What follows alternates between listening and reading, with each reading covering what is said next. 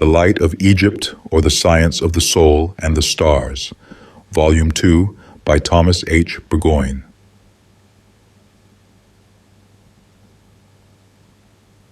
Zanoni.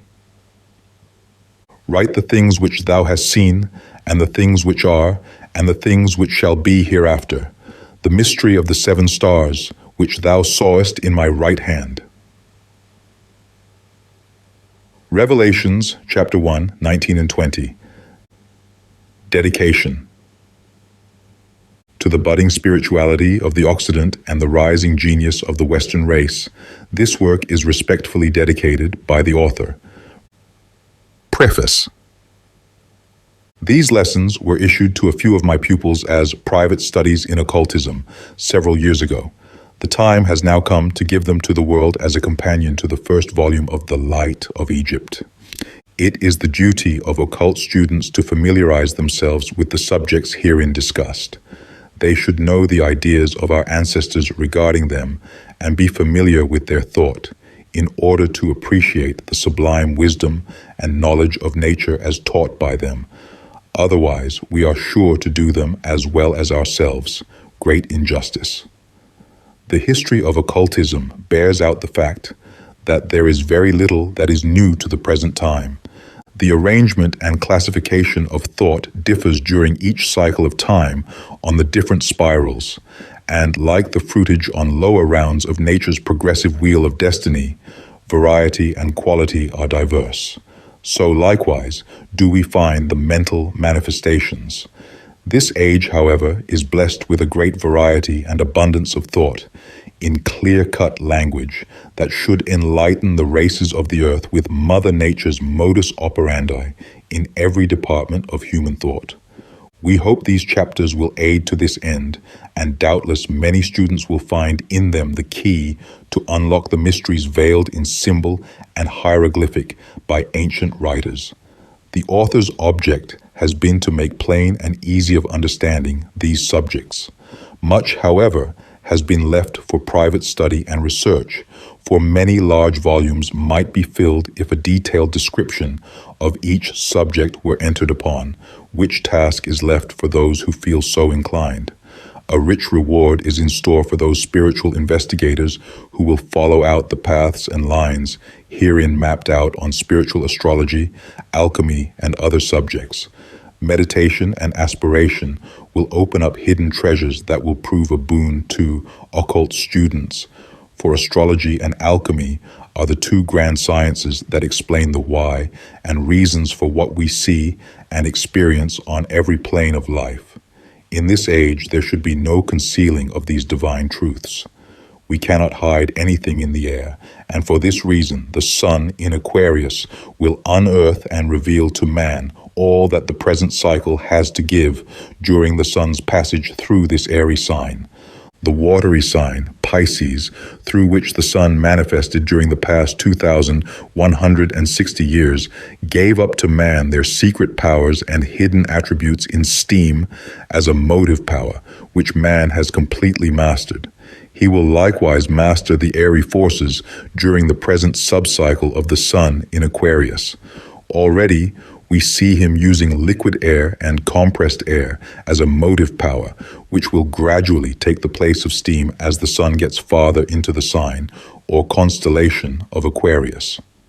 Men will become immensely wiser than they have been, and it is to be hoped they will leave the written record of their achievements in science and art to show to future races their status of mind on every subject for the edification and enlightenment of coming races. Our ancestors were denied this great privilege. Consequently, their wisdom is only symbolized to us in a way that it is difficult to read and interpret correctly, yet we who have the key to their symbols can read accurately the truth they wish to convey, which stands out clearly to all capable of understanding and interpreting symbolism and correspondence correctly. History and nature repeat themselves in every cycle of time. Therefore, these forces and potentialities are natural to the sign through which the sun manifests. We can go backward or forward through the sun's zodiac and read correctly the history of the hoary past, as well as the present and future, by bearing in mind the sign and cycle in manifestation at any given period. When the proper time arrives, a work will be given to the world to prove to mankind the law of cycles. God is present in all ages and races, manifesting his love and wisdom throughout infinite creations, and that he records in his own way the most detailed record of any event which takes place, thus giving to man a complete history of his works and will for man's enlightenment, so that he too may cooperate intelligently with his God in every way that intelligence wills to manifest. Prehistoric history is not blotted out from nature's laboratory. The astral book of karmic evolution will one day reveal its hidden treasures to a waiting world in such a manner as to surprise and enlighten mankind, as the recording angels give up those gems of truth they have so jealously guarded for untold cycles of time, simply because the time was not ripe for its divulgence.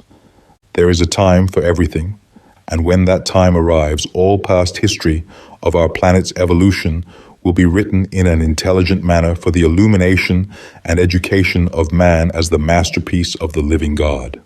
In this way, man will worship deity and perfect his God nature, even to angelhood. If this volume of The Light of Egypt meets with the same appreciation that was accorded the first volume, which has passed through 4 editions and is still growing in favor every day, besides being translated into the French, the author will feel that his efforts have not been wasted, and he trusts the race will have been made better for having read his writings. As this is his posthumous contribution to the world, the author wishes, in this connection, to pay a debt of gratitude and grateful recognition to his esteemed pupil and friend, Dr. Henry Wagner, who has so generously published nearly all of his writings. Without his aid and assistance, we would not have been able of ourselves to have given these works to the world. Therefore, honor to whom honor is due. Mrs. Bell M. Wagner has been chosen by the Masters as my spiritual successor and representative of the Hermetic Brotherhood of Luxor, and thus perpetuate the chain of outward connection between those in the realm of the higher life with those upon the outward plane. She is our choice, and a most worthy one to take my place. I make this statement in this connection for the benefit of my pupils and Hermetic students generally, as I am being personated by frauds and impostors, claiming to be Zanoni, verbum sap. It is my request that a facsimile of my signature and symbol accompany this preface, dictated by the author from the subjective plane of life, to which he ascended several years ago, through the law of mental transfer, well known to all occultists. He is enabled again to speak with those who are still upon the objective plane of life. The additions found in this volume, not in the original manuscripts, have been supplied in this manner. The 2 planes of life, the objective and subjective, are scientific facts no longer disputed by well-informed minds, and the exchange of thought will become almost universal among educated minds during the present cycle.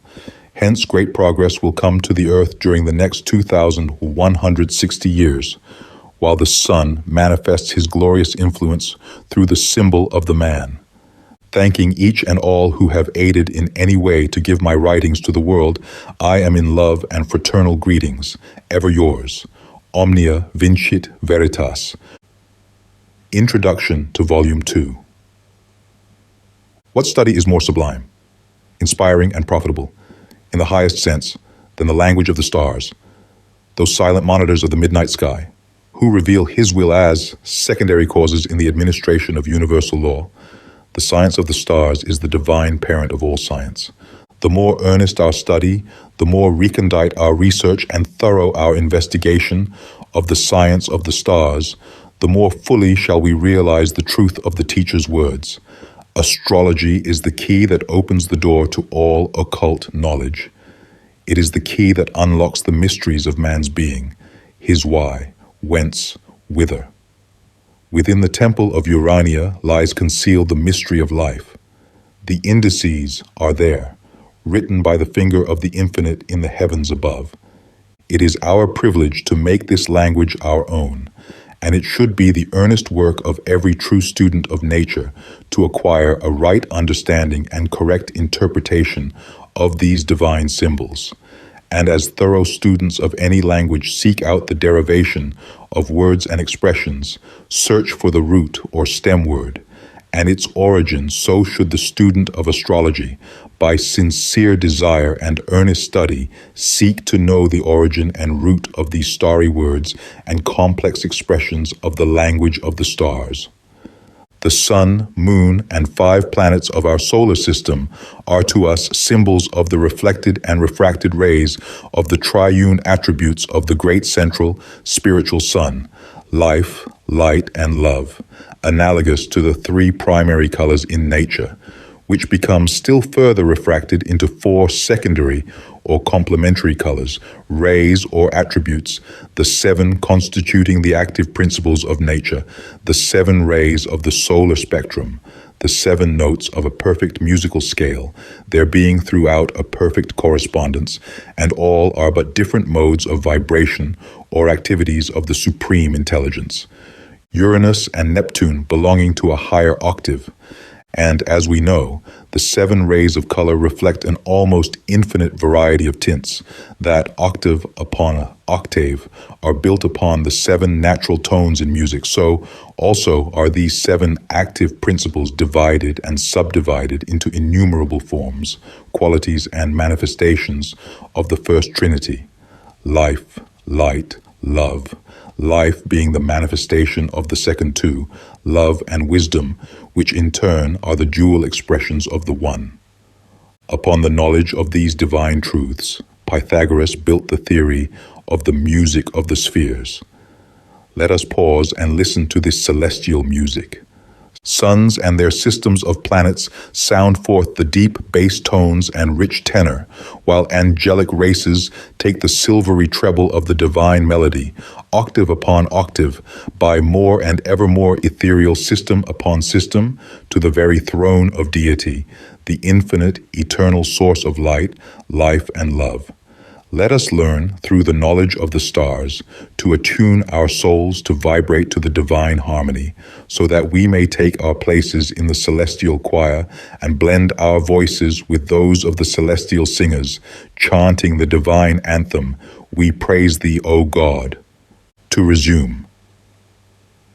If we would gain a correct knowledge of astral science, we should study astrology in its universal application, side by side, with its more intricate phase and the details, as manifested upon the individual man and his material destiny.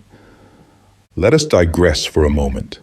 The intellectual minds, the material scientists who cavil at the science of the stars, declaring it to be mere fortune-telling, consequently false, do but air their ignorance of this most profound subject, not knowing that it embraces and contains all sciences, all religions that have ever been or ever will be, comprises all history of every age, of races, empires, and nations, that it is the only true chronology and marks the destiny not only of personal man on every plane, but of the human family as a whole.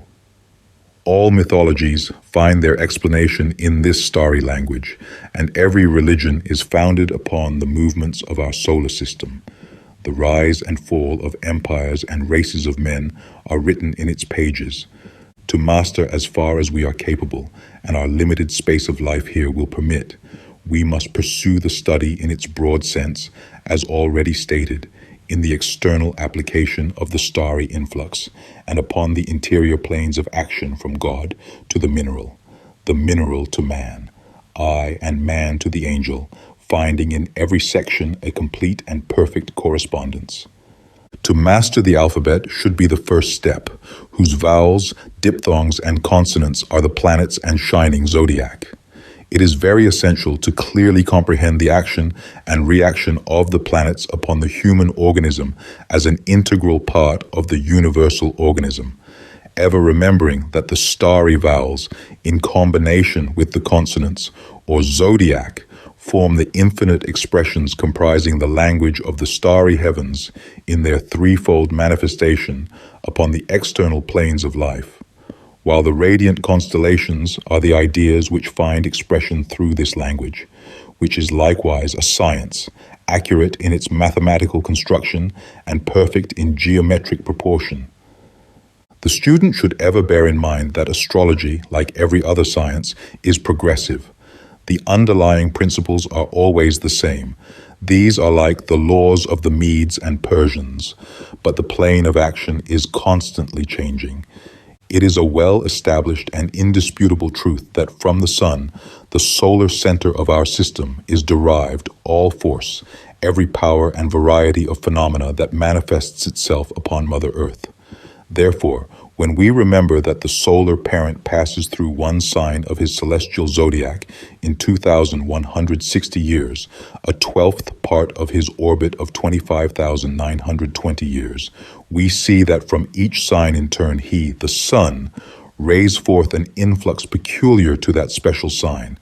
And as there are no two signs alike in nature or quality, hence the passage of the sun from one sign into another causes a change of polarity in planetary action, which can be fully demonstrated and conclusively proven.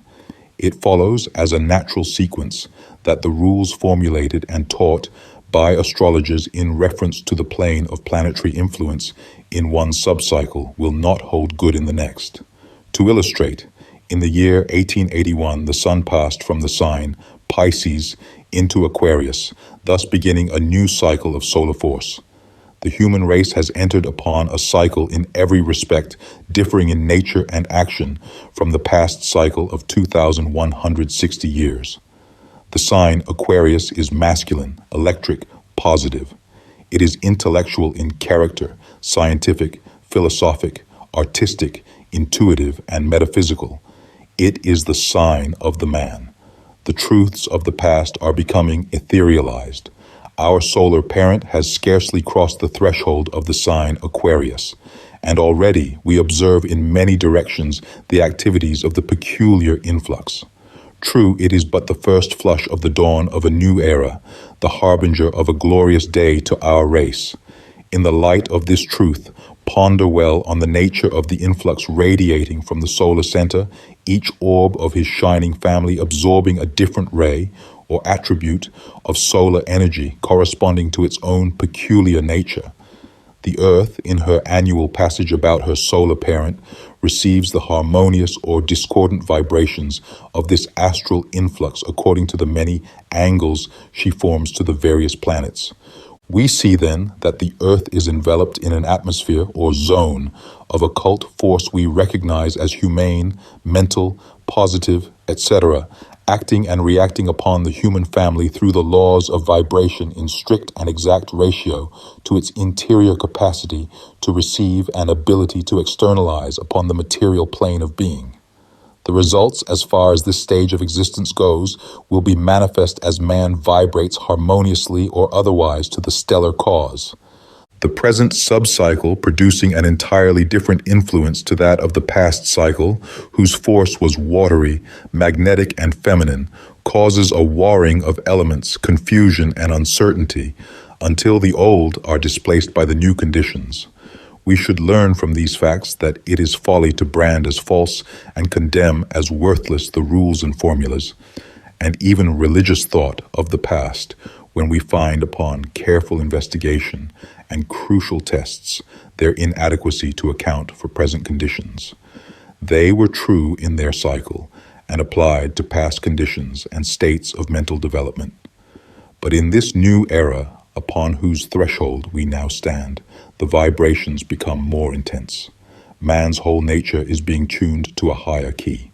We must not forget that these cycles apply to the race in their effect, and to the individual only as an integral part of the whole. To illustrate, the sign Aquarius is an electrical, positive, masculine influence, and will consequently manifest its chief activities upon the masculine qualities of the human soul.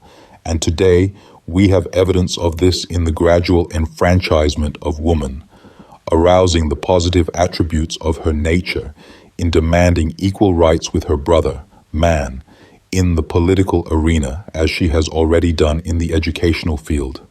The masculine portion of the race is becoming more aggressive, mentally, asserting greater individuality, independent thought and action. The intellect of the race is being directed, however slowly, into scientific channels. while the human soul is slowly awakening to a sense of a deathless immortality and a desire for spiritual truth. It is slowly but surely shaking off the yoke of an effete priesthood and the fetters of superstition and tyranny. Intelligent man talks of the new scientific and intellectual era that has dawned upon the world, of the necessity for a new religious system based upon scientific truths which can be demonstrated combined with the pure spiritual essence found in all systems of religion, a religion with more spirituality and less theology, a broader charity and less dogma, and deeper love for God and man, its only creed. We must now consider the astral influence of the cycle upon the physical organism of mankind, and particularly of the Western races who are moving upon the upward arc of the cycle.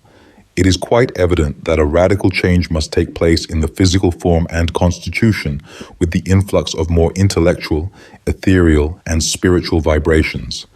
The organism must become more refined and compact, a greater degree of sensitiveness be attained with a highly nervous system.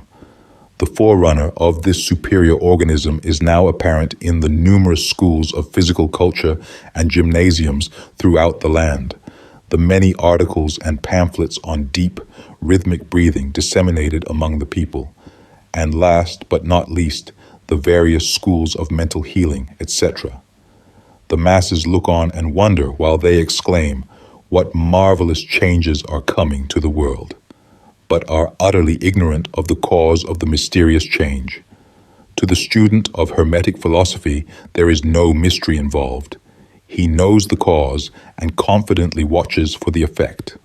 Each one must seek to comprehend for himself, according to the light he may receive, basing his premises upon the true principles of astrology, carefully noting the triune aspect of planetary influence upon humanity, ever remembering that the sun and moon are the great factors in human destiny, and that his premises and conclusions must occupy the same plane. Having acquired a knowledge of the science in its application to the individual, take the broader field or universal aspect as it applies to human races, and you will find the rise and fall of nations, empires, and families marked upon the celestial dial and in perfect accord with the influence of the sun and planets upon Mother Earth in her various movements. And last but most important, seek with an earnest desire for truth to learn the relation of those glittering constellations of the shining Zodiac to the human soul and their influence in shaping its eternal destiny. This will reveal the whole of involution and evolution in a general sense. A faithful, earnest, and devout study of the science of the starry heavens will lead us on to other planes of thought relating to still more interior realms of knowledge than we perhaps now dream of. And in the words of the Master, a true knowledge of the stars will include a true knowledge of the soul, and we shall realize the mystical link that binds the soul to the stars. Minnie Higgin, Chapter 1, The Zodiac. To the ordinary astrologer, the zodiac is simply a band of space, 18 degrees wide, in the heavens, the center of which marks out the pathway of the sun during the space of 1 year of 365 days, etc. The 12 signs are to him simply 30 degrees of the space, 12 times 30 equal 360, bearing the names of the constellations which once occupied them. Nay, he, as a rule, still imagines in some sense that the signs, constellations, are still there, and that the power and potency of the 12 signs is derived from the stars which occupy the zodiacal band of the skies. But this is not so, as any ordinary astronomer well knows. This single fact, that is, the gradual shifting of the constellations, the displacement, let us say, of the starry influx from one sign to another without any allowance being made in the astrologer's rules for any such change, has been one of the greatest obstructions to the popular spread of the art among educated minds. Argues the scientist, the fiery influence of Aries, if depending upon the stars of that constellation, ought now to be shedding forth their caloric from the sign Pisces, and Aries ought to be lumbering along with the earthy taurine nature. So also, the lords of these signs ought to be changed, but that they are not can be proved by the fact that our earliest records of that dim, historic past show, equally as well as your latest textbook, that Mars is the lord of Aries, a fiery planet in a fiery sign. But astrologers still say that Pisces is watery and Aries fiery, which is not the case if the stars have any influence at all. It is not necessary, say these logical thinkers, to learn your abstruse science if we can demonstrate that the very basis upon which your conclusions rest is in every sense fundamentally false. The scientific facts of the case are as follows. The influence of the 12 signs, as described by astrologers, is a delusion, because in all ages they are reported the same. Whereas we know that every 2,160 years, each sign retrogrades to the extent of 30 degrees, and as your art does not make allowance for this, it is false. For if the influence of the 12 signs does not emanate from the stars occupying the space of those signs, it must emanate from nothing, a doctrine well suited, no doubt, to musty old sages of your superstitious Chaldea, but quite out of court in our progressive age, the last decade of our cultured and scientific 19th century.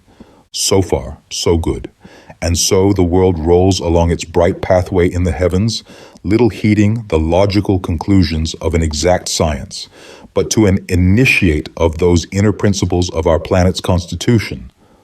All these mental conflicts have a meaning and a purpose within nature's divine economy, for it is neither wise nor expedient that the masses, with popular science in the lead, should grasp the truths which Mother Nature reserves alone for her own devoted priests. The shining Zodiac, with its myriad constellations and its perfect galaxy of starry systems, derives its subtle influence, as impressed astrologically upon the human constitution, from the solar center of our solar system, not from the stars which occupy the 12 mansions of space.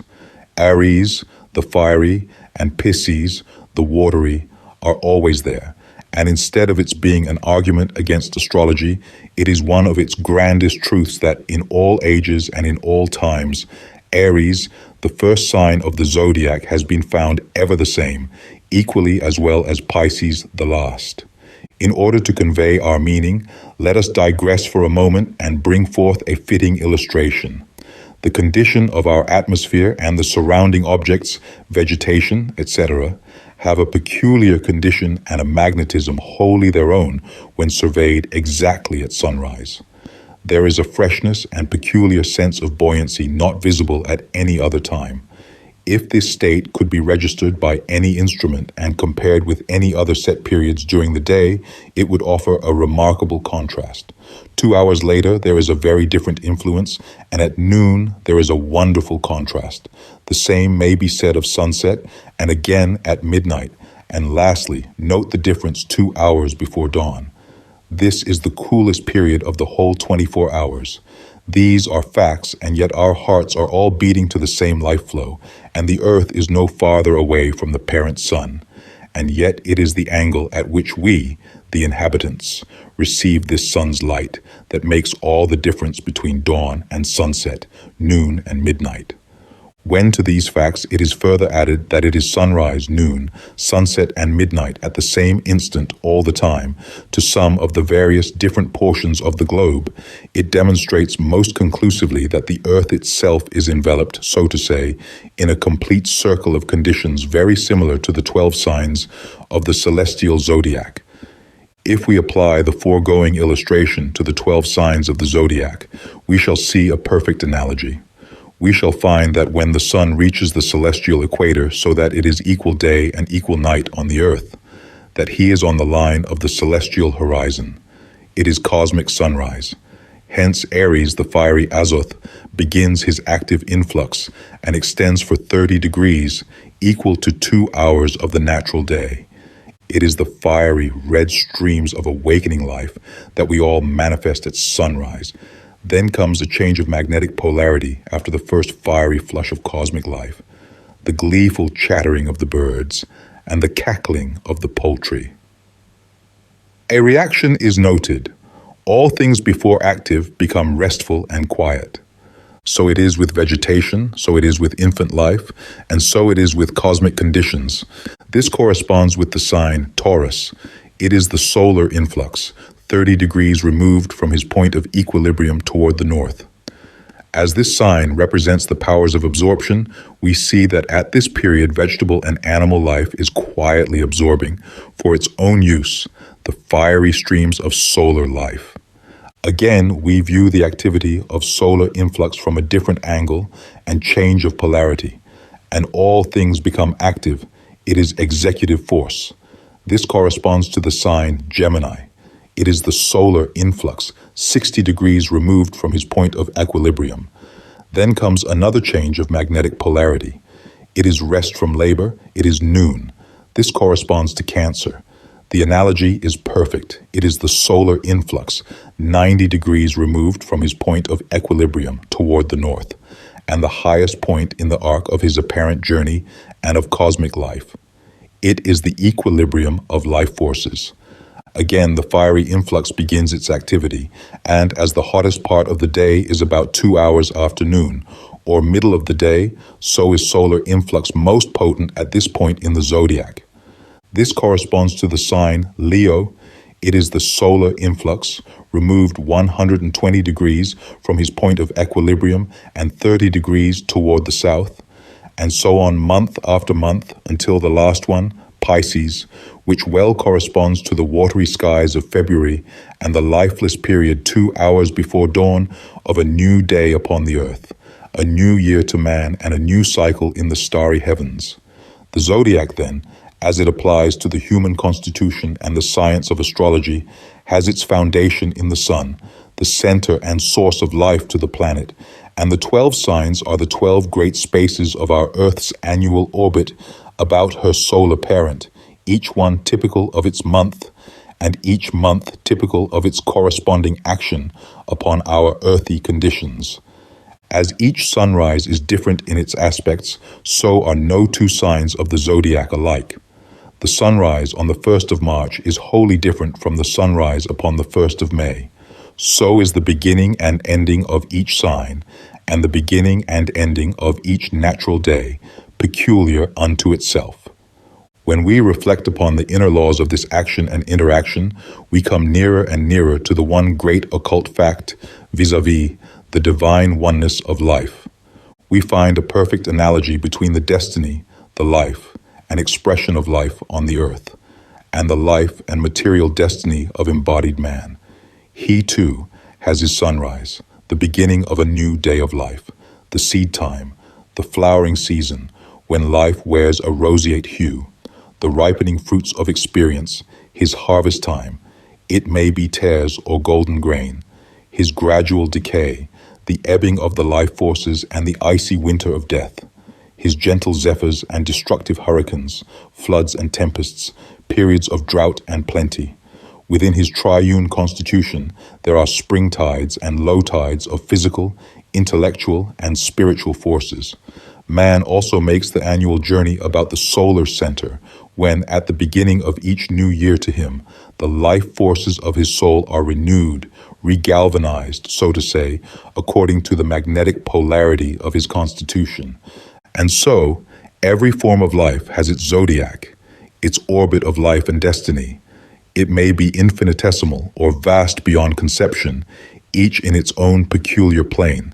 So we see that the whole visible universe is one vast organism, the medium of expression for the invisible, real universe. The soul and God, the great central sun, the eternal center of all life, binding the whole into unity, one life. The celestial signs of the shining zodiac have no existence to us apart from the graceful and unwearying motion of our Mother Earth. She alone makes our seasons, years, and destiny, and she alone, by her motion about the sun, determines the thrones and mansions of the planetary powers. The astrological zodiac of a Saturn or a Mars cannot be like ours. Their years and seasons are peculiar to themselves and their material conditions. Hence, the 12 constellations have no existence as objective facts of concrete formation or cosmic potentiality. No, but as unalterable symbols of occult truth. The starry pictures of the shining constellations have an eternal verity. They pertain to the living realities of the human soul and its varied experience. What the mysteries are and what connection they have with the 12 constellations will form the subject of our next chapter. Chapter 2. The Constellations. The 12 great constellations of the zodiacal belt, which forms the Earth's orbit and the Sun's shining pathway around the celestial universe, have been considered as mere imaginary figures or emblems invented by an early primitive people to distinguish the monthly progress of the Sun and mark out, in a convenient manner, the 12 great divisions or spaces of the solar year. To this end, it is thought the various star groups, termed constellations, were fancifully imagined to represent the various physical aspects of the month, under or into which they were consecrated by the Sun's passage during the annual journey, so that, in some sense, the 12 signs or constellations were symbolical, not only of the seasons, but also of the labors of the year. That such a system seems perfectly natural to the learned mythologist, and that granting the ancients so much is a very great concession toward this childish knowledge is, of course, quite excusable when we are constantly told or reminded that actual science, that is to say, exact science, does not date backward more than a couple of centuries at most. Even the modern astrologer, much as be descants upon the influence of the 12 signs, has but little, if any, real knowledge of this matter above and beyond the purely physical symbolism above mentioned. And perhaps it is as well that such a benighted condition prevails, and that the divine heavenly goddess is unsought and comparatively unknown. The celestial Urania, at least in such isolation, remains pure and undefiled. She is free from the desecrating influence of polluted minds. Such, in brief outline, is the general conception of mankind regarding the shining constellations that bedeck like fiery jewels their maker's crown and illumine with their celestial splendor the wondrous canopy of our midnight skies. Is there no more than a symbol of rural work in the bright radiance of the starry Andromeda, the harbinger of gentle spring? Nothing, think you, but the fruit harvest and the vintage is in the fiery, flushing luster of Antares and the ominous Scorpion? Are men so spiritually blind that they can perceive nothing but the symbol of maturing vegetation and the long summer's day in the glorious splendor of Castor and his starry mate and brother Pollux? It would indeed seem so. So dead is the heart and callous the spiritual understanding of our own benighted day. To the initiate of Urania's mysteries, however, these dead symbolic pictures become endowed with life. These emblems of rural labor or rustic art transform themselves from the hard, chrysolitic shell and expand into the fully developed spiritual flowers of spiritual entities, revealing in their bright, radiating lines the awful mystery of the soul's genesis, its evolution and eternal progressive destiny amid the mighty, inconceivable creations yet to come, pointing out each step and cycle in the soul's involution from its differentiation as a pure spiritual entity, a ray of divine intelligence, to the crystallization of its spiritual forces in the realms of matter and its evolution of progressive life. The same eternal symbols of the springtime, the glorious summer, the autumn and winter of its eternal being. In making this attempt, probably the very first within the era, to convey in plain and undisguised terms the interior mysteries of the 12 constellations, the reader and student is advised to ponder deeply upon the outlines presented. The subject is too vast to present in 1 or 2 chapters. Therefore, we hope that this revelation may incite the student to further research. The real significance, the true spiritual importance of such mysteries can only be realized and fully appreciated after prolonged meditation and careful study. With this brief digression, which we consider needed advice, we will resume our task and attempt to usher our student into the weird labyrinth of Solomon's starry temple, the house not made with hands, eternal in the heavens. 1. Aries, first Aries in his golden wool. This constellation represents the first divine idea, the word of the Kabbalist, and the first active manifestation of the glorious Ein Sof. In other words, it is mind in action, the first pulsation of deity in the dual aspects of Lord and Creator. To the human soul it is, and always typifies, the unknown, invisible power which we term intelligence, that which knows and gives unto each deific atom of life that distinguishing, universal, yet deathless force which not only constitutes its spiritual identity and physical individuality, but enables it to pronounce in the presence of its Creator those mystic words, I am that I am. In other words, this beautiful constellation symbolizes the first pulsation of that ray of pure intelligence which constitutes the divine ego of the human soul. It is the force that impels ever onward the life atom in its evolutionary progress and reveals to us the beginning or first manifestation of the divine ego as an active, self-existing atom of infinite spirit within angelic spheres. Seeing the actual spiritual reality symbolized in Aries, how easy it is to note its full significance upon the external plane when refracted and reflected into the planes below through the complex action of the human organism, conveying the same radical influx in the first astrological month and the first sign of the Zodiac. We can read a perfect parallel in the astral influx upon the human body as set forth in the Light of Egypt, Volume 1, which says Aries symbolizes the sacrifice and represents the springtime, the beginning of a new year. The first action of pure intelligence brought forth the first expression of form and led to the sacrifice of its angelic state, and, having gained the victory over the lower realms of matter, once more the springtime of a new life, with the promise of life, light, and love. The sign Aries represents the thinking powers of humanity. In short, the active intellectual being, the Lord of material creation, man, and in its cosmic relations as shown under the occult application of the 12 signs. Volume 1. We find the same perfect analogy. 2. Taurus, he, Aries, turns and wonders at the mighty bull, Taurus. The second constellation of the Shining 12 represents the first reaction of spiritual conception. In other words, it is the mind's attention to its own ideas. In the Kabbalah, it represents that peculiar state of executive force whereof it is symbolically said, "And the Lord saw that it was good," after each act of creation. When intelligence first manifests its self-form is a matter of necessity, and, as no form can possibly exist without matter, so Taurus is the first emanation of matter in its most etherealized state.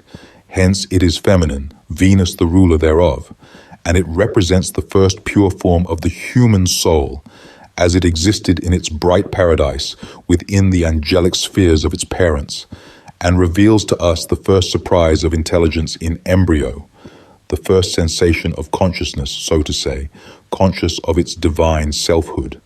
Hence he, the male spirit of pure fire, Aries, glorious in his golden solar wool, turns expressing reaction and wonders at the mighty bull or material form.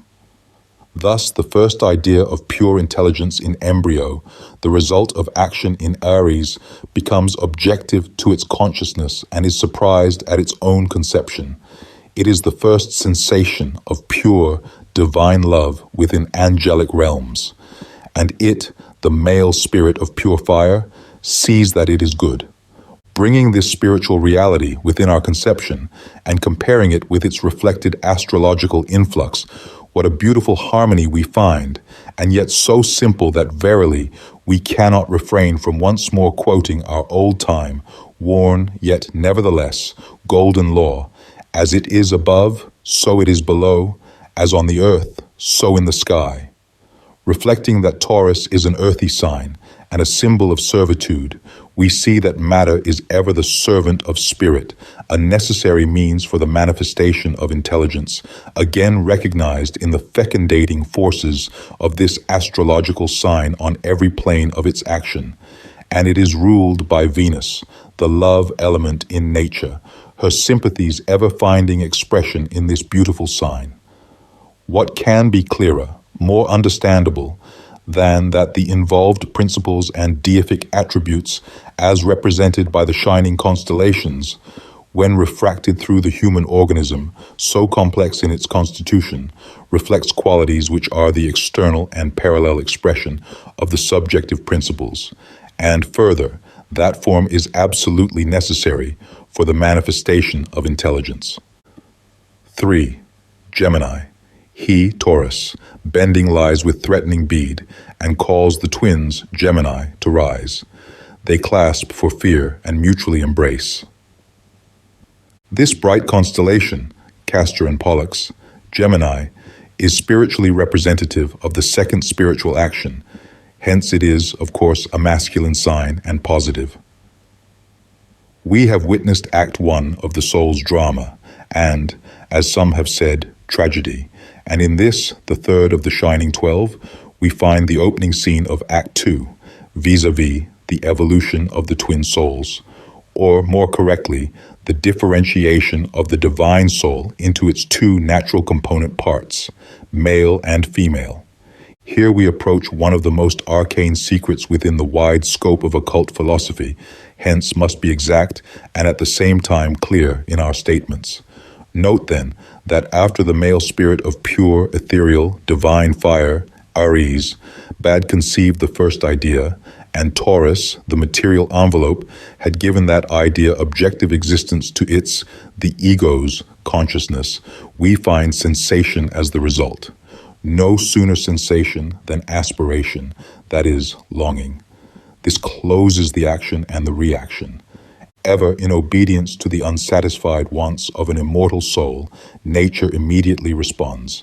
Hence, he bending lies with threatening head, that is demanding, and calls the twins, the twin souls, to rise, to appear or evolve forth. And as a first rude shock caused by their separation, or rather by their separate existence as two distinct yet mutually dependent forces, we have the context. They clasp for fear and mutually embrace. This most impressive scene in the soul's drama is one of profound interest and sublime beauty. In the Kabbalah, we find the same parallel, wherein it is stated, "And so God created man in his own image, the action of Aries and Taurus. In his own image, mind, created he him, male and female, created he them." In other words, Aries, Taurus, and Gemini are thus spoken of in pure allegory. The mundane Bible of the Jews, like everything else esteemed sacred, finds its original and perfect expression in the great astral Bible of the skies. To the average student, the evolution of the twin souls is a profound mystery, embracing, as it does, the whole of involution and evolution, seeing that this beautiful constellation represents to us the first recognition, or consciousness, of the divine ego of its dual forces, sensation and aspiration, called forth by the action of Aries and Taurus. How beautifully has the poet expressed this first pulsation of divine love. They clasp for fear, etc. Evolved by the divine will of pure intelligence, they must ever remain as separate yet mutually dependent forces, positive and negative, male and female, upon whose action and reaction rest the perfect evolvement of the powers and possibilities of the One. In order to clearly grasp the whole of these ramifications, we again invite our students' careful attention to the same sign, Gemini, in its astrological aspect, as it is representatively expressed by refraction upon the human organism. We find that this sign, the representative of the constellation, always signifies the union of reason with intuition, and that it governs the arms, hands, and executive forces of man. Surely, As we reflect upon the almost marvelous interrelationship between things spiritual and things temporal, we must conclude with the man Jesus that they have eyes, but they see not, and ears, but alas, they hear not. If it were not so, man would indeed, by virtue of the latent forces within him, take the kingdom of heaven by storm and reign supreme as enthroned king of all material forms. Man, in his blindness, has relegated intuition to obscurity, has neglected the cunning of the left hand, and debauched the pure love of the divine state. Consequently, the executive forces within him are unbalanced, thus rendering him the slave of material forms instead of being their lawful sovereign. Therefore, not until, with clean hands and pure heart, he restores intuition to her throne, united with reason, can he hope to comprehend the reality of this arcane mystery of the twin souls, Gemini. 4. Cancer, and next the twins with an unsteady pace, bright Cancer rolls. In this beautiful constellation, we witness the reaction of Gemini, the closing scene in Act 2. Hence it is, of course, a feminine force we are observing.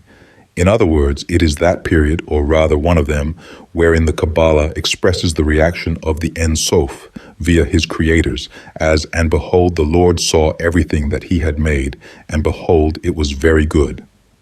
Just so, Cancer, spiritually interpreted, means equalizing, hence harmony, which is indeed very good, as contradistinguished from chaos. To the human soul, Cancer is the period of exalted rest. It is the highest point in the arc of the divine soul's angelic cycle. From this glorious but subjective summit or altitude, in the realm of spirit it must descend. Restless energy and the still unsatisfied longings of its own immortal nature are the forces that bring such evolution about. Having evolved the dual forces of its divine nature, the ego sees that it is good and rests from its labor.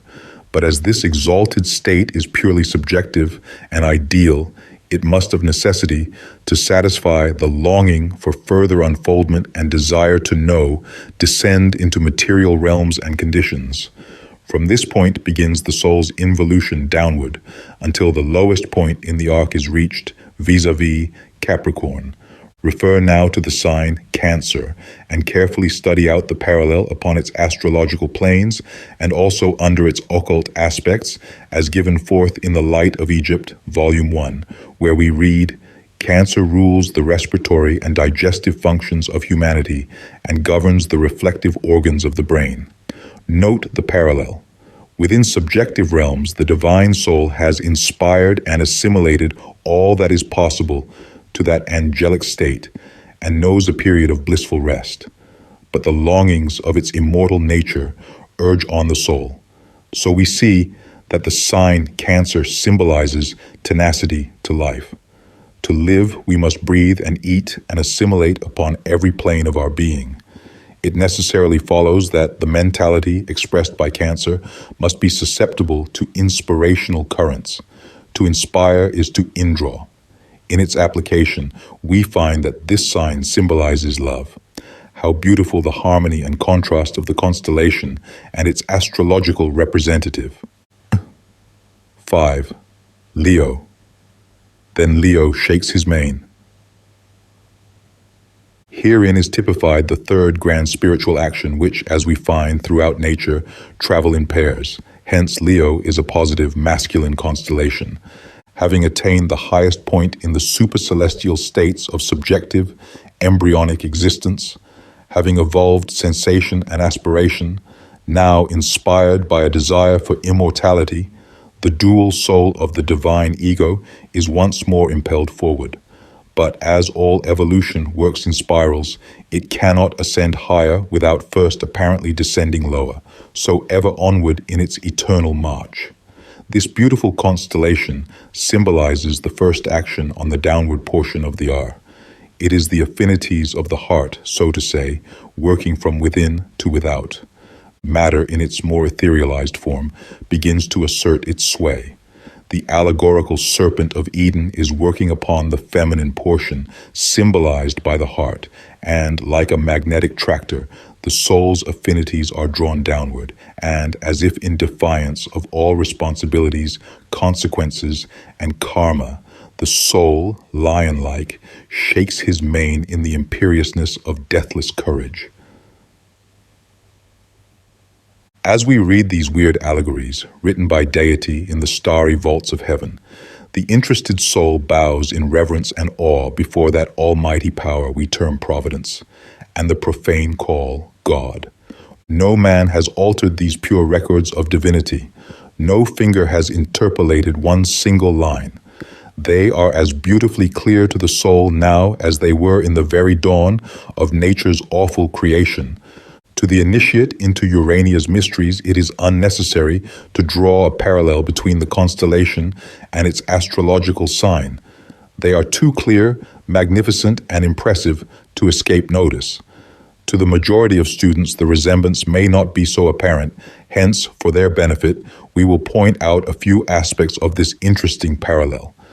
We read that the sign Leo is the solar lion of the mysteries that ripens with his own internal heat, the fruits brought forth from the earth by the moisture of Isis, the soul.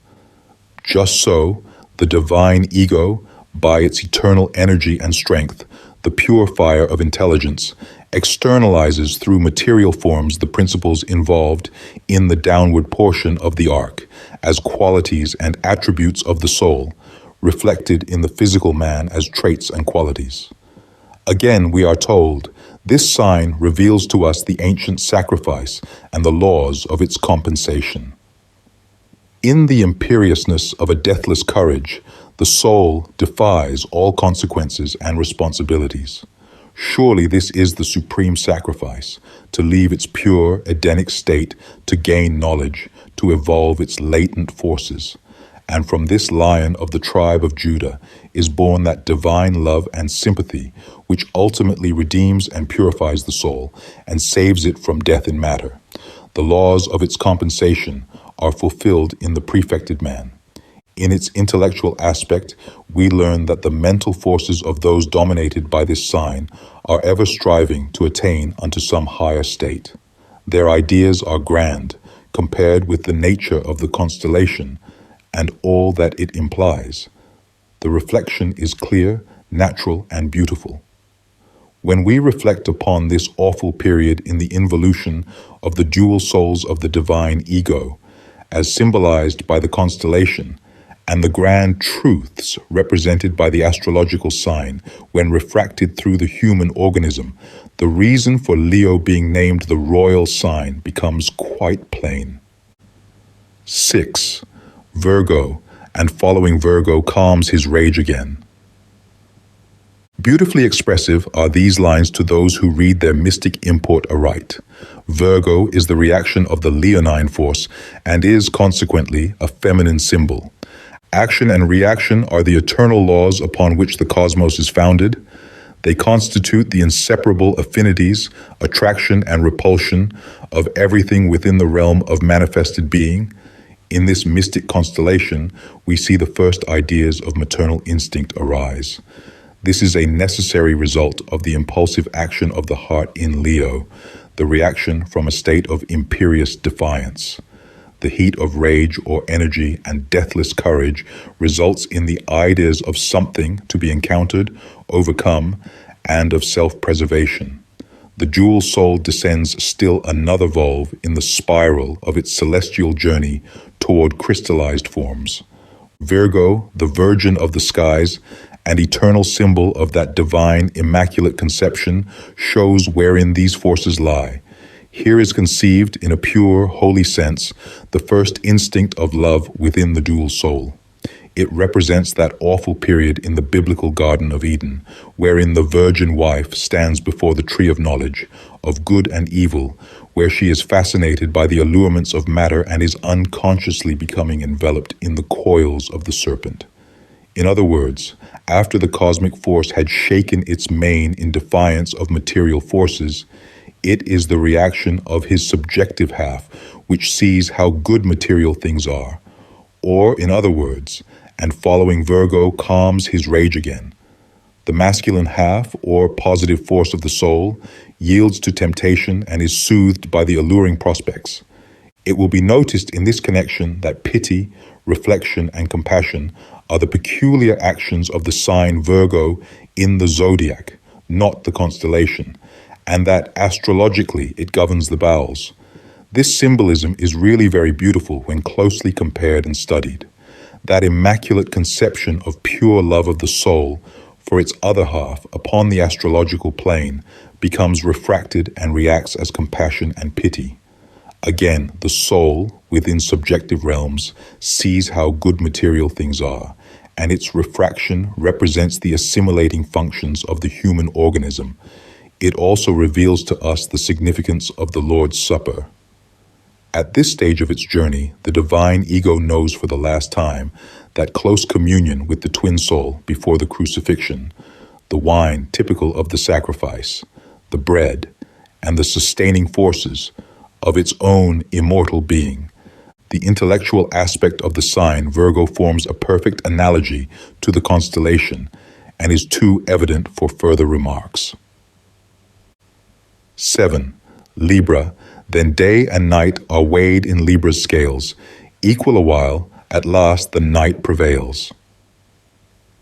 Another volve in the spiral, and we reach the grand climax of the soul's journey within the spiritual world. The nature of this constellation was, for ages, concealed from all but initiates, for the reason that it contains the most important mysteries connected with the human soul. It is the grand transition between the spiritual world and the astral world. In other words, between ideal conceptions and elemental forms, between the world of design and the realms of force. One of the chief mysteries of Libra is that it is androgyne, or bisexual, in nature. So far, the dual soul has evolved within the realms of spirituality. Here it stands in the celestial balance between the two, giving way to temptation, takes the forbidden fruit, and instantly awakes from its purely spiritual state to become surrounded by the illusions of matter. The struggle of the soul with the attracting forces of matter is very clearly expressed in the line, "Equal a while, at last the night prevails." In other words, astral and physical darkness bedim the soul's spiritual sight, and leaving the realms of innocence and bliss, they sink into the vortex of the great astral world. The celestial state is now forever lost as a realm of angelic innocence. It can only be regained amid trial, sorrow, suffering, and experience, and when regained, it is as Lord and Master, not as the innocent cherub, but when, having gained or reached the equator of the upward arc of its progress and united once more to its missing half, gives expression to that deathless force with which it started from the opposite point, Aries, I am that I am. No longer an embryo, but being within the universal soul of being. Before closing this symbolic constellation, we must reveal the mystery of its bisexual nature. In the higher or first portion of the sign, it is, positive to some extent, and masculine. The soul is still within the Garden of Eden and pure, clad in the raiment of God, and is represented by the Chaldean statues of the bearded Venus, or Venus, the angel of Libra, as a morning star, bright Lucifer. But in the latter half, after the fruit of the tree of knowledge of good and evil, positive and negative, you see, has been partaken of, bright Lucifer falls. The son of the morning, shorn of his glory, becomes the symbol of night, or Vesper, the evening star, and the symbol is thus, and the soul loses its heavenly raiment, or spiritual consciousness, and becomes clothed with matter, the symbol of night. The sign Libra in the Zodiac, in its astrological aspect, is a very external correspondence of all the foregoing. 8. Scorpio, and longer grown, the heavier scale inclines, and draws bright Scorpio from the winter signs. We now behold the gates of paradise, guarded by the flaming sword, which points to the 4 quarters of the world. This sword is, according to Genesis, to guard the way of the tree of life, and such, esoterically, it really is. The soul is no longer dual, but separated into male and female personalities. And behold, they see that they are naked. Stripped of their spiritual raiment, they feel the chill of matter and the lusts of an animal nature. They need clothing, so God made them coats of skin. Sex is the symbolism herein typified, and the evolution of the animal passions of procreation, of multiplication and evolution. It is the complete entry of the soul into elemental conditions. And the flaming sword guarding the 4 quarters of the earth to the way of life are the 4 great realms of the astral world, the way to physical life in concrete forms, and the way to life eternal through the realms of the sylphs, gnomes, undines, and salamanders. They are the basis of all matter, known as air, earth, water, and fire. Here we see that through the evolution of sex and its accompanying desire for procreation, these blind forces of nature find their avenue of expression. Spiritual consciousness almost lost, and without reason, the soul becomes the prey, so to say, of these forces of the astral world, which is the realm of design. The soul's creations must be met and vanquished upon the upward arc of the cycle of progress. They guard or oppose the way to eternal life.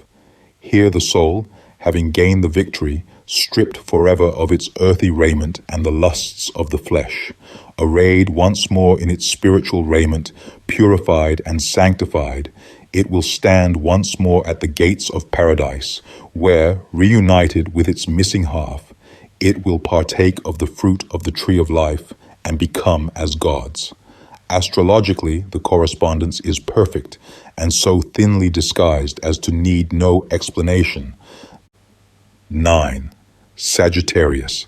Him Centaur follows with an aiming eye, his bow full drawn and ready to let fly. Deeper and deeper sinks the soul into material forms. The evolution of sex has produced the necessary avenues for the entrance of countless forces, and the soul is now rapidly losing the last vestiges of its spiritual conscience. In other words, Sagittarius symbolizes that state of the soul wherein it is descending to its polarizing point, and is therefore the vortex of innumerable opposing forces seeking expression in different forms.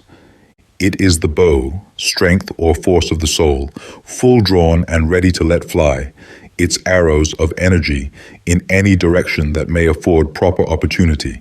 Here we see the expression of that deathless, fiery force and imperious daring and courage within more material states, the primal fire reflected from another angle. But everything is unsettled. It is a masculine force and restless, and is represented under the allegory of the Tower of Babel, and the utter dispersion of the people entities to the 4 corners of the earth, and finally becomes involved in dense matter, and its migrations are at an end on this side of the cycle of necessity.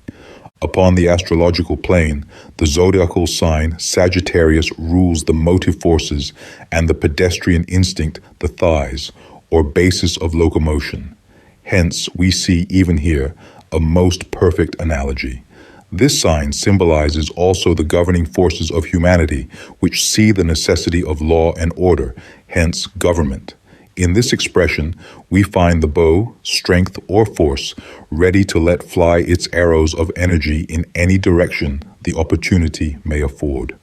When refracted upon the human organism and reflected upon the external plane, these forces manifest as the restless spirit that ever impels onward, seeking new fields of expression, out of which develops a sense of order, restraining and training, or the governing of self and control of others. When we reflect upon these symbols of starry truths, the mind bows in reverence before the wisdom that created them. 10. Capricorn. Next narrow horns the twisted caper shows.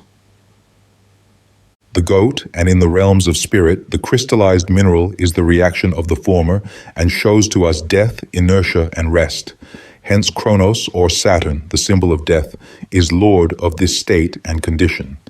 It is the polarizing point of the soul's evolution in matter, and therefore forms the lowest are in the cycle of necessity. Herein we behold the soul imprisoned within the mineral state. The fire of the flint and the spark in the crystal are the only avenues of its lonesome expressions. But as the lowest point, it is also the promise of a higher and the symbol of a higher state and the symbol of another spiral in its endless life. This constellation, as the symbol of inertia and death, is also the symbol of awakening life and prepares the soul for the more perfect expression of its powers in its forthcoming upward journey. If we pause for a moment and consider the force and power necessary to evolve out of this dark, dense, mineral realm, the foregoing sentence will become clear and forcible. Hitherto, the soul has been slowly drawn down into coils of matter, imprisoned by material forces. It has penetrated the lowest depths and can go no farther. Rest here is to gather strength, force. Mark well the difference and parallel between Cancer and Capricorn, opposite points in the arc. Cancer is the symbol of exalted rest within angelic realms. Capricorn, the symbol of rest in dense matter. From the former state, the soul is impelled forward on its downward journey. From the latter state, the soul awakens to the struggle for life on the upward R, and must now give expression to the positive powers of its immortal being, which have become involved in material form. That shall make it the master and give it the victory over death and material forces. Surely this is truly the promise of a new day, and a higher state of existence. It will be instructive to study this by a comparison of the zodiacal sign, Capricorn, as set forth in The Light of Egypt, Volume 1, wherein we read, "This sign signifies the knees and represents the first principle in the trinity of locomotion vis-a-vis the joints, bending, pliable, movable." The analogy is perfect. The soul, which has been pliant, bending to material forces, now reverses this action and bows the knee in awe and reverence to the higher powers of its being. When refracted upon the human organism, we find that the cold, lonesome state and weary struggle within the mineral realm becomes love of self, directing its energies to the attainment of selfish ends. What could be more natural? 11. Aquarius. And from Aquarius' urn a flood overflows. The soul, released from its crystallized cycle of matter, now rapidly evolves into states, though material, yet entirely different. Its previous arc, from Libra to Capricorn, has been amid inorganic matter. It is now rushing with lightning speed upon its weird, toilsome upward journey through purely organic forms, from vegetable to animal. And as all organic forms have their primary origin in water, so does this celestial urn express the primary conception of this physical state. Further, to more fully express this, Aquarius is typical of man, as prototype of the last grand goal of the soul's future material state. In other words, the last quadrant of the four elements, vis-a-vis bull, lion, eagle, man. There is something exceedingly significant in all this. And the more we ponder on this spiritual allegory of the shining constellation, the more we are impressed with the divine wisdom of those early instructors of our race who thus preserve truth in an incorruptible form. From this weird but beautiful constellation, we learn how the soul has progressed, finding innumerable avenues of expression of its latent forces, the manifestation of its powers in the various chemical changes and development of functions expressed through countless forms on the lower planes of existence. The sacrifice of its angelic innocence, the imperious defiance and deathless courage symbolized by Leo, have obtained the victory over the lower kingdoms, which will be incorporated into his vast empire. Yet unstable as water, it cannot excel, or in other words, cannot rise to a higher state within this hour of its progressive life. We find that the astrological expression of this constellation, the sign Aquarius, governs the legs and is the natural emblem of the changeable, movable, migratory forces of the body, forming a perfect parallel with its interior symbol. There is a great deal contained in this zodiacal sign, worthy of deep study and reflection. 12. Pisces. Near their loved waves cold. Pisces take their seat, with Aries join, and make the round complete. Once more a reaction, the last scene of the soul's impersonal drama. The constellation, if Pisces is the symbol of rest and expectation, the soul has now completed the first round or rung in the cycle of necessity, and its next state is that of incarnated man. It has triumphed over every sphere below and defied, in turn, every power above, and is now within that sixth state of the embryonic soul world that transforms all its past knowledge, sorrow, and suffering into experience, and produces the impersonal man. It has traveled through constellated states within matter and spirit, and as a human soul with reason, intuition, and responsibility, it will, in its next state, become subject to those same powers when reflected from a different plane. The 12 constellations of its soul will manifest a complete rapport with the 12 signs of solar light and power. With this, we close. The mystic sign of this constellation is, or completion, a seal and a sign of its past labors. And as we have seen, the shining constellations are the soul's progressive history from its genesis to its appearance within embodied conditions as man. And so, by correspondence, are the 12 solar signs symbols of man and his material destiny. The foundation has been laid, the material and resources are at hand, for his kingdom is exclusive. With his own hands he must build his temple, the symbol of the perfected man. Each stone accurately measured, cut, polished, and in its proper place, the proportions symmetrical, hence harmonious. The keystone of whose arch is will, its foundation, love. This accomplished, B will have completed the second round of the great cycle of necessity.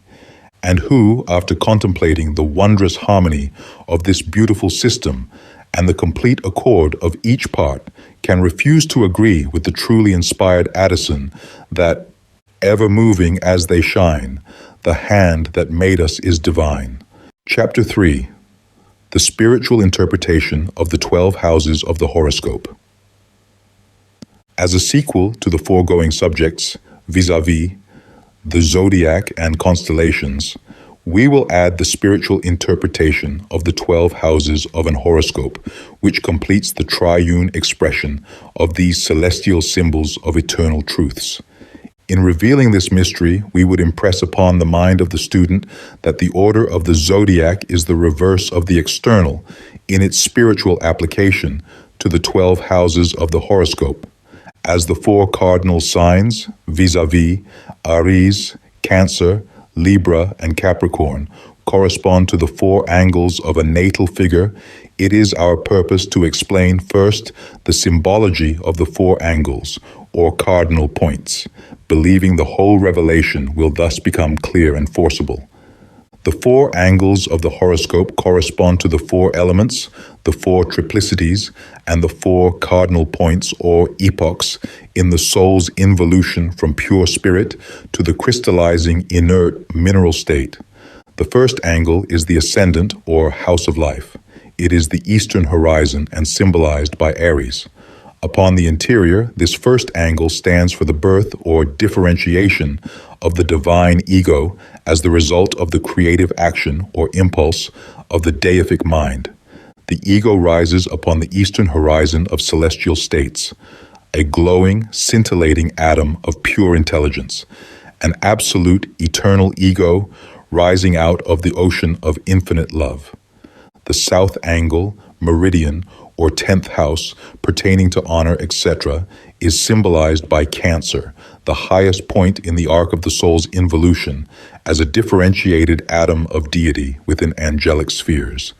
Having evolved the first dual expression of the ego's self, the twin souls, sensation and aspiration, or love and wisdom, the ego rests a while, radiant with celestial love and wisdom, and inspiring the divine breath of life. Again, the restless impulse of the creative purpose arouses the ego to further action. The culminating point has been reached, and now must begin an apparent downward course toward the western horizon. The seventh angle, or house of marriage, etc., is represented by Libra, the balance, or point of equilibrium, where the two souls are still one, balanced upon the western horizon. The alluring temptations of material illusions draw the souls downward, and, divorced from their celestial state, the radiance of divine love becomes obscured until the twilight of consciousness of that former state is lost in the night of material conditions. This house signifies also law and open enemies, and Libra, justice. Sex is the law. The antagonism is surely too apparent to require explanation. The fourth angle, or nadir, the point opposite the MC, signifies the frozen north, and is symbolized by Capricorn, the crystallizing point in the soul's involution. It is death, inertia, that is, crystallization of the soul's spiritual forces. It is the lowest point of the R in the monad's downward journey. It is the night before the awakening of a new day upon a higher plane of existence. The remaining houses are the lights and shadows that fill out and complete the picture upon this, the first round of the cyclic ladder. The 12th house, symbolized by Taurus, represents the first expression of form of the human soul. It is matter in the most etherealized state. It is the trail of the serpent, the silent, secret, tenacious, negative principle that ultimately draws the soul down into the vortices of gross matter and death. The 11th, or House of Friends, whose symbol is Gemini, the twins, expressive of the first emanation of this sublime relationship, the dual attributes, love and wisdom, closest friends. It is sensation and aspiration, which enable the spirit to attain to the exalted state indicated by the 10th mansion. The 9th mansion of the celestial map is the house of science, art, religion, philosophy, etc., and its symbol is Leo, the heart, with its emotions, love and longings, and sympathies. Having evolved the twins and inspiring the divine breath of wisdom, glowing with deific love, the ego aspires to know, and all the sympathies of the soul are aroused. Dauntless and fearless, defying all opposition and consequences, it, the ego, is ready to sacrifice this angelic state and explore the boundless universe in pursuit of knowledge, and goes forth on its long voyage upon the ocean of infinite, fathomless love and wisdom. The 8th, or House of Death and Legacies, is symbolized by Virgo, the virgin wife, standing before the tree of knowledge of good and evil, fascinated by the flattering prospects of greater power and wisdom. Desire and sympathy draw the soul down into realms which lead to death, and the beginning of a heritage of sorrow. The 6th, or House of Sickness, Menials, and Sorrow, is symbolized by Scorpio. The fall, from Libra through Scorpio, sex, created the first condition of what we recognize as sickness and affliction. It is evident that this house is related to the elementals of the astral plane, which become the servitors of man. The 5th, or House of Children, etc., symbolized by Sagittarius, signifies the offspring of sex, Scorpio, entities sent forth to people the earth, to take their chances of life, speculating on its future course, fearlessly eager for the struggle, gaining pleasure in its migrations and activities. The 3rd house is symbolized by Aquarius. This is the first step of the upward journey, or evolution, from the inert mineral state. The changes are now rapid, the journeys innumerable, through mineral, vegetable, and animal planes of existence. Here the soul monad brings into actual practice the knowledge gained on its long voyage. The magical powers of the soul are brought into action to effect these changes in form and function, conquering material forces and planes of life, transmuting nature's elements to its uses and purposes, and writing its history as it journeys ever onward, step by step. And further, this house stands in opposition to the 9th house, symbolized by Leo, longing to expand the ego's, possibilities through trial and suffering, gaining knowledge through bitter experience, yet fearlessly braving all things. guided and sustained by the imperial will of spirit. The recompense promised by that supreme sacrifice has been won in Aquarius, the man, consecrated now to a higher existence, baptized in the waters of affliction, experience, ready to be transmuted into actual knowledge. This is Aquarius and the third house. The second house, signified as Pisces, the house of wealth, that which has been accumulated on the long and toilsome journey, the wealth of experience acquired through trials and struggles. And now, with higher, greater possibilities, the soul eagerly awaits the hour when it shall be born again, a conscious, responsible human being, to begin the second round of the cyclic ladder. On this second round, to externalize the knowledge gained, to evolve the involved attributes and forces of being, a creature of will and intellect, to work out its destiny as the Lord of material creation. Observe, the order of the Zodiac is reversed upon the external human plane, but Aries is always symbolical of the first angle, and Libra of the seventh being the point of equilibrium, while the 10th or south angle becomes Capricorn and the fourth Cancer. The mission of the soul now is to evolve the positive, spiritual attributes. Aries rules the brain and the fiery imperial will. It signifies courage, daring, etc., the first qualities necessary for the battle of life. Ruling the head, the sign, and house show us the ability of man to view the field of action, to mark his chart and arm for the war which will be incessant. Responsible for his acts, a creature of unfolding consciousness, an individual whose measure of free will enables him to wander so far north or south of his celestial equator within his orbit or zodiac. The south angle, or 10th house, now ruled by Capricorn, tells of the honor, position, fame, etc., or the reverse, acquired by patient labor. The crystallized material gains, the concrete result of ambition, skill, and talent, which will, at the close of his earthly career, become liquefied by the universal resolvent, symbolized by Cancer upon the opposite angle, symbolical of the grave, the end of mundane affairs, when they will be mirrored forth in new forms in that great white sea, according to the manner in which he gained his worldly accumulations and prestige.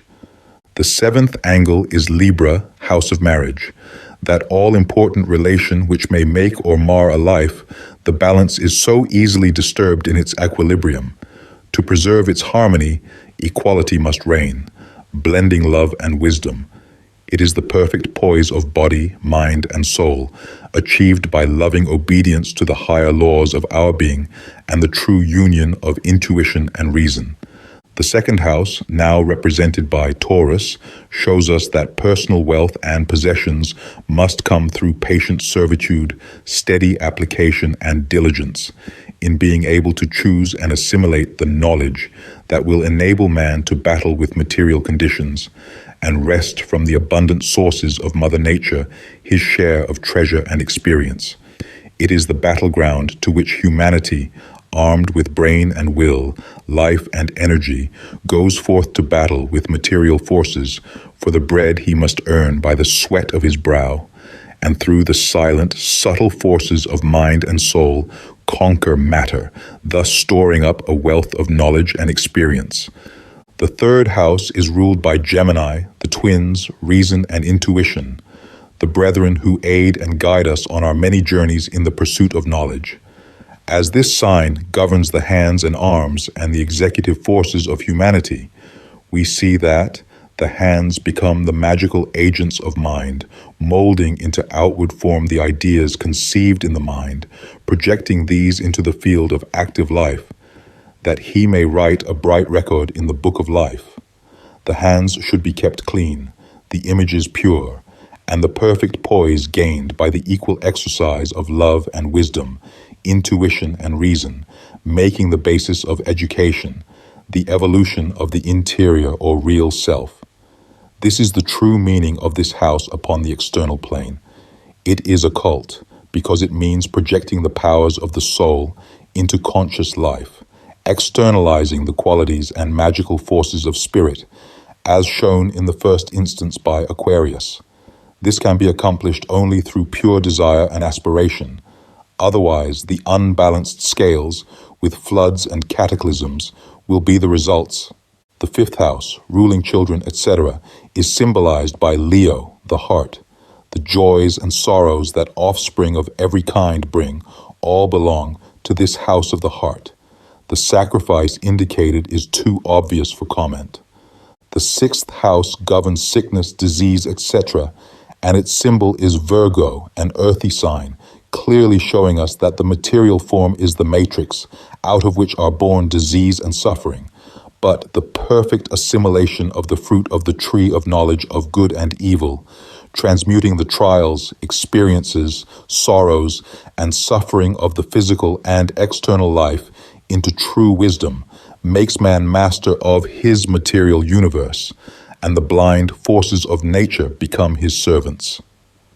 Having accomplished the task and attained the harmonious poise or balance in Libra, the individualized soul arrives at the eighth step in the journey. The eighth house, or house of death and legacies, Scorpio. The old Adam dies. The sensuous has no place in the balanced, harmonious being, but recognizes sex as the law, the door to regeneration now, and that a new legacy is awaiting him. The ninth house, Sagittarius, where, with the knowledge acquired, self sits in judgment upon the works of the hands and mind, whether or no they have been well done, the sacrifice of the lower nature properly made, control of the triune being established, the transmutations correct and accurate, assimilation perfect and free from dross, harmony gained by loving obedience to the higher law of being, and thus becomes ruler of his kingdom. The long journey almost accomplished so far as earth is concerned, perceiving and understanding that all sciences, philosophies, and religions have their origin from one primal source.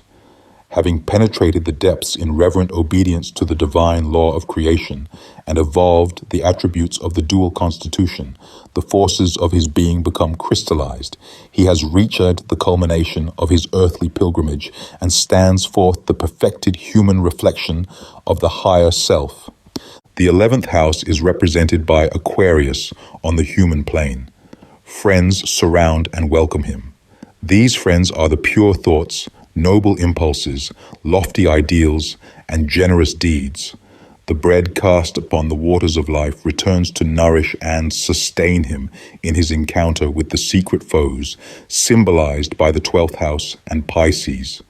The idols, false ideas, and vampires of his own creation are to be cleansed and washed away by the waters of love, the universal solvent that is ever seeking to bring about change and new forms.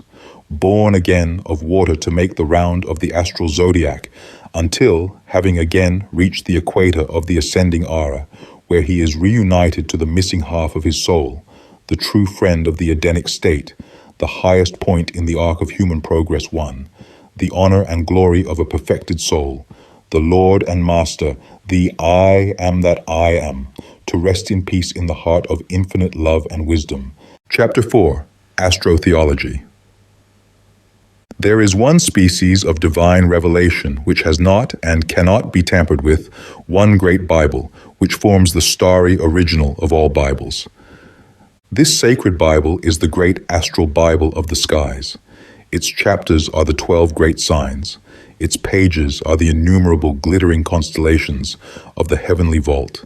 And its characters are the personified ideals of the radiant sun, the silvery moon, and the shining planets of our solar sphere. There are 3 different aspects of this sacred book, and in each aspect the same characters appear, but in different roles, their dress and natural surroundings being suited to the natural play of their symbolical parts. In fact, the whole imagery may be likened unto a play, or rather a series of plays, performed by the same company of artists. It may be a comedy, or it may be melodrama, or it may be a tragedy, but the principles behind the scenes are ever the same, and show forth the same divine oneness of nature, demonstrating the eternal axiom. One truth, one life, one principle, and one word, and in their fourfold expression is the 4 great chapters of the celestial book of the starry heavens. In this aspect, the visible cosmos may be represented as a kaleidoscope. The visible constellations, planets, and other heavenly bodies are the bits of colored glass, and deity, the invisible force, which keeps the instrument in motion. Each revolution produces a different pictorial figure, which, complete in its harmony of parts, is perfect in its mathematical proportions and beautiful in its geometrical designs.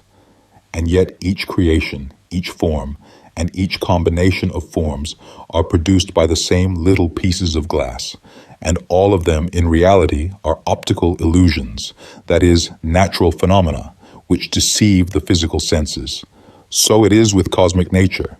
It must not, however, be supposed, because of this perfect and continual illusion of nature's playful phenomena, that all visible creation is purely an illusion of the senses, as some cranky metaphysicians would have it, because this is not so. Going back again to our kaleidoscope, we can clearly see that without it and its tinted beads, no such optical illusion is possible. There is, then, a basis of spiritual reality to all visible physical phenomena. But this basis lies concealed because of the perfect illusion which the reflected image produces upon the material plane of the physical senses. The beads themselves are real. These are the basis, and the different pictures are the result, not of the beads, but of the angle from which they are reflected to our earthly vision. In other words, the plane from which we behold the phenomena. Hence, the nearer we approach the divine center of our being, the less complicated nature's original designs become, and the farther we are removed from that central source, the more weird, mysterious, complicated, and incomprehensible does Mother Nature appear to the finite human mind. And this is especially so to man's theological instinct, his religiosity, that constitutes one of the fundamental factors of his being. Nature is ever one in her original truths and their duplicate reflections, but ever conflicting and contradictory in her multiplied refractions through the minds of men. Therefore, we will present the primary concept of that grand astro-theology formulated by man's great progenitors, and view the simple machinery by which they typified to the primitive mind a general outline of nature's divine providence. All sacred books begin with an account of physical creation, the culmination of which is the appearance of man and woman as the parents of the race. And while they will differ considerably in detail and makeup, the basic ideas embodied are essentially the same in all cosmogenesis, so that in the Jewish Bible, accessible to all, one can read the primitive story of creation from a Jewish point of view, and, when read, rest satisfied that he has read the revelation vouchsafed to man in every age and in every clime. The only difference is one of mental peculiarity and national custom, along with climatic conditions. Hindu, Chaldean, Chinese, Persian, Egyptian, Scandinavian, Druidic, and ancient Mexican are all the same. Different names and drapery to suit the people only, but essentially the same in the fundamental ideas conveyed. The creation of the world. The simple story of creation begins at midnight, when the sun has reached the lowest point in the arc, Capricorn. All nature, then, is in a state of coma in the northern hemisphere. It is wintertime, solar light and heat are at their lowest ebb, and the various appearances of motion, etc., are the sun's passage from Capricorn to Pisces, 60 degrees, and from Pisces to Aries, 30 degrees, making 90 degrees, or one quadrant of the circle. Then begin in real earnest the creative powers. It is springtime. The 6 days are the 6 signs of the northern arc, beginning with the disruptive fires of Aries. Then, in their order, Taurus, Gemini, Cancer, Leo, Virgo, then Libra, the 7th day and the 7th sign, whose first point is opposite Aries and is the opposite point of the sphere, the point of equilibrium, equal day and equal night. It is autumn. It is the 6th sign from Aries, the first creative action, and so the sixth day following the fiery force, wherein God created the bisexual man. See Genesis 1:5-27. So God created man in his own image. In the image of God created he him, male and female created he them. It is the seventh, or day of the Lord, man, the climax of material creation and Lord of all living things, and he rests in the blissful Garden of Eden. This seventh day and seventh sign is the concealed sacred Libra, the perfect union of the sexes. Then comes the fall from Libra through Scorpio and banishment from the Garden of Eden. That is the victory of Satan, or winter over summer, etc. It is useless to repeat the same old story. The yearly journey of the sun around the constellated dial of deity is the astro-basis of all primitive cosmology. The scheme of redemption. In addition to the creation of the world and the fall of man through sin, we find all people in possession of a grand scheme of redemption, and like the former, we shall find them all essentially the same. They all require a mediator between the angry God and disobedient man, and they all require that this mediator shall be divine, or semi-divine. Nothing less can satisfy deity's demands, or rather, let us say, man's own carnal imagination. It is simply another turn of our cosmic kaleidoscope, and behold, the actors have changed. Capricorn becomes the stable of the goat, in the manger of which the young Savior of the world is born. As a type of all, we will take the gospel Savior. It is again midnight. The sun enters the sign Capricorn on the 21st of December. This is the lowest point of the arc south, and for 3 days he is stationary, or in darkness. And now it is Christmas Eve. He, the sun, or Savior, begins to move, and at midnight is born as the celestial Virgo is rising upon the eastern quadrant of the skies. Hence the sun god is born of a virgin. Then comes the flight to escape Kronos, or Saturn, ruling Capricorn, who kills the young babes. There is a period of silence in the god's history while the sun is in transit through the signs Capricorn and part of Aquarius. That is, he is hidden or obscured by the clouded skies of this period. We hear of him but once again until he, the sun god or savior, is 30 years old or has transited 30 degrees of space. He has entered the sign Aquarius, symbolical of the man. Now begins the period of miracles. Let us digress for a space and refer to our chapter on the constellations. We shall find a perfect analogy between this miracle working period and the constellations Aquarius and Pisces, as therein given.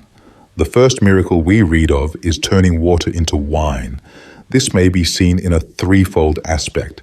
The sun god changes by his life, forces the waters of winter into the rich vintage of the harvest, where the virgin, Virgo, mother again appears. Again, the wine becomes the blood, the life offered up on the vernal cross to strengthen, renew, and make merry with new life our earth and its people. The devil, or winter, with his powers of darkness, is defeated and man saved. The final triumph is the crucifixion in Aries, the vernal equinox about the 21st of March, quickly followed by the resurrection or renewal of life. Then the god rises into heaven to sit upon the throne at the summer solstice to bless his people. We read that the Savior of mankind was crucified between two thieves. Very good. The equinoctial point is the dividing line between light and darkness, winter and summer. In other words, the sun is resuming his northern arc to replenish the earth with his solar force and preserve his people from death in the coming winter. The life of a Buddha, a Krishna, or a Christ are all found in their completeness in the life of Horus, while the Father, Son, and Holy Ghost are Isis, Horus, and Osiris. The same Trinity, under different names, are found in all nations. It is the sun, moon, and human soul, which is the only true mediator of man.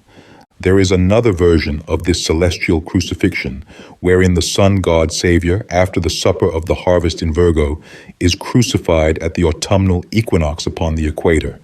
We read that he was dying from the 6th to the 9th hours, 3 signs, or from the 21st of September to the 21st of December, when he is laid in the tomb. This is the lowest point of the sun's journey in the southern hemisphere, and darkness holds the balance in our northern hemisphere. The 3 days in the tomb are the 3 months or 3 signs before the vernal equinox or the resurrection, the rising out of the south to bring salvation to the northern portion of our earth.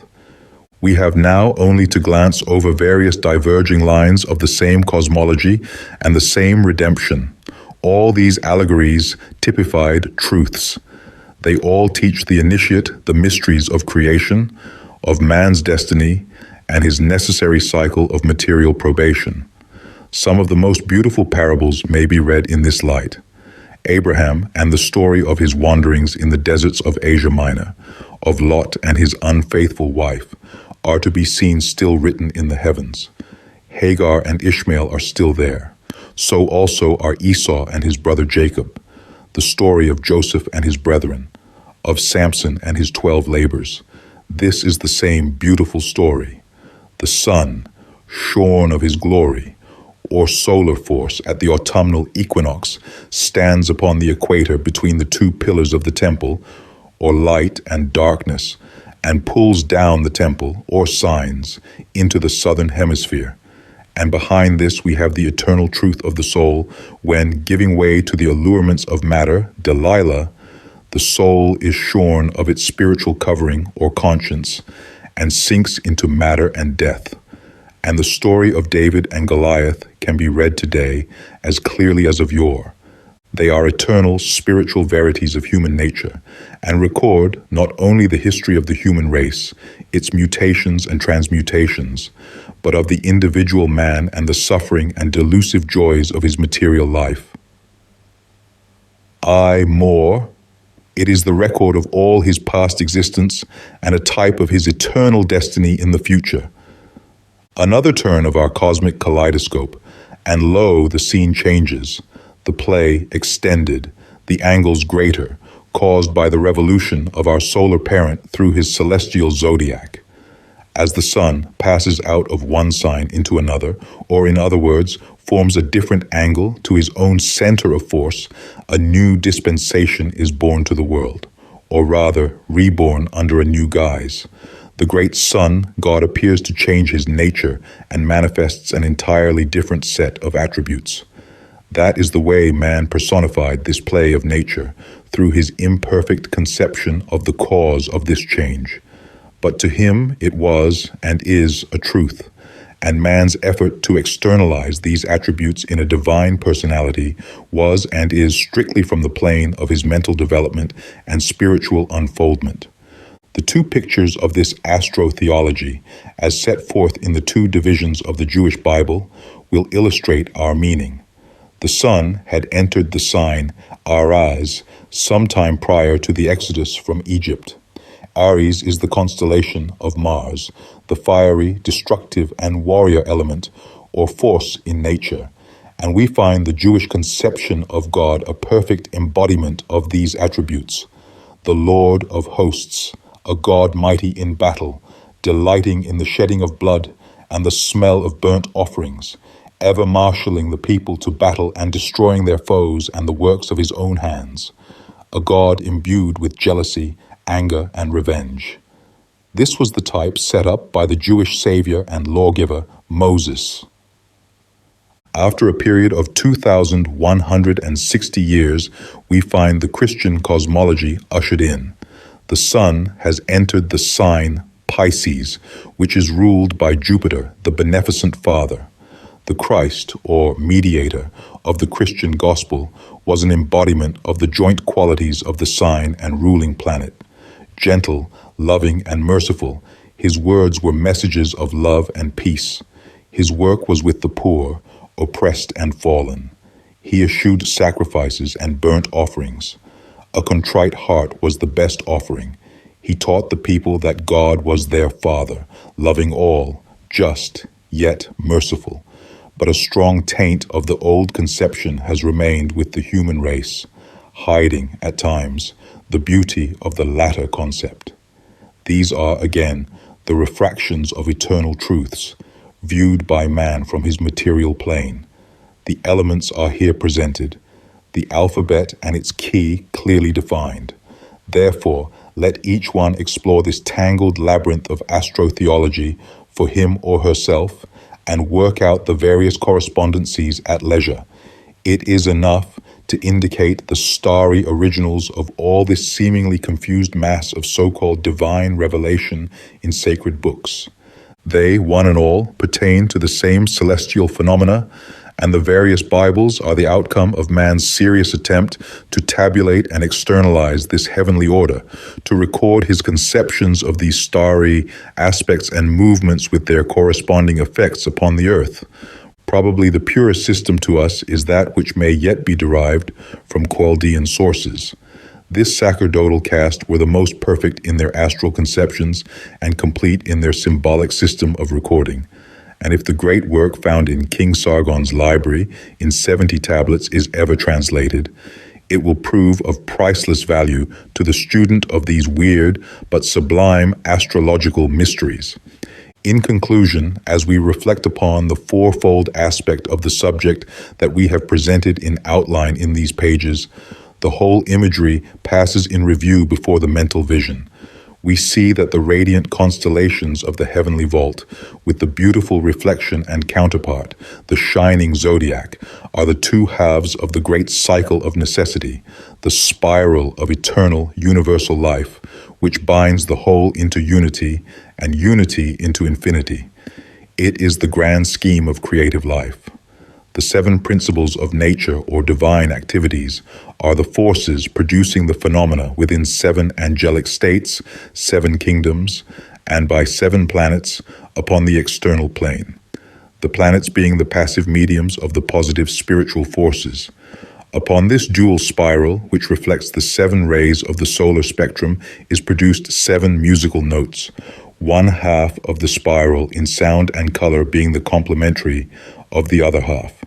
Man, the earth, and our solar system are revolving, each orb in its own key and its own peculiar ray, meeting and blending with other spirals, and the whole blending into one mighty spiral cycle of progressive life, revolving around the eternal, infinite ego God, ever involving and evolving the attributes, powers, and possibilities of the one great central source of being. It is a grand orchestra, pealing out in richest melody and sublime harmony, the grand anthem of creation, we praise thee, O God. Chapter 5, Astro-Mythology. The astro-mythological system of the ancients, though forming the last section, so to say, of the mysteries of the divine Urania, is perhaps the most beautiful of its general features, and perfect in the complete fulfillment of the purpose for which it was intended, vis-a-vis, to convey to the human mind a lesson, a moral, a truth in nature, and last but not the least to serve as a basis upon which its inner aspirations and its more external faith might rest in security. When we come to examine the deep philosophical principles of such a wise system, we are almost astounded at the result of our researches and the wisdom of human nature displayed in formulating such perfect analogies of truth, semi-truth, and of falsehood according to the plane occupied by the individual. Let us take one instance, which will clearly explain all the rest, for they are built and formulated after the same model. Aeneas, of Greek myths and fables, is reputed to be the son of Venus by a mortal father, upon the plane of reality. As that of actual parent and child, of course this is an utter falsehood. To the rural population of long, long ago, and their simple, rustic conceptions, it was a truth. Why so? Because they believed it, and to them it taught the required lesson of obedience to the powers that be. But if in reality it was a falsehood, how can it become a truth by the simple addition of acceptance and belief? Because it possessed a metaphysical truth, though not a physical one, in the sense accepted, Aeneas, son of Venus, whose history is so beautifully preserved by the immortal Virgil, was, metaphysically speaking, son of the goddess because he was, in his astral and magnetic nature, ruled and governed by Venus, born under one of her celestial signs, and when she was rising upon the ascendant of the house of life, even as Jesus Christos was born of a virgin, because Virgo was rising at his birth. Thus Aeneas was, in strict metaphysical reality, a son of Venus, having satisfied the rural mind, which thus unconsciously accepts an absolute truth under a physical disguise. The metaphysical thinker, the philosopher, also accepts the same fable, knowing and realizing its more abstract truth. But again, we are met with the objection that such a truth is only apparently a truth, that is, on the plane of embodied appearances, and naturally the question arises, where, if at all, is the real truth of the mythos?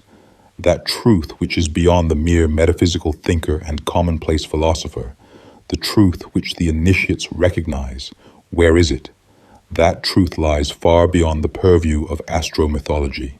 It is connected with the center of angelic life. Sufficient here to say that as there are 7 races of humanity, 7 divisions to the human constitution, 7 active principles in nature, typified by the 7 rays of the solar spectrum, so are there 7 centers of angelic life, corresponding to the 7 planetary forces formulated in the science of the stars, and as each one of us must of necessity belong to one of the particular angelic centers from which we originally emanated, the initiate can see no reason why Aeneas may not in reality belong to that celestial vortex represented by Venus upon the plane of material life. This being the case, we see how beautiful the ancient system of temple worship must have been. The simple rustic in reverence and awe, accepting the gross and physical meaning, the only one possible to his dark, sensuous mind.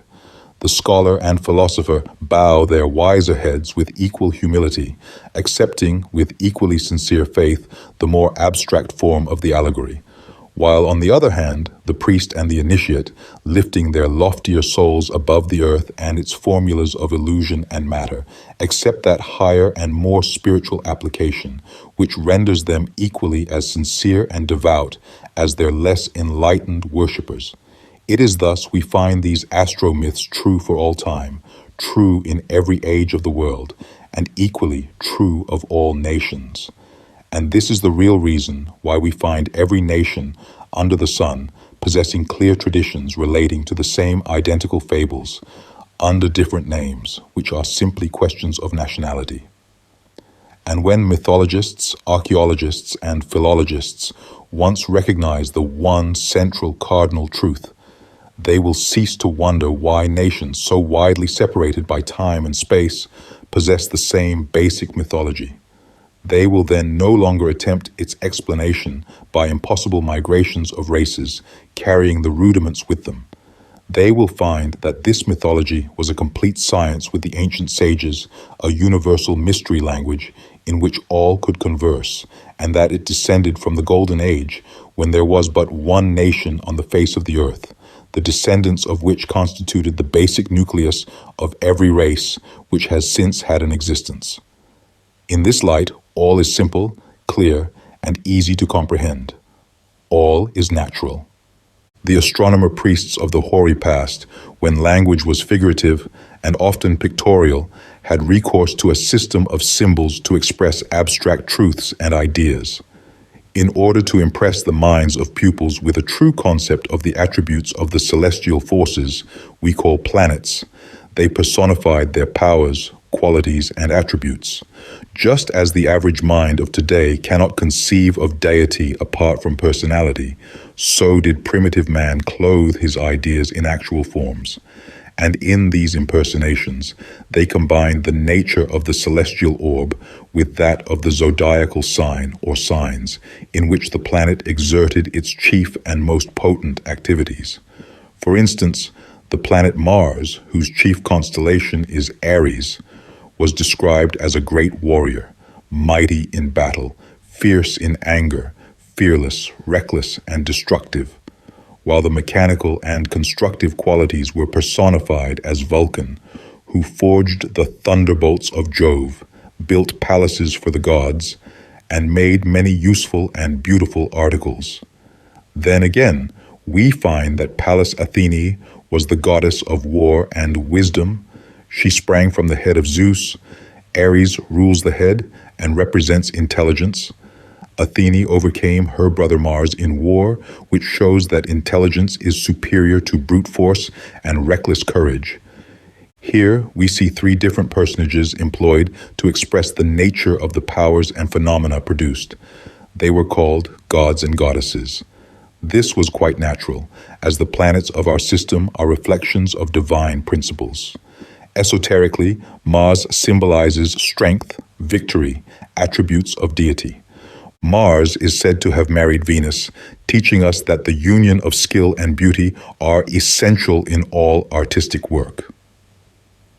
Mythology tells us that the god Mars was supposed to be the father of Romulus, the reputed founder of Rome. Romulus displayed many characteristics of the planet. The mythos is no doubt a parallel to that of Aeneas.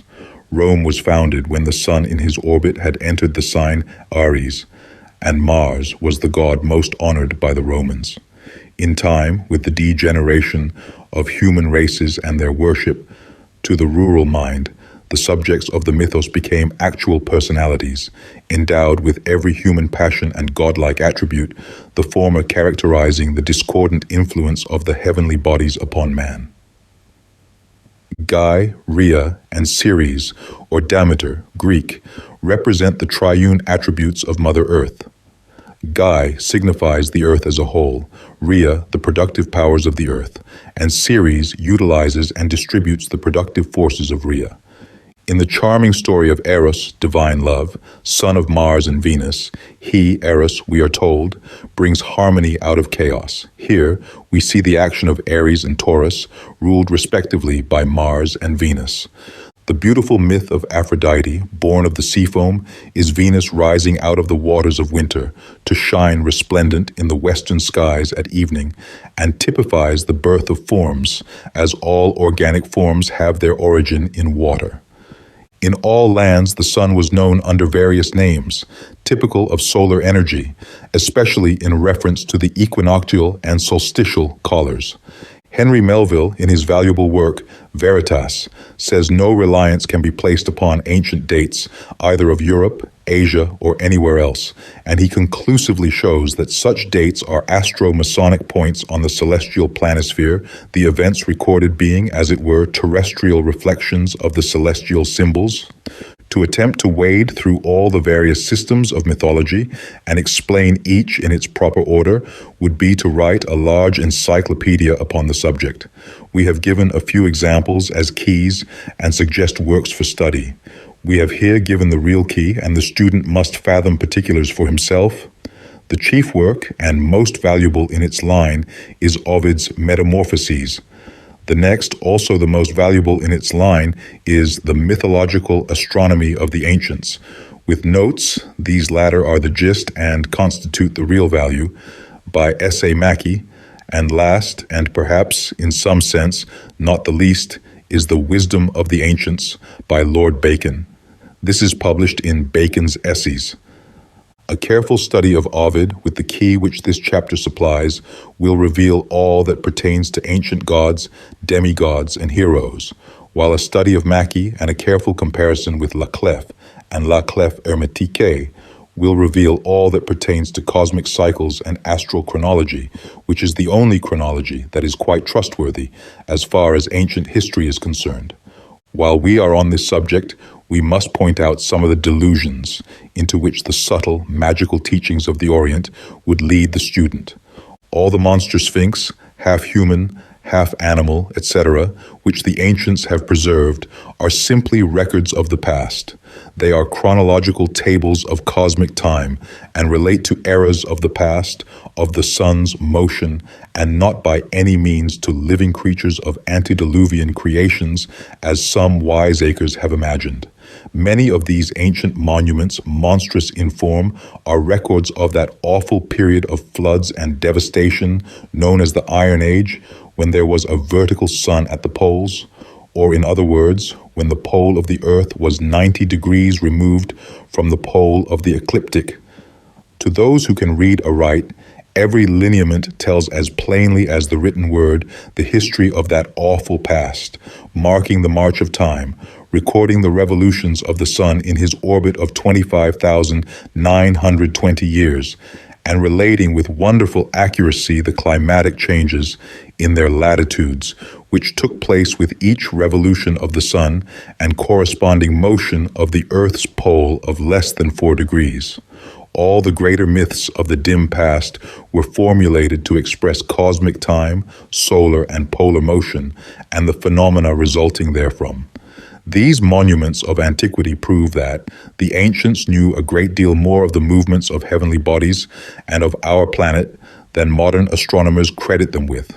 Madame Blavatsky, in her Secret Doctrine, seriously states that all these monstrous forms are the types of actual, once living physical embodiments, and, with apparent sincerity, asserts that the adepts teach such insane superstitions.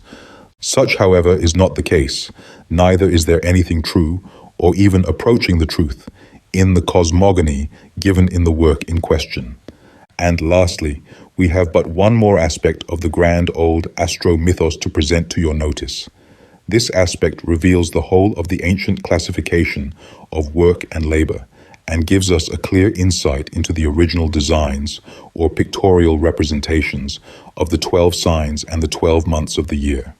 It also clearly explains many things which are today attributed to superstitious paganism. As each month possesses its own peculiar season, so are or were the various labors of the husbandman, and those of pastoral pursuits altered and diverted. Each month, then, bade a symbol which denoted the physical characteristics of climate and the temporal characteristics of work. As the sun entered the sign, so the temple rites varied in honor of the labors performed, and the symbol thus became the object of outward veneration and worship. So we see that the 12 signs, and principally the 4 cardinal ones, became deities, and the symbols sacred, but in reality it was the same sun to which homage was paid. There is a large sphere of study in this direction, as, of course, each climate varied the symbol to suit its requirements. In Egypt, there were 3 months when the land was overflowed with water. Hence, they had only 9 working months out of doors, and from this fact sprang the 9 muses, while the 3 sirens represented the 3 months of inactivity in work, or 3 months of pleasure and festivity. Mackey tells us that the great Leviathan mentioned in the book of Job was the river Nile. In nearly all mythologies, we find that the gods assembled on some high mountain to take counsel. The Olympus of the Greeks and Mount Zion of the Hebrew Bible mean the same, the pole star, and there, on the pictured planisphere, sits Cephus, the mighty Jove, with 1 foot on the pole star and all the gods gathered below him. The pole star is the symbol of the highest heaven. With this we close, leaving the endless ramifications of this deeply interesting subject to the student's leisure and personal research, trusting the keys we have given in this chapter and their careful study may induce the reader and student of these pages to search out for himself the meaning concealed in all astro-mythologies. Chapter 6. Symbolism. At this point of our study, it is necessary to make a halt, and before proceeding further, to attempt to formulate and realize that which so far we have been pursuing. First, then, we have passed in review the Zodiac and then the Constellations. From this, we mentally surveyed both Astro-Theology and Astro-Mythology, and now it is our first duty to realize these in their real significance, and this consists in a clear comprehension of the grand law of correspondences. What is this law? It is the law of symbolism, And symbolism, rightly understood, is the one divine language of Mother Nature, a language wherein all can read, a language that defies the united efforts of both time and space to obliterate it, for symbolism will be the language of nature as long as spirit expresses itself to the divine soul of man. No matter where we turn, nor where we look, there is spread out to our view a vast panorama of symbolic forms for us to read. In whatever form, angle, or color they present themselves, the true student of nature can interpret and understand their symbolic language aright. It has been by the personification of nature's symbols that man has become ignorant of their language. There is no form, sound, nor color, but what has its laws of expression, and only a perfect knowledge of symbolism will enable man to know the law, power, and meaning lying behind such manifestations. The law of expression is exact and as unalterable as deity himself. The physical senses cannot vibrate to these interior forces and through them comprehend their law. The physical senses vibrate to the spirit's expression, not to the powers, forces, and laws which brought them into objective existence. Countless numbers of mystics, if such they deserve to be called, among present-day students, speak and write very learnedly upon the law of correspondence, and few, if any, of them really understand or know anything at all of that law. The intellect alone cannot solve the problems of this law. It cannot grasp the true, interior, and spiritual meaning, except in just so far as intellect is capable of externalizing them. The inmost spiritual truths that cannot be demonstrated to the outward senses never have, nor never will, appeal to anyone who has not the interior ability to comprehend them. There was a time when men ruled by pure intellect, without its accompanying other half, intuition. They were looked upon as monstrosities. This state of purely intellectual development has been brought about by the positive, masculine principle, reason, absorbing its counterpart, the intuition, the feminine portion, and the result, by correspondence, is as fatal as upon the interior plane, where the positive, masculine soul denies the existence of his mate, thus setting upon his throne only a portion of himself as his idol, and then reasons himself into the belief that he is complete. Love has been cast out, ignored, and forgotten until at last she departs, leaving a vacancy that eternity cannot fill. This is somewhat similar to their elusive devotion, an ideal, a mere mystical sentiment to gush over, but a something they do not in reality comprehend. Therefore, we shall do our utmost to explain this universal law and to point out wherein its first principles are manifest. Once these are mastered, the golden rule will explain all the rest. As it is below, so it is above. As on the earth, so in the sky. Here then is our first lesson on the subject of reality, which constitutes the Hermetic science of correspondences. First, realize that a line or an angle, for instance, is something more than its mere mathematical outline. It corresponds to some power, force, or principle within the great anima mundi of the mysteries that are trying to find expression in their evolutionary journey in forms. Let us illustrate our meaning. A point or dot is what? Well, externally, it is the alpha of all mathematics. It is the first finite manifestation of the spiritual force. Within that dot lies concealed in embryo all the future possibilities of the manifesting principle. This dot or point is a something to begin with, a form externalized, from which all future forms may spring forth, and they may be infinite, both in number and variety. First, a primary, simple idea, from which all ideas and thoughts, intricate and complex, have their being. A point extended is a straight line, scientifically expressed, whereas in real truth there is no such thing as a straight line. That is to say, it is a form increased or multiplied by itself, and therefore is an extension in space that can be measured, and each extension means a new form, an additional symbol. It has taken on new aspects, new relations, hence contains the second principle of mathematics, so to say.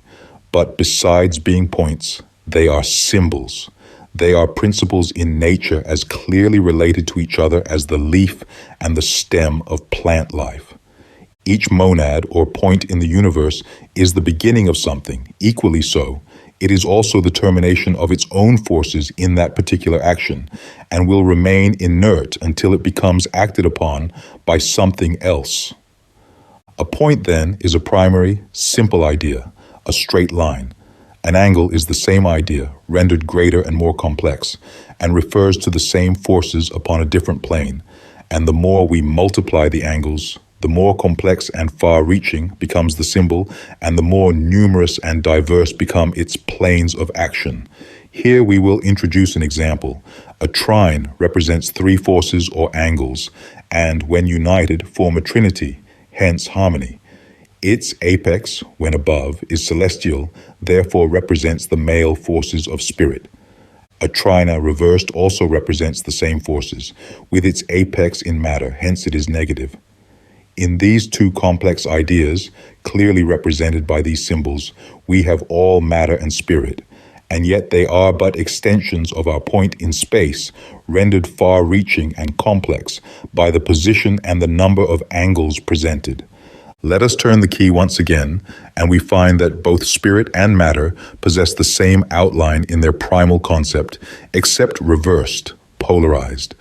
Let us unite these two trines, and we have a still more potent form, a symbol almost infinitely complex. We have spirit and matter united, or rather, three rays of force, positive, meeting three rays of force, negative at a given point. Thus we have 6 points, also 6 sides, the ultimate of which is a cube. All are now equal. It is the first force of a crystallization, creation of matter. Once again, let us turn the key, and we have our two conceptions in a metaphysical sense. The trine, with its apex above, is as the trine with its apex below, both the same in form, yet vibrating to very different planes, and a very different language is required to read and interpret their meaning aright. The spiritual, or the trine with its apex above, draws its influence from the celestial, and as it condenses and takes on form in the trine of matter, it transmits this same divine force through its apex, which points below to matter. The double trine is found upon every plane, obeying the divine law of correspondences. It is, in this sense, called Solomon's seal, because it is the grand hieroglyphic of the Hermetic law. As it is above, so it is below. As on the earth, so in the sky. To continue this line of reasoning or speculation, let us say, would lead us beyond the firm basis of human reason. It would escape the grasp of intellect to which I am compelling this course of instruction to bend, but it would never take us beyond the real limits of the universe. Yet not to extend our investigations, we would ever remain in the lower trine, in the realms of effects, and lose sight entirely of the trine of spirit, from whence originated the force and potency in the form of matter. Therefore it is that the science of symbolism has been evolved and formulated. The symbols, the manifestations, are ever present, and the study of effects will, to a developed soul, suggest the cause, the nature of the principle back of it, as well as the law which would produce such effects. Such is the science of symbolism, and it bounds and binds back into a religio-philosophical system each class of symbols and each plane of manifestation, as securely as modern savants have defined the province of chemistry, magnetism, and mathematics. And so far, these bounds are useful, but it is only a question of time and space after all, because when resolved back, or, let us say, evolved up into their abstract principles, chemistry, magnetism, and mathematics are purely arbitrary terms to express special features of the same one eternal thing or science, which is existence, and it in turn is consciousness.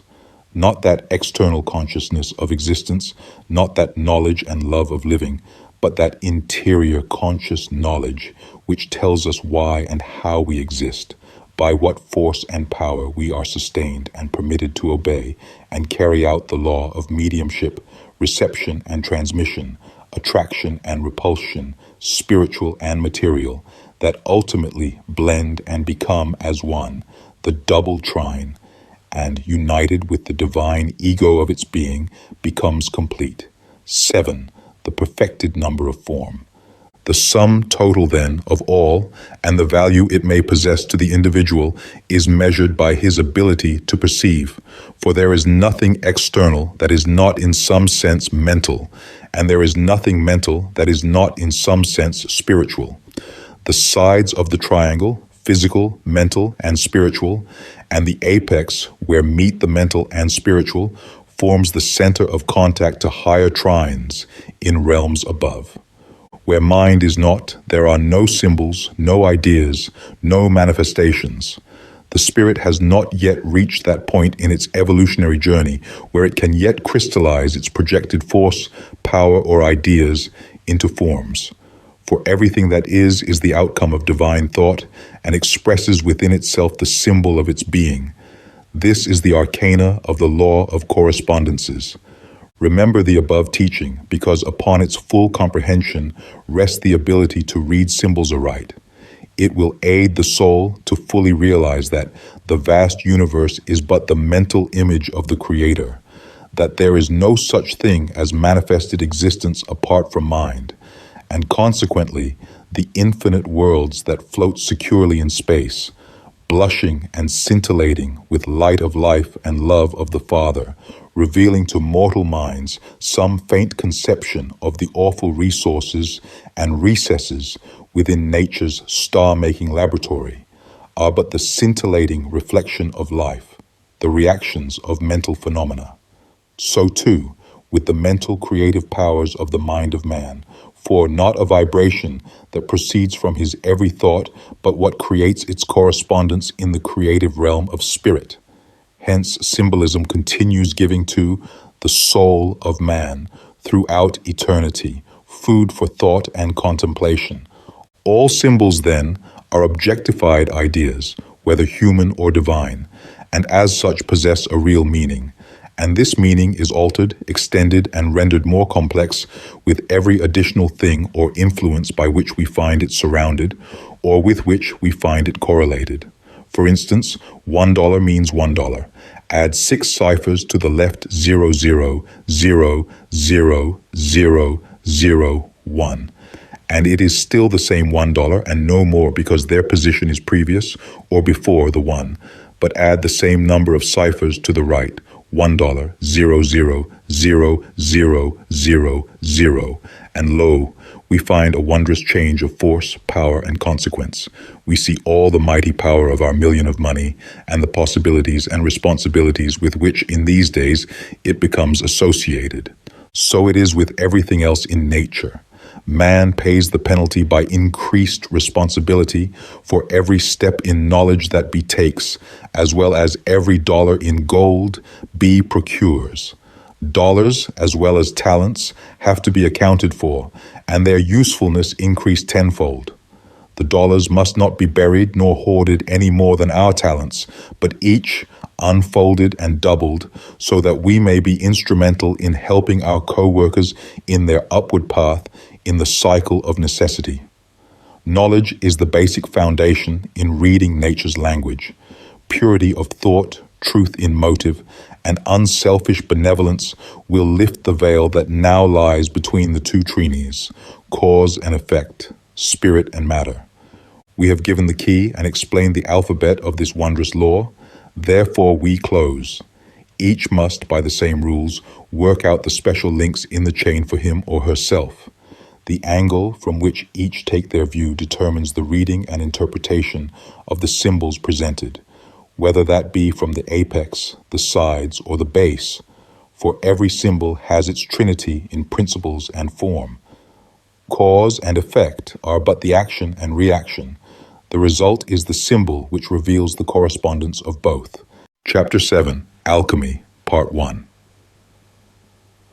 What a weird yet strangely pleasing name the term alchemy is. It is simple, yet so infilled and intermixed with the possible verities of exact science and the philosophical speculations on the infinite and the unknown, as to elude our mental grasp, as it were, by its own subtle essence and defy the keenest analysis of our profoundest generalizers in science. And yet, in spite of this self-evident truth, how fascinating the sound of the word becomes to the mystic student's ear, and bow pregnant with awful and mysterious possibilities it becomes to the immortal powers embodied within the complex human organism termed man. Words, if we but knew it, have the same innate magnetic influence and possess the same power of affinity and antipathy that the human family possesses, as well as all organic and inorganic forms and substances. And how sad to a developed soul to witness the inharmony existing in our midst, caused by the misapplication of names. Most human beings are very conscious of personal or human magnetism and its effects. But they stop right there and do not dream of the subtle, silent influences emanating from a name, a word, and the power existing in words when properly used. The human mind is so absorbed in nature's manifestations, which are only the husks, that they fail to see the true, hidden meaning and realities concealed beneath the material shell. We will first notice the meaning of the words which constitute our subject, vis-a-vis, alchemy, then give a brief review of its physical correspondence, chemistry, and its true relation to its spiritual counterpart, alchemy. Al and chemi are Arabic Egyptian words which have much more in them than appears upon the surface, and possess a far different meaning from the one which the terms usually convey to the average mind. Terms, and the ideas we associate with them, vary according to the age in which we live. So with those from which the word alchemy is derived. Let us penetrate beneath the mere verbal husk with which linguistic usage and convenience have clothed them, and which in the course of ages has become nothing but the dross of decomposed verbiage, and see if we can excavate the living germ that has become buried within. If we can do so, we shall, at the commencement of our study, have attained unto a realization of the ancient meaning and real significance of the terms employed. And this will be no small gain, and will form no unimportant part of the equipment in our present research. The Arabians, who derived the whole of their occult arcana from the Egyptians, are the most likely to render us the most truthful and direct significance of the word, and so we find them. Thus, al, meaning the, and chimia, which means the hidden or secret, ergo, the occult, from which are derived our modern term alchemy, more properly alchemia. This is very different from the popular conception today, which supposes that the word relates to the art of artificially making gold by some chemical process, and viewing it only as some sort of magical chemistry, forgetting that the science of chemistry itself is also derived from the chemia of Arabian mystics, and was considered as one and the same thing by every writer of the Middle Ages. At this time, the physical man was not so dense and grasping for husks, hence the soul and spiritual part had greater control and could impart the real, the alchemical side of nature to him, hence the law of correspondences was understood and guided the educated in their considerations, researches, and conclusions. Do you ask why, if they were so enlightened, they have veiled their knowledge from the world at large? The power of mind over matter was as potent in those days as now, and the masses were as correspondingly corrupt as they are today. Therefore, to put this knowledge into the hands of the multitude would have been generally disastrous. So they wrote it in mystical language, knowing that all educated students in nature's laws at that time would understand, yet they little dreamed how much their language would be misunderstood in the centuries to follow by those who look to their ancient ancestry for aid on subjects that have become at the present day so lost in mystery. Having ascertained, beyond question, that alchemy was and consequently is the secret science of occultism, not the philosophy, mind you, but the science, let us proceed, For we shall find that these two aspects may often differ, or appear to differ widely from each other, though they can never do so in reality, for the latter produces and establishes the facts, while the former occupies itself in their tabulation and deductions. The science constitutes the foundation, and the philosophy the metaphysical speculations which rest thereon. If these important distinctions are borne in mind, all the apparent confusion, contradiction, and other intellectual debris will either disappear or resolve themselves into their own proper groups, so that we may easily classify them. It is at this very point that so many students go astray amid the labyrinths of science and philosophy. They, unconsciously, so mix and intermingle the two terms that 9/10 of the students present only one side of the question, philosophy, which soon runs into theory, if not supported by the science, which they have lost in their volumes of philosophy. You may say, one subject at a time. Yes, this may be true, if its twin brother is not absorbed and forgotten. In this chapter, we shall deal especially with organic alchemy. Organic alchemy deals exclusively with living organic things, and in this connection differs from the alchemy of inorganic matter. These two aspects may, in this one respect, be compared to organic and inorganic chemistry, to which originally they belonged, as astrology did to astronomy. Alchemy and astrology, twin sisters, were the parents of the modern offspring, known in chemistry and astronomy as exact science. These latter, however, deal with shadows and phenomenal illusions, while the former concern the living realities which produce them. Therefore, there can be no new thing under the sun, saith Solomon. First, let us deal with the most lovely form of our art, that which pertains to the floral and vegetable kingdoms. Every flower or blade of grass, every tree of the forest and stagnant weed of the swamp, is the outcome of, and ever surrounded by, its corresponding degree of spiritual life. There is not a single atom but what is the external expression of some separate living force within the spaces of Eth, acting in unison with the dominant power corresponding with the type of life. If science could only behold this wonderful laboratory within the vital storehouse of nature, she would no longer vainly seek for the origin of life, nor wonder what may have become of the missing link in scientific evolution, because she would quickly realize that biogenesis is the one grand truth of both animate and inanimate nature, the central living source of which is God. Science would also further realize that this biuni life is ever in motion throughout the manifested universe, circulating around the foci of creative activities, which we term suns, stars, and planets, awaiting the conditions which are ever present for material incarnation, and under all possible combinations of circumstances and conditions, conceivable and inconceivable, adapting itself to continuous phenomenal expression.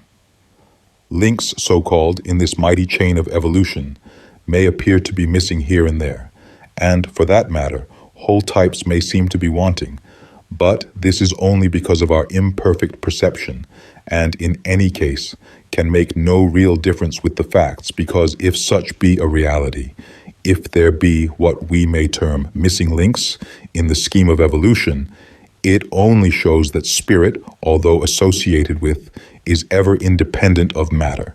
But matter, what is to become of it? Is it independent of spirit? The kindness of the divine spirit heeds not the unconscious mind of matter and its boasted independence, and works silently on, and at last accomplishes its mission, the evolution of matter, the uplifting of the soul of man, as well as the universe. The blindness of man is dense, and the saddest part to admit is that they will so stubbornly remain so. If for one instant the penetrating eye of the soul could shine forth through the physical orbs of vision and imprint the scenes beheld behind the veil, upon the tablets of the brain of the physical organism, a fire would be kindled that could never be quenched by the fascinating allurements of the material, perishable things, of matter. That development of the real atom of bion life can and does go forward irrespective of the gradation of physical types, needs no convincing proof other than visible nature. Man is not the outcome of physical evolution and produced by a series of blind laws that lead him upward from protozoa to man as a child climbs upstairs, advancing regularly, one step at a time. This latter conception, we know, is the theory of exact science, but not of alchemy, not of the science of occultism. Man, according to Wallace, Darwin, Huxley, and Tyndall, is what progressive stages of physical evolution have made him. But the very reverse is true. The fauna and flora of past geological periods are what the human soul has produced by virtue of its gradual advancement to higher states and conditions of life, so that so far from man being the outcome of the planet's development, such material progress is the outgrowth of man's advancement, proving again that matter is not independent of spirit, neither can spirit be independent of matter for its expressions. They so interblend that the dividing line cannot be detected by the untrained eye of the exact scientist. But that time is not far distant, when the scientists will prepare and evolve their interior being to take up the spiritual thread, exactly where the visible thread ends, and carry forth the work as far as the mortal mind of man can penetrate, while embodied in the physical form. God, hasten this day is my prayer, for then man will become more spiritual and aspiring for advancement and knowledge, thus setting up vibrations that will create higher and loftier conditions for the physical man. Aye, then they will know that even the birth of the world itself owes its primal genesis to the desire of the human atom for earthly embodiment. Here is where exact science, or the counterpart of alchemy, becomes both profitable and helpful. Says Paracelsus, the true use of chemistry is not to make gold, but to prepare medicines. He admits 4 elements: the star, the root, the element, and the sperm. These elements were composed of the 3 principles: sideric salt, sulfur, and mercury. Mercury, or spirit, sulfur, or oil, and salt, and the passive principles, water and earth. Herein we see the harmony of the 2 words, alchemy and chemistry. One is but the continuation of the other, and they blend so into each other that they are not complete apart. The chemist, in his analysis of the various component parts of any form of matter, knows also the proportional combinations, and thus, by the law of correspondence, could, by the same use of the spiritual laws of alchemy, analyze and combine the same elements from the atmosphere to produce the corresponding expression of crystallized form. By the same laws are affinities and antipathies discovered and applied in every department of nature's wonderful laboratory. Chemistry is the physical expression of alchemy, and any true knowledge of chemistry is not the knowing of the names of the extracts and essences and the plants themselves, and that certain combinations produce certain results obtained from blind experiments, yet prompted by the divine spirit within, but knowledge born from knowing the why and wherefore of such effects. What is called the oil of olives is not a single, simple substance, but it is more or less combined with other essential elements and will fuse and coalesce with other oils and essences of similar nature. The true chemist will not confine his researches for knowledge to the mere examination, analysis, and experiments in organic life, but will inform himself equally in physical astrology and learn the nature, attributes, and manifested influences of the planets that constitute our universe, and under which every form of organic matter is subject and especially controlled by. Then, by learning the influence of the planets upon the human family and that special planetary vibration that influences the individual, he can intelligently and unerringly administer medicines to remove disease in man. A familiarity with the mere chemical relations of the planet to man makes still more apparent the mutual affinity of both to the soil, from which they appear to spring, and to which they ultimately return. So much so that we have become conscious that the food we eat is valuable or otherwise as a life sustainer in proportion to the amount of life it contains. We are so complex in our organization that we require a great variety of the different elements to sustain all the active functions and powers within us. Man, being a microcosm or a miniature universe, must sustain that universe by taking into the system the various elements which combine to make up the infinite universe of God. Animal flesh is necessary to certain organized forms, both animal and man. When I say necessary, I do not mean an acquired taste and habit of consuming just so much flesh a day, but a constitution which would not be complete in its requirements without animal flesh. I am thankful such do not constitute the masses. Science would say you only require certain combinations of oxygen, hydrogen, nitrogen, and carbon to sustain all the activities of the physical body. Apparently, this is true. Upon the surface it is, but in reality it is not, because if it were really true, there could be no famines. Science could make bread out of stones, as was suggested at the temptation of Christ in the wilderness. And yet, no one knows better than the academies of science themselves that their learned professors would quickly starve to death if they were compelled to produce their food from the chemical properties of the rocks. They can make a grain of wheat chemically perfect, but they cannot make the invisible germ by which it will grow, become fruitful, and reproduce itself. They can reproduce from the stones in the street the same chemical equivalents that go to compose gluten, albumin, and starch, the trinity which must always be present to sustain life. But they cannot, by any known process, make such chemical equivalents of these substances do the same thing. Now, if not, why not? Science cannot answer this. A very mysterious shake of the head and profound silence is the only answer. Ask science how the plant grows, what causes the atoms of matter to build up root, stem, leaf, bud, and flower, true to the parent species from which the germinal atom came. What is there behind the plant that stamps it with such striking individuality? And why, from the same soil, the deadly aconite and nutritious vegetable can grow, each producing qualities in harmony with its own nature, so widely different in their effects upon the human organism, yet so completely identical as regards the source from which they appear to spring.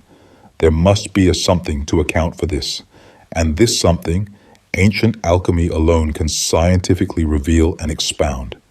And this knowledge lies just beyond that line which calls a halt to material scientists, and says, you can go no farther.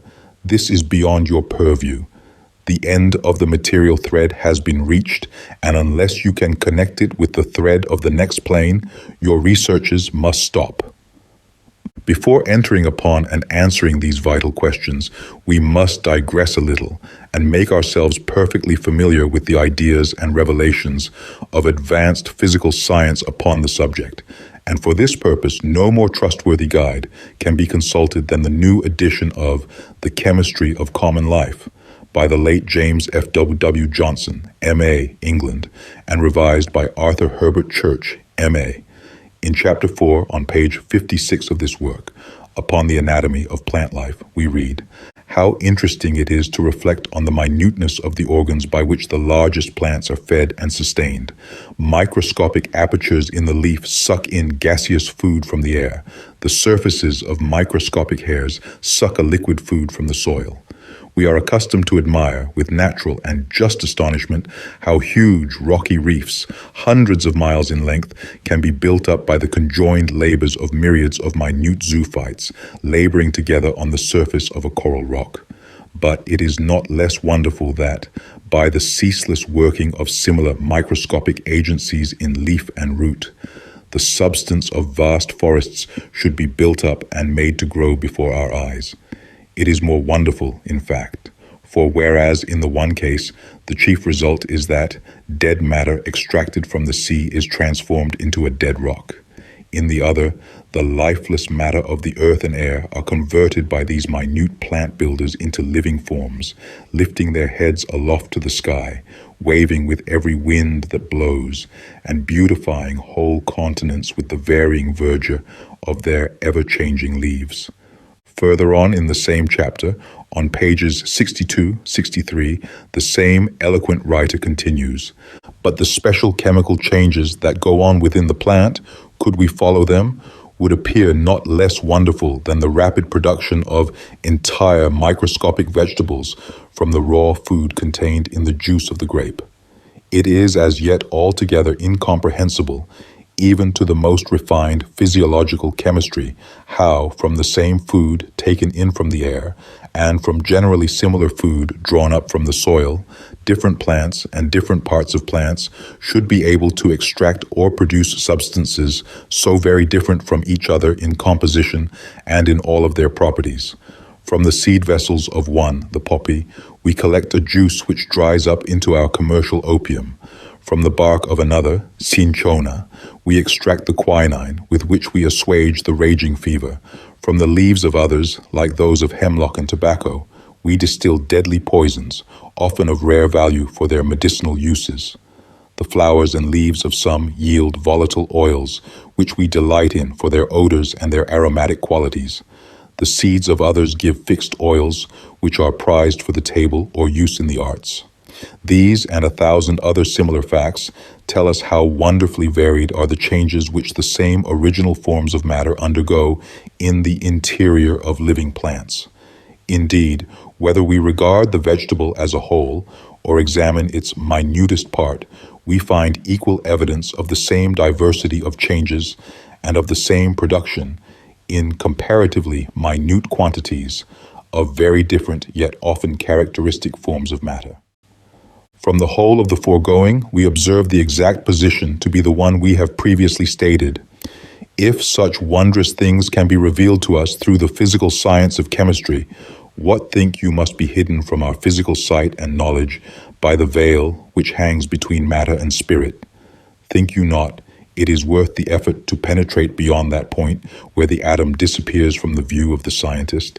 If plants produce such wonderful phenomena in their life and influence, what must the divine organism of man have concealed within his microscopic universe to study and comprehend? Plant life is merely the alphabet of the complex, intricate, and multitudinous processes going on in the human body. And as the mechanical microscope of physical science cannot reveal the why and the wherefore, let us for a brief moment disclose some of the wonders that declare their existence when subjected to the penetrating alchemical lens of the inward spirit. The first thing that intrudes itself upon our notice by virtue of its primary importance is the grand fact of biogenesis, life emanating from life.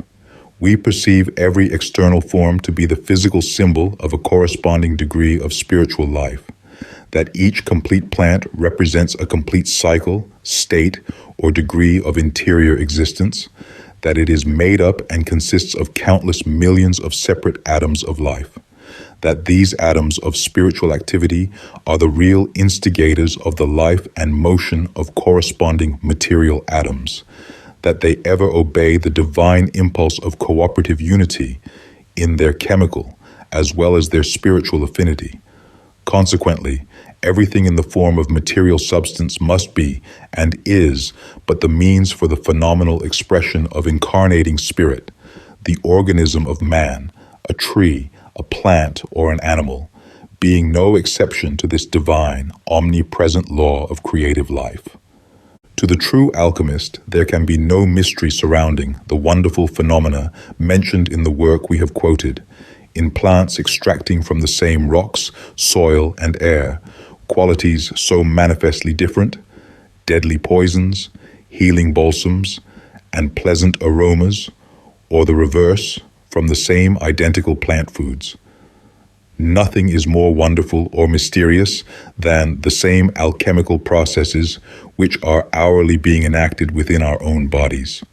From the same breath of air and the same crust of bread do we concoct the blood, the bile, the gastric juice, and various other secretions, and distill the finer nervous fluids that go to build up and sustain the whole of our mental and dynamic machinery.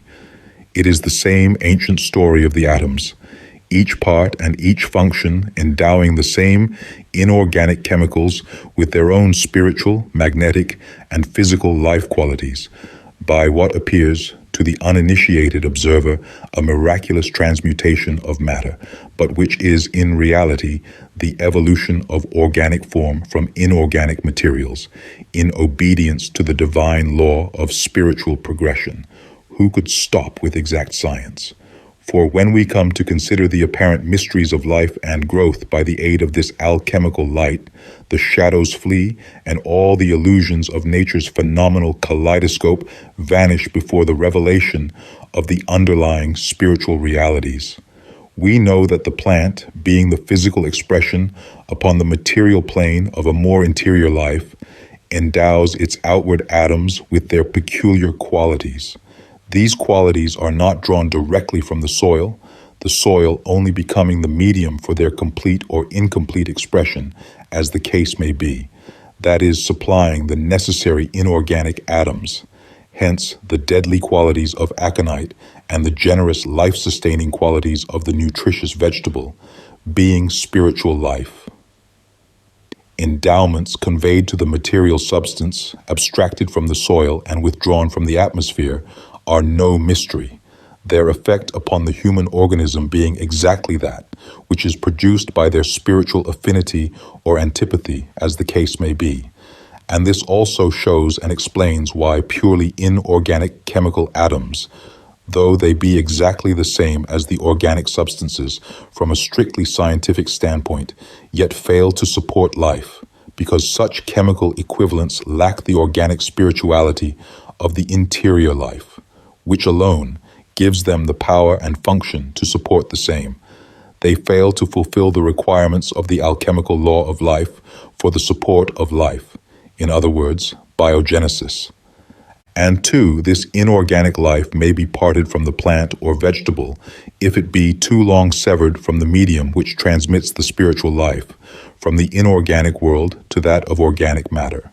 Vegetables, fresh from the ground, or parent stem, retain this life if at once prepared for food, if not overcooked, which is so often ignorantly done. This is the secret of sustenance from foods. Nature's perfected fruits and vegetables are overflowing with the life-giving essences, and if eaten direct from the tree or parent stem, that life is not lost but transmitted to our organisms, and replenishes the wasting system with a living life. Much less of such food is required to completely satisfy and nourish the body than if the life had partly departed or been destroyed. Briefly stated then, everything within organic nature is the expressional symbolic manifestation of spirit, every form being a congregation of innumerable atoms of life, revealing their presence in material states. Each organic form, or rather organism, evolving under the central control of some dominating deific atom or soul, which by virtue of past incarnations and labors in its cycle of evolution, from the mineral up to man, has achieved the royal prerogative to rule within its own state. Man being the highest representative form, the grand finale in the earthly drama, sums up and contains within himself everything below, and the germs of everything beyond. This state, he is truly a microcosm, and represents in miniature the grand cosmic man of the heavens.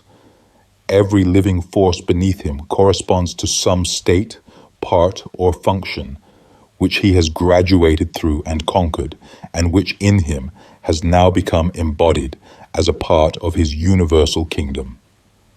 Consequently, all things are directly related to him in the grand universal unity of spiritual life. This cannot be realized and comprehended by the physical man, nor conveyed to his outer senses by the physical sciences. He must bring into active use the inner man, the real being, which inhabits and controls the outer organism, and through its instrumentality, understand the interior source and workings behind the phenomena of manifested being. So we see that exact science cannot take us far, yet it is a mighty factor in the evolution of the microcosm man, and in consciously relating him to the infinite macrocosm, God, Spirit, All. Chapter 8, Alchemy, Part II. Paracelsus, the most celebrated of the alchemists of the Middle Ages, thus mystically speaks of his art. If I have manna in my constitution, I can attract manna from heaven. Melissa is not only in the garden, but also in the air and in heaven. Saturn is not only in the sky, but also deep in the ocean and earth. What is Venus but the Artemisia that grows in your garden? And what is iron but the planet Mars? That is to say, Venus and Artemisia are both products of the same essence, while Mars and iron are manifestations of the same cause. What is the human body but a constellation of the same powers that formed the stars in the sky? He who knows Mars knows the qualities of iron, and he who knows what iron is knows the attributes of Mars. What would become of your heart if there were no sun in the universe? What would be the use of your vasa spermatica if there were no Venus? To grasp the invisible elements, to attract them by their material correspondences, to control, purify, and transmute them by the ever-moving powers of the living spirit. This is true alchemy. Astral germs of subjective life forms, it is the latent to be. Thus, in a very few simple words, we find this master of the art revealing the whole arcana of that mysterious science, which has for its chief object and goal the discovery of the philosopher's stone, which confers upon its fortunate possessor the blessings of immortal youth. Therefore, we cannot possibly do better in the commencement of our present study than to minutely examine each particular sentence and endeavor to discover his true meaning, which, like all mystical writing, is so apparent yet cunningly concealed as to excite the student's admiration. If I have manna in my constitution, I can attract manna from heaven.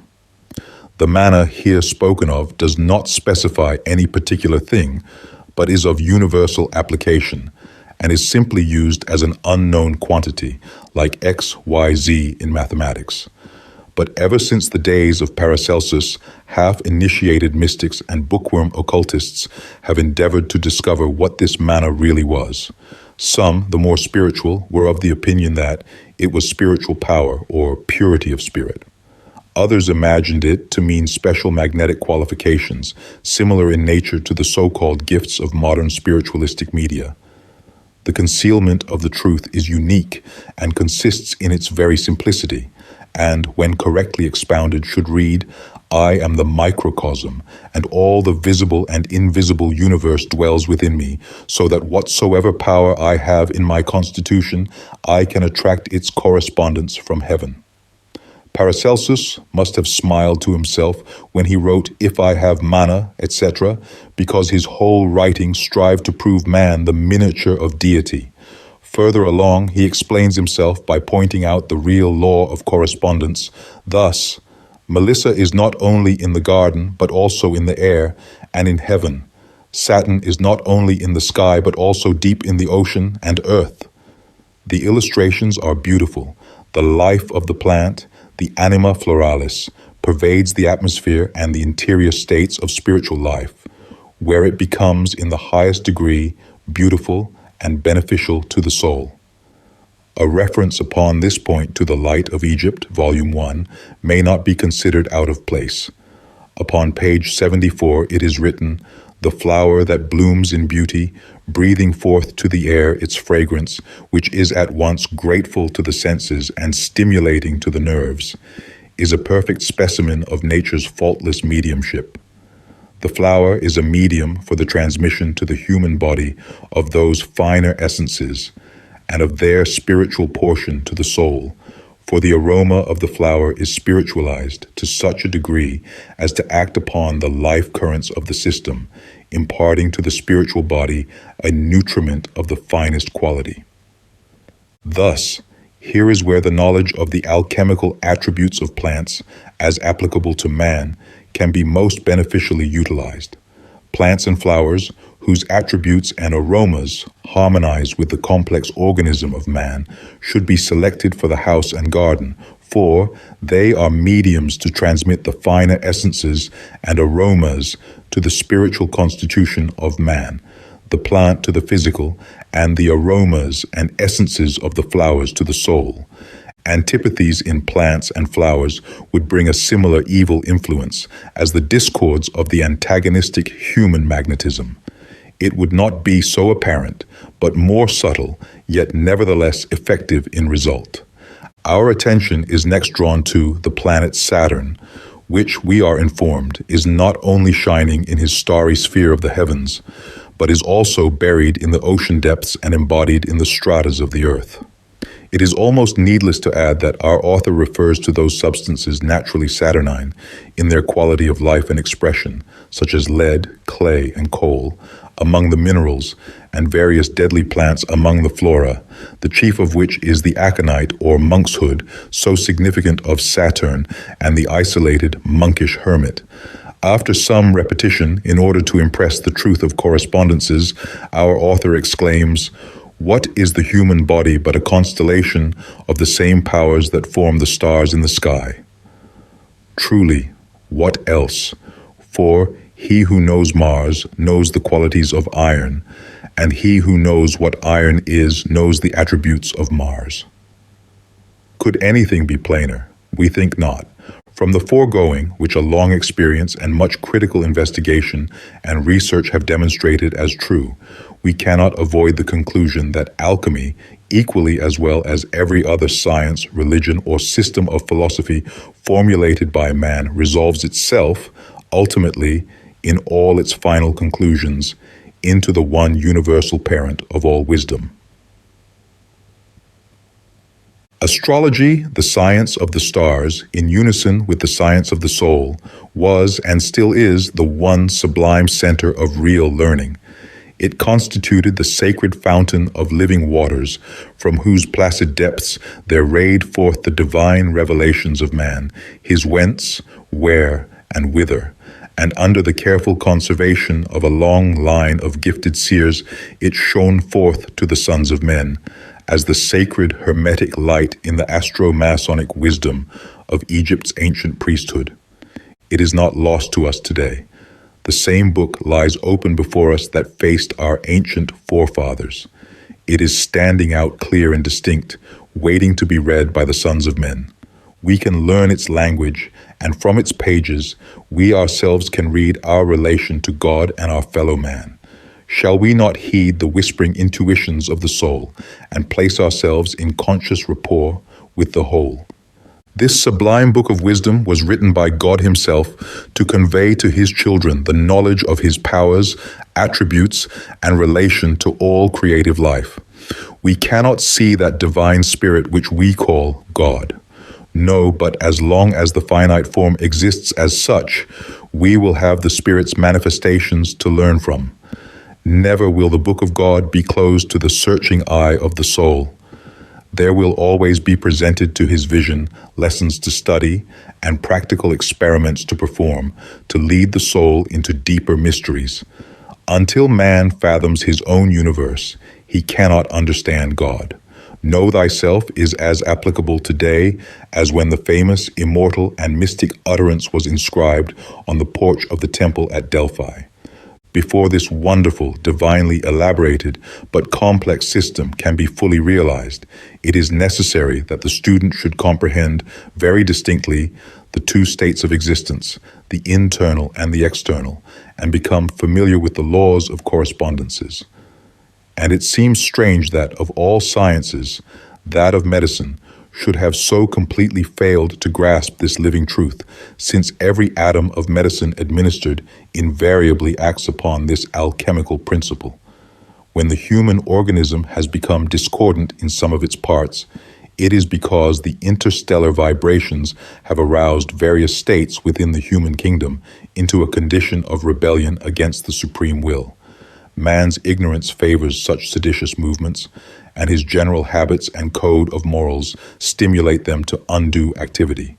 The final result is disease, disorganization of the parts and functions, and those medicines corresponding to the same functional degree of life within the grand man cure the disorder when administered properly and in time, whereas if given to the perfectly healthy organism, the atoms produce similar symptoms to the diseases they alleviate, because it is their mission to either subdue or be subdued.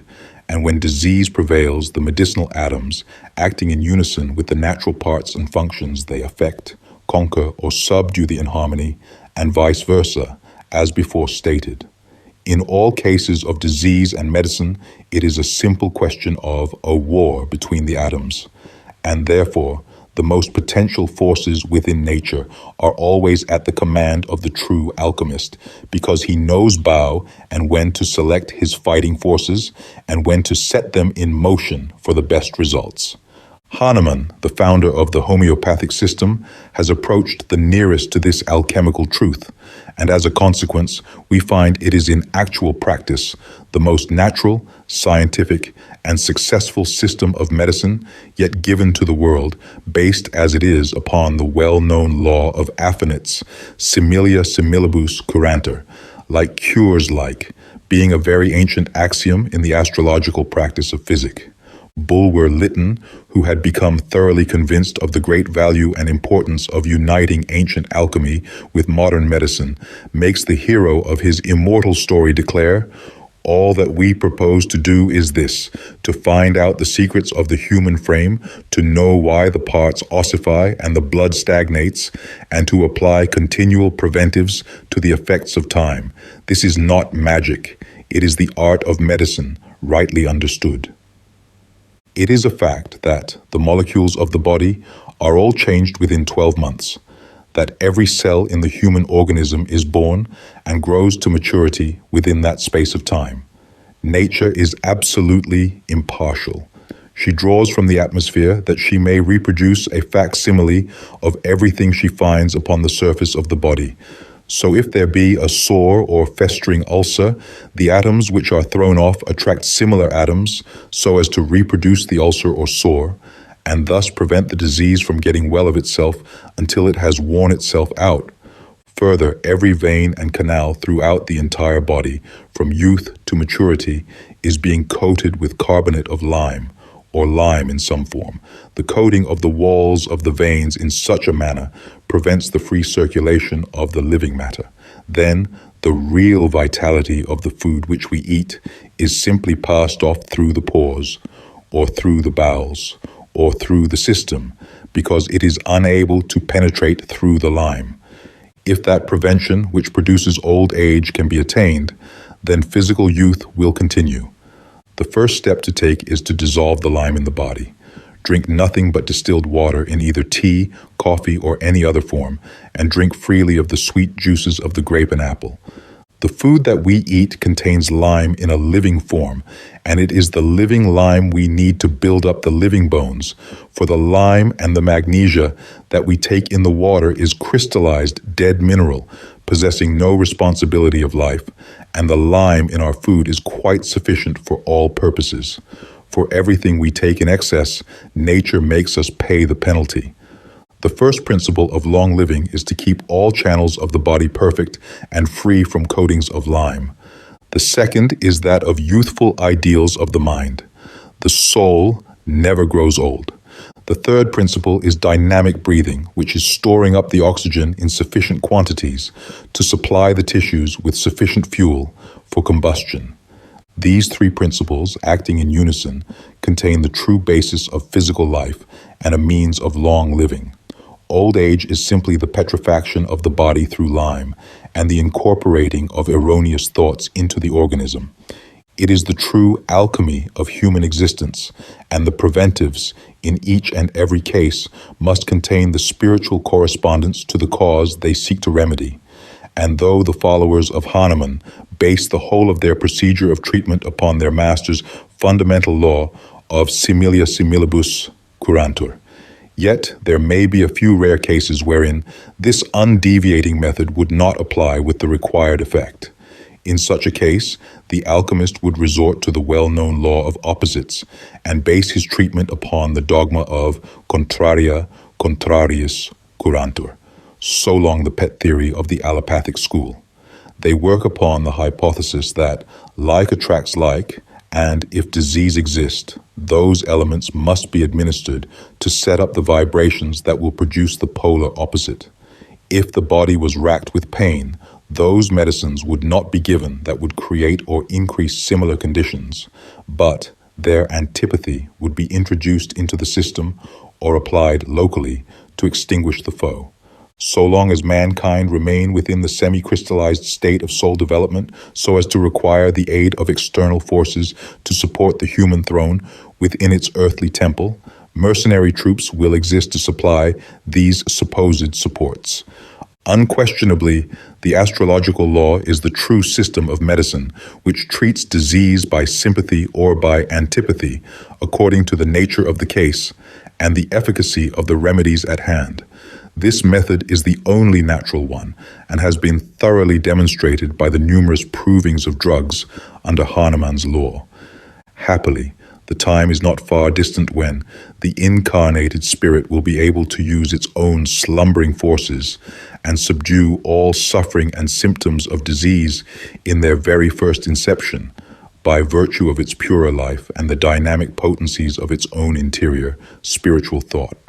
Already, mental therapeutics is taking an advanced position among liberal, progressive minds, and nothing demonstrates so clearly and forcibly the grand alchemical law of life growth and decay as the imponderable invisible forces which constitute the materia medica, or remedial agents of mental, magnetic, and spiritual healing.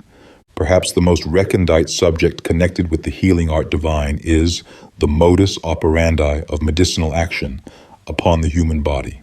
A subject so simple and self-evident to the alchemist remains a profound mystery to the educated physician of the medical college, so much so that we are tempted to ask of them, "Can you explain the modus operandi of drugs?" Dr. William Sharp, one of the most advanced physicians of the homeopathic school, in one of his well-known essays on medicine, says, "In respect to the manner of action of drugs, we are in total darkness, and we are so blind that the darkness is not felt. Knowledge of this kind cannot be attained. It is labor lost and time wasted to go in search of it. True hypotheses may be easily conceived, so may straws be gathered from the surface of the stream.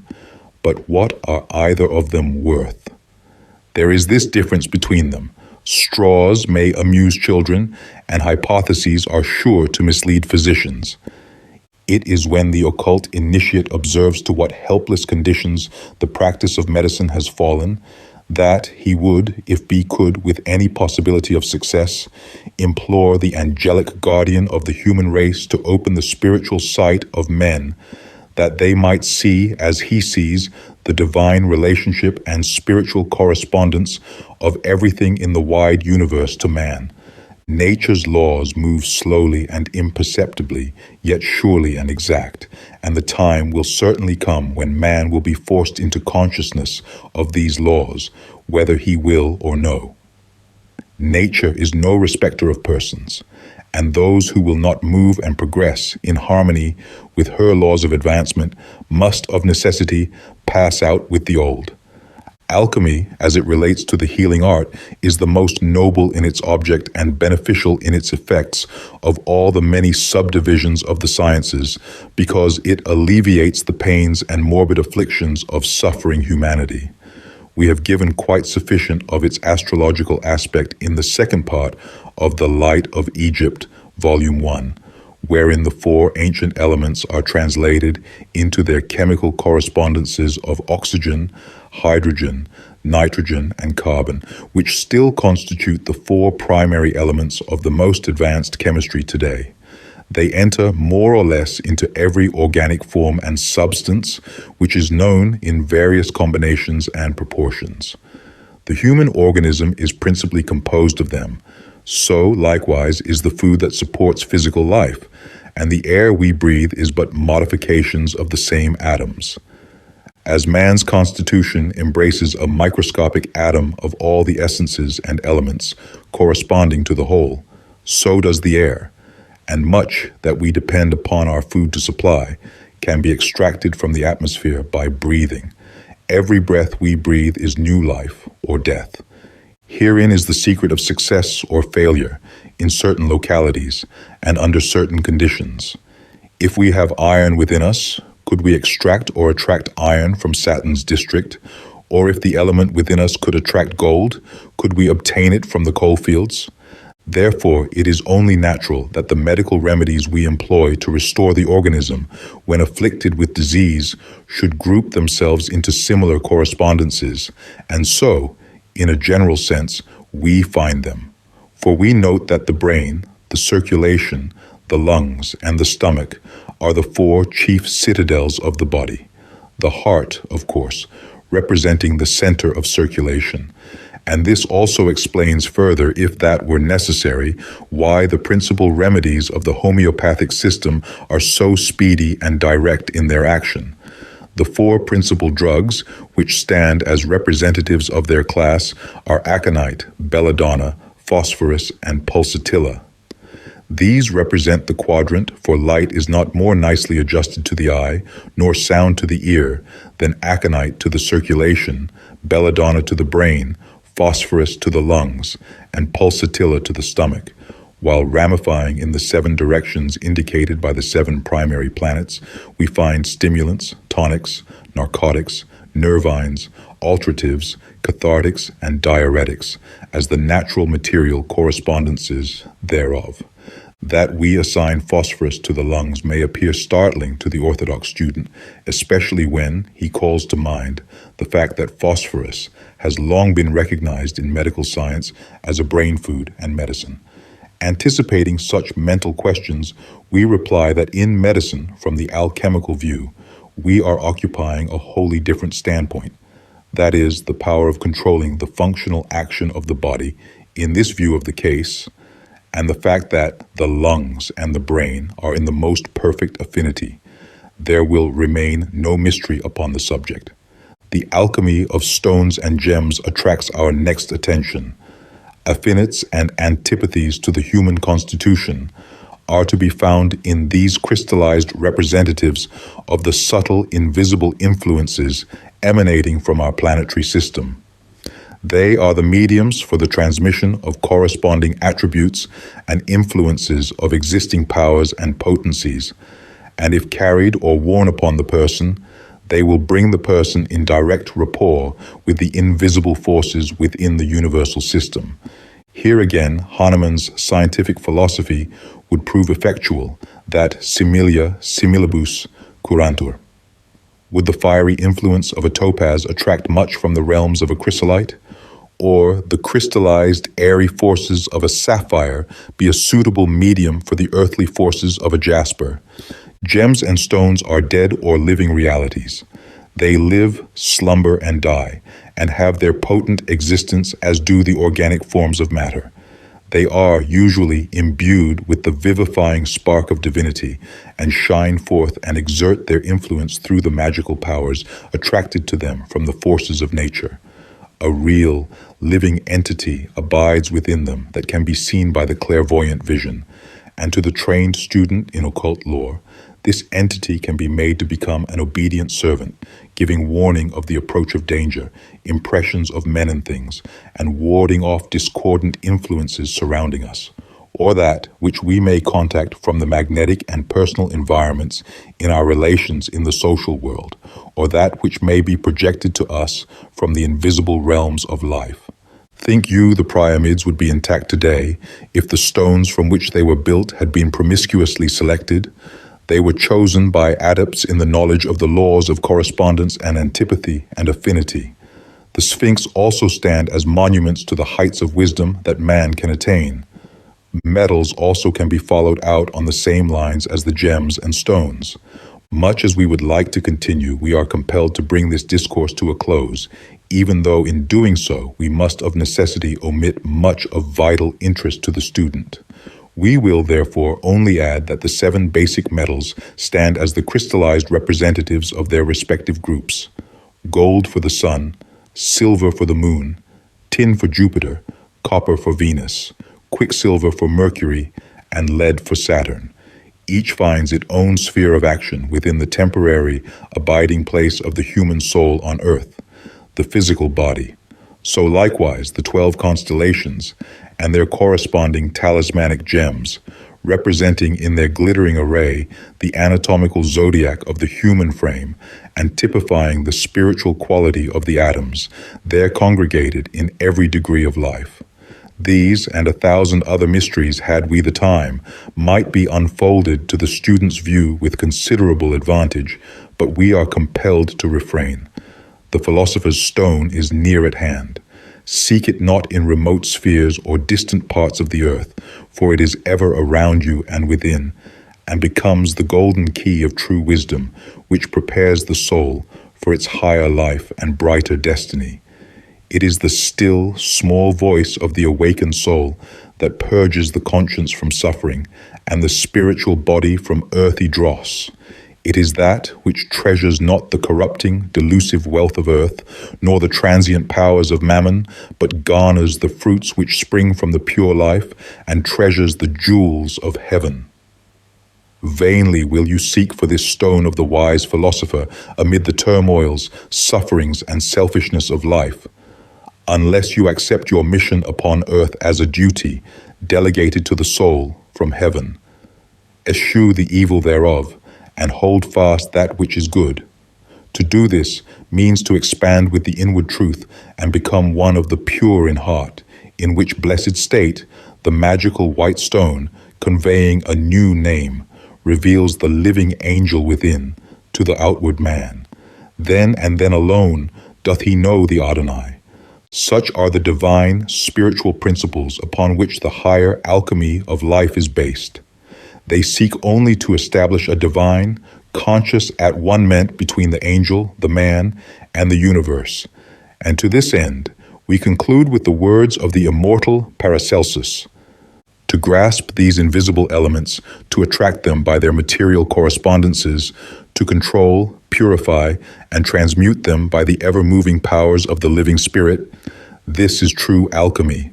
Chapter 9. Talismans. Words are the symbols of ideas and bear the same correspondence to the physical brain as matter does to spirit, a medium of expression, and are subject to continual change in their application and meaning, in exact proportion to the changing mental and moral condition of the people. As the planet, as well as man, is continually progressing, so must there be a higher and nobler conception of ideas.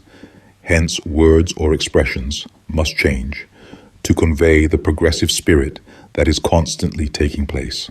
Therefore, it is always interesting as well as valuable for the occult student to go to the root of each word connected with his philosophy, in order to learn the real sense in which the word was used by the ancients from whom his mystic lore has descended. The true meaning, as well as the words themselves, have become as mystical as the lore itself. Hence, each student must commence as a beginner in any foreign language which he does not at present understand. In following this method of procedure, he will at least escape the dense and interminable confusion of modern opinions upon subjects of which the writers thereof are partially or wholly ignorant. No better illustration of this can be afforded than by the word talisman, derived from the Greek verb telio, which means primarily to accomplish or bring into effect. But in its real and therefore higher sense, it means to dedicate, consecrate, and initiate into the arcana of the temple mysteries.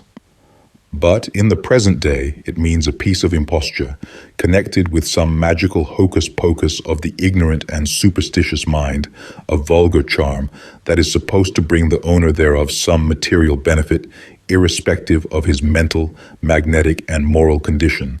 And, says the learned Webster, after describing his idea of such things, they consist of three sorts: astronomical, magical, and mixed. But in what sense the astronomical differed from the magical, we are not informed, nor is any light thrown upon the peculiar nature of that class designated as mixed. In fact, the lexicographer so mixes up his definitions that we are unable to distinguish anything in particular but his own individual ignorance. So it has become in every branch of learning. Words and their meanings have become so mixed in their use and application that the world is full of discords and misunderstandings, which lead into dissensions and contention, among all schools of thought, sects, and isms. And lastly, though not the least serious, it has reached into the close relations of the human family. All writers and speakers, as well as the readers and listeners, should acquaint themselves with the derivation and meaning of words. The fact stands very clearly defined that talismans are confused in the minds of the present generation with magical charms, which depend for their effects upon the power of the idea or thought which the formulating magician impresses upon the substance of which they are composed. If the magical artist be expert and endowed with an exceedingly potent will, his charm may become very powerful when worn by the person for whom it was prepared. But if this one grand essential be lacking, no amount of Kabbalistical figures and sacred names will have any effect, because there can be no potency in symbols apart from the ideas and mental force they are capable of arousing in the mind of the maker. Solomon's seal is no more powerful when drawn upon virgin parchment with a weak will or in a mechanical state of mind than a child's innocent scribbling upon its slate.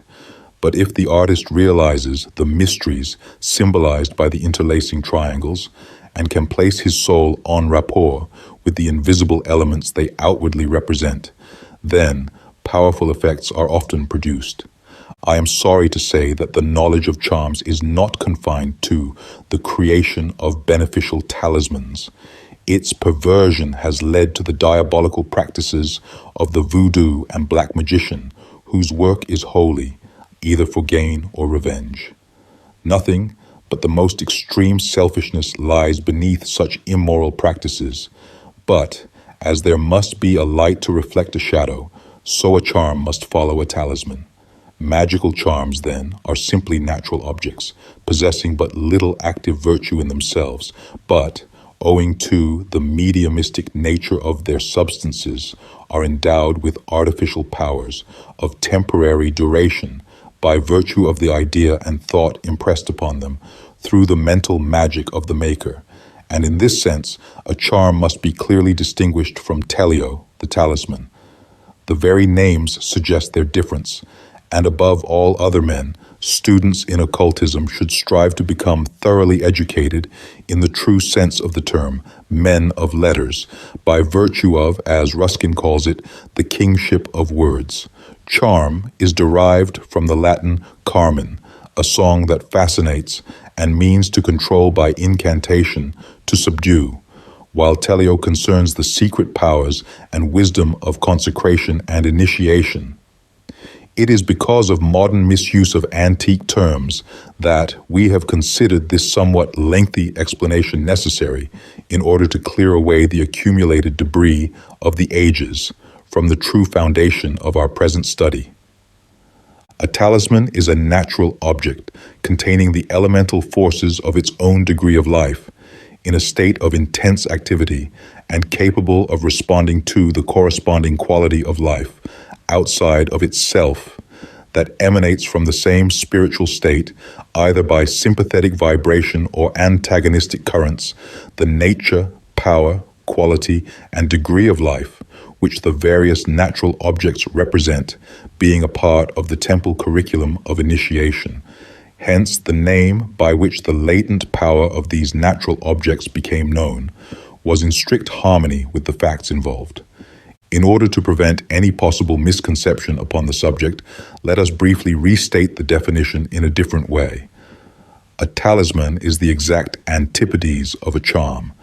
This latter is the artful and temporary result of man's mental power, the former the natural production of universal nature, and as permanent and enduring as the substance of which it is composed during the present cycle. And yet, in some sense, it may be quite correct to say that a talisman acts like a charm, and vice versa, that charms act like a talisman, providing that the real vital difference between them is maintained in the statement. Now that we have our subject clearly defined, let us carefully examine how and in what sense a given natural object becomes talismanic, for it must appear self-evident to all that one and the same substance cannot constitute a talisman for everyone and for everything. They must naturally differ as widely in their nature and quality as mankind differ in physical, mental, moral, ethical, and temperamental development. And yet, though man may so differ from his fellow man, the ignorant Eskimo killing seals in his kayak may belong to the same spiritual quality of life as the Harvard professor who obtains his subsistence by daily discourse upon the sublime harmony of the infinitely small with the infinitely great throughout the manifested universe of matter. And wherever we find this kinship of the spirit, we shall find the same identical talisman acting alike upon each whenever they shall come en rapport with it. Mental, moral, and physical development never alter the real nature of the internal man. Culture only brings to the surface into active use the latent possibilities lying concealed within the human soul. It only allows him to exercise his functions upon different planes and with different effect. Every natural department of nature corresponds to some peculiar, specific quality and degree of life. These have been divided, for the sake of convenience, into 4 primary groups, and each group again subdivided into 3 corresponding to the 4 cardinal, 4 succedent, and 4 cadent houses of the astrological chart. Therefore, the 12 signs of the zodiac, these constituting the cycle of necessity within physical conditions, wherein the ever-measuring or decreeing tidal flow of life from solar radiation throughout the year represents the 12 groups of humanity, of lower animated nature, of vegetation, and crystallized gems. Every human being is ushered into the world under the direct influx of one or more of these celestial divisions, and by virtue of the sign occupying the horizon at the moment of birth absorbs such influx and becomes endowed with a specific polarity, by virtue of which lie ever afterward, during such expression within physical conditions, inspires with every breath that specific life quality from the atmosphere, corresponding to the same degree of the universal spirit. Consequently, that gem or those gems representing and corresponding to his house of life become to him a talisman because of their relationship, their spiritual affinity. These are all given in the second part of Volume 1. The metals never become talismanic because of their comparatively negative degree of life, and for this reason also, they make the most powerful charms. Certain combinations of metals, and in proper proportions, increase the potency and magnetic influence of a charm, and here too, the laws of antipathy and affinity come into practical use. A true expert will know his metals or metal and his client before commencing his magical work. Those persons who derive most virtue from a talisman are those who belong to the most sensitive or interior state within such degree of life and who are dominated by one sign only. Thus, if we find one sign occupying the whole of the house of life, or practically so as when the first face of a sign ascends, we may be sure, other things not interfering, that such a native will receive great benefit from wearing its talismanic gem. If a person of good intellectual powers and sensitive spirituality be born when the Lord of the Ascendant occupies the rising sign, as, for instance, Mars in Aries or Sun in Leo, we may be sure that the talismanic gem, in their case, will be exceedingly powerful because all the astrophysical conditions are then most favorable for the expression of natural forces, and if worn upon or near that part of the body which the sign rules, the power and influence is more powerful and beneficial. In wearing them, take them to you as a part of yourself, a part of your higher self, a thing to be heeded, listened to, and obeyed. They will usually make their presence most pronounced when something arises to disturb the harmonious vibrations that naturally and quietly go on between the person and the interstellar spaces above. They are like the sensor and motor nerves. They never make their presence known, except when danger encroaches. Having explained in what sense gems become talismanic, we have now to disclose the modus operandi, the how. The gems contain the life quality of their own astral nature. Man, as a higher expression only of the same universal by and life, contains the same. Like two electric currents, man, the positive pole, comparatively, attracts unto himself the mineral life of the gem, which thus becomes the negative pole. A complete circuit is formed and maintained as long as they remain in contact. Gems belonging to a different quality of life, not being en rapport with his astral state, have no good effect because no current flows between them. Thus, the talisman acts in unison with the psychic or soul principle of man, aiding the organism to sustain health, stimulating the mental perceptions and spiritual intuition, and affording in a remarkable manner many premonitions of coming danger when the individual is sufficiently sensitive to perceive them.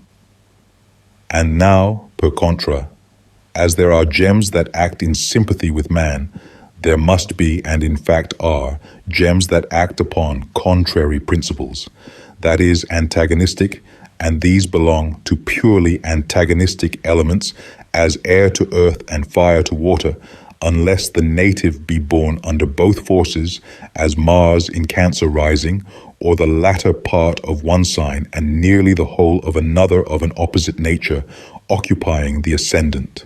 Such natives are pure neutrals, and such might wear the gems that belong to the most powerful planet of the horoscope, or that triplicity holding the most planets. Then they are usually combined, the planet and the triplicity. There are, of course, innumerable substances, more or less capable of talismanic virtue to particular individuals, but those gems, and similar ones, that are given in The Light of Egypt, Volume 1, are the most powerful. To these may be added the opal, under Scorpio, the garnet, under Aries, and the turquoise, under Cancer, when Saturn is therein, and the aquamarine, under Pisces. And among the temporary talismans of vegetation, we may add that the young shoots, bearing the flower and seed vessels, are the portions of chief virtue, and the young shoots of trees. These are often used in locating mines, wells, oils, etc., that lie hidden beneath the surface of the earth, and in the hands of a negative, sensitive person, seldom fail to reward the searcher with success. These should always be gathered when their ruling correspondences are rising, or, better still, culminating upon the meridian. These will be explained in the chapter on the magic wand. We have now reached the limits of our present study, and have only to state that all gems, like the human organism, are in one of three conditions: alive and conscious, asleep and unconscious, or dead and powerless. These conditions can only be discovered in stones by the trained lucid or the instructed neophyte. Stones that are sleeping require to be awakened. This also can only be done by the trained student or adepte. Those that are dead are useless as talismans, no matter how beautiful they appear as ornaments. Gems and stones are also sexed, and those who wear them would receive the best effect if they should wear those of opposite sex, although either is powerfully potent in their influence upon the individual. How very ignorant the children of men are of the subtle, silent, yet obedient servants that everywhere surround them. Here again, that divine spark, which lies embedded within the crystallized forces of nature, is exerting its subtle spiritual influence in making man's very selfishness and love of ornament and show a means to bring forth these silent monitors, knowing ere long that their true power and potency will be known and consciously utilized by him as potent factors in his soul's evolvement and physical development. The 12 representative gems within the cold stratas of matter stand as the material representatives of their stellar counterparts in the sky and constitute the beautiful, glittering, but crystallized zodiac of man's physical anatomy. Chapter 10, Ceremonial Magic. The above title has been selected chiefly because in most works treating upon magic, we find it wrongly used and therefore take the opportunity of explaining the matter, for there were no such terms in the vocabulary of the ancient magi. It is unfortunate that words of ancient origin are not more carefully used, and that we should attach so many different meanings to the same word. The terms ceremony and ceremonial are nothing more nor less than what that eminent critic John Ruskin would designate as bastards of ignoble origin, which somehow or another have usurped the places of rite and ritual. The word rite has descended to us from the Latin ritus of our Roman ancestors, and they received it from the more ancient riti of the Sanskrit, the Greek equivalent of which is reo, and means the method or order of service to the gods, whereas ceremony may mean anything and everything, from the terms of a brutal prize fight to the conduct of divine service within the church. But no such chameleon-like definition or construction can properly be placed upon the word rite, for it means distinctly, if it means anything at all, the serious usage and sacred method of conducting service in honor of the gods or of superiors, and requires the attendance of the prophet or priest, or someone duly qualified to fulfill such sacred functions for the time being. The ritual of magic, then, is the correct title of this present study, and as such we shall, henceforth, term it as we proceed with the course. Man is especially, and above all creatures, an organizing force, and when to this fact we add the most interior and powerful of his sentimental instincts, veneration for the powers that be, and for the higher, invisible forces of nature, his religiosity, as it has been aptly termed, we cannot wonder that the earliest races of which we possess any record are chiefly distinguished for their imposing and elaborate religious rites. In fact, it is to the stupendous temples and a colossal sacerdotalism that we are indebted for 9/10 of the relics and records which we possess of them. So true is this that, from what we have been able to discover, we are quite justified in asserting that the ancient races were, above all other things, a profoundly religious people. The temple was the center around which revolved all their genius and art, and the sacred edifice became their grandest achievement in architecture, and its high priest the most powerful individual in the state.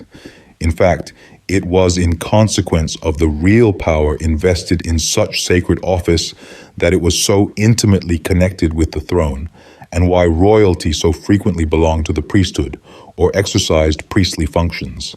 And there can be no real doubt but that amongst the pastoral and more spiritual races of Earth's earliest inhabitants, the priest, by reason of his superior wisdom, was the first lawgiver, and by virtue of his sanctity of person and elevation of mind became their first primitive king, a patriarchal monarch whose scepter and symbol of power was the shepherd's peaceful crook.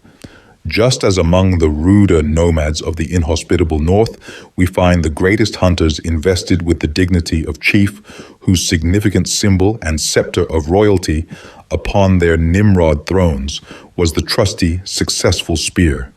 And the times in which we live have bade their full effect upon these symbols, so significant of rule. The monarch has transformed the spear into the less harmful mace, while the church has added an inch of iron to the crook. Therefore, the former has become less warlike and the latter less peaceful, and verily, in actual life we find them so.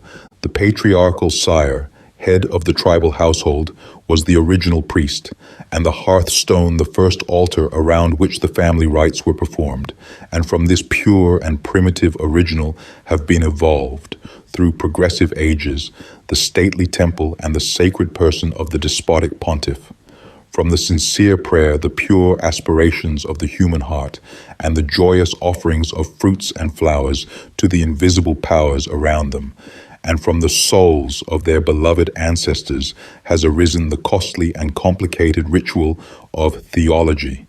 And if the theologians of today really knew the lost secret meaning of their complicated rituals, and the unseen powers lying behind their external symbols, their anxieties for the continued life of their dying creeds would be turned to new hopes and faith, which could be demonstrated to their equally blind followers. That which they were teaching they knew, and could practically use the knowledge given forth in their sanctuaries, and instead of offering up their supplications to an imaginary, personal deity, their words, rites, and ceremonies would take on the form and power that such should command, and they would become truly what their title really means, a doctor of the soul.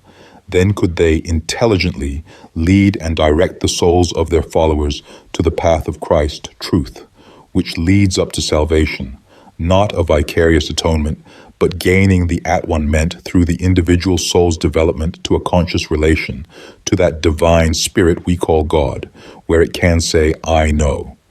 Out of those simple gifts, which were the spontaneous offerings of loving remembrance and unselfish charity, have grown the prayers, penances, sacrifices, and servile worship of sacerdotalism. Out of the paternal consideration and love of the aged sire has evolved the haughty, chilling pride of the selfish, isolated priest, and which reflects its baneful influence upon the worshippers at their feet. They have also changed their once sacred, faithful, and reverent obedience into suspicion and distrust, and with the educated to utter disgust. The light has been extinguished, and priest and people alike are groping about in darkness. It is strange, yea, passing strange, the amount of human ignorance and folly that is revealed. When we look upon this picture, and then upon that, verily, we cannot help but ask the question, is mankind really progressing? We know that it is. We are keenly alive to the truth that the anthem of creation sounds out Excelsior. Move on.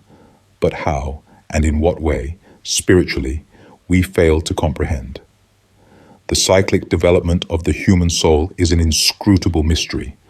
All the considerations above presented must be thoroughly weighed and understood in order to arrive at the true value of the dogma and ritual of high magic, as Eliphas Levi terms it, because amid the vast array of tinseled drapery, the outcome of man's vain conceit and bombastic pride, we shall find very little that can be considered as vital and really essential to the rites of magic. The show, the drapery, the priestly ornaments and instruments are to the really spiritual occultist, but as sounding brass and a tinkling cymbal. That they had and still have their legitimate uses is true, but these uses do not concern magic per se, nor its manifold powers. They awed the popular mind and impressed upon the masses a due reverence for the powers that be.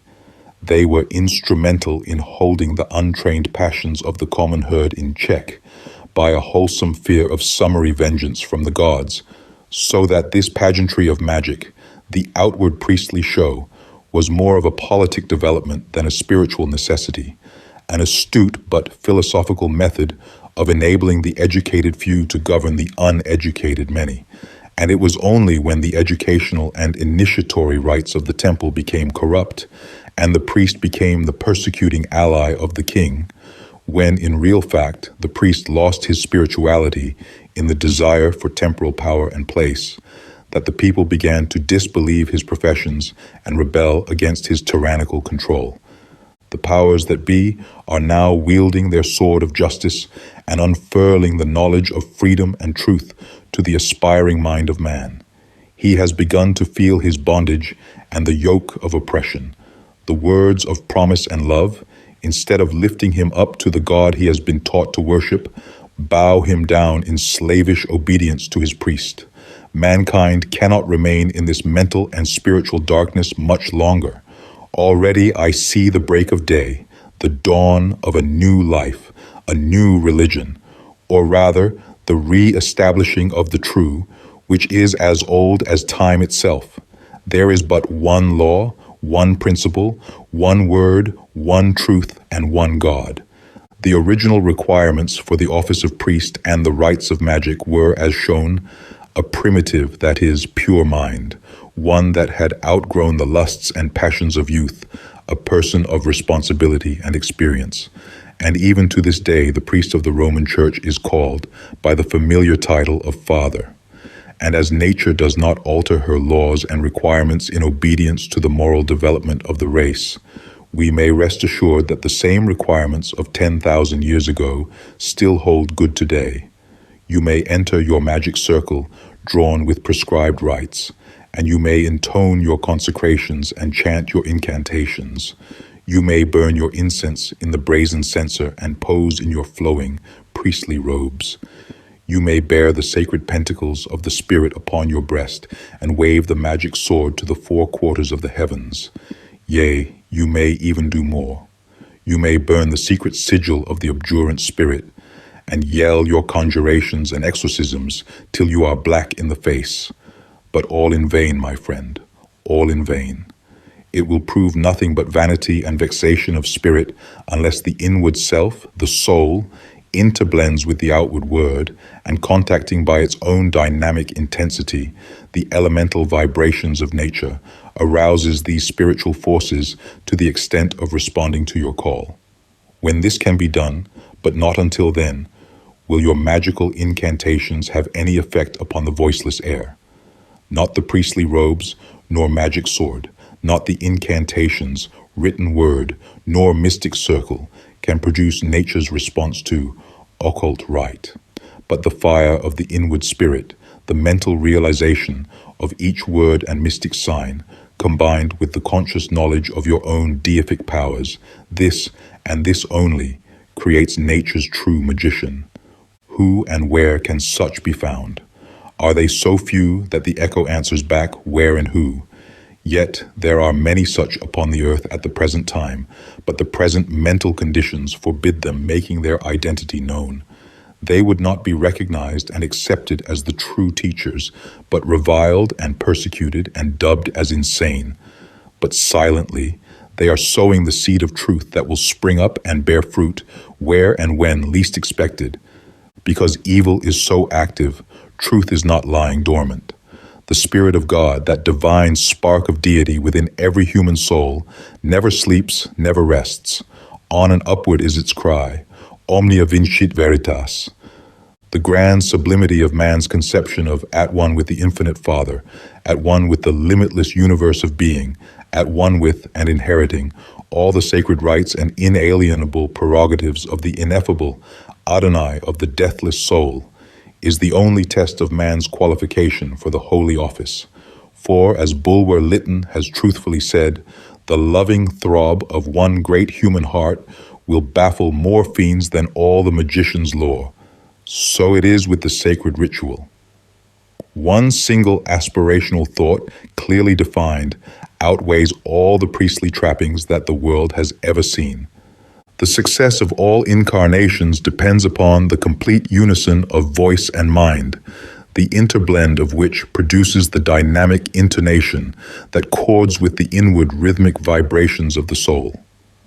Once this magical, dynamic vibration is produced, there immediately springs into being the whole elemental world belonging thereto by correspondence. Vocalists who hold their audiences spellbound do so by virtue of the magical vibrations they produce and are in reality practical, even though unconscious magicians. The same power, to a degree, lies in the voice when speaking, the graceful movement of the hand when obeying the will, and the eye rays forth the same dynamic power and becomes magical in its effects. These powers are exercised more upon the physical plane, and no better illustration can be given than the power man is able to exert over the animal when gazing into its eyes. Here, as well as in incantations and invocations, within the power of the will, lies the success or failure.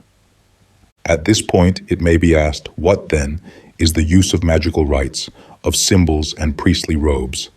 We answer, in themselves alone, nothing, absolutely nothing, except the facility and convenience we derive from system, order, and a code of procedure.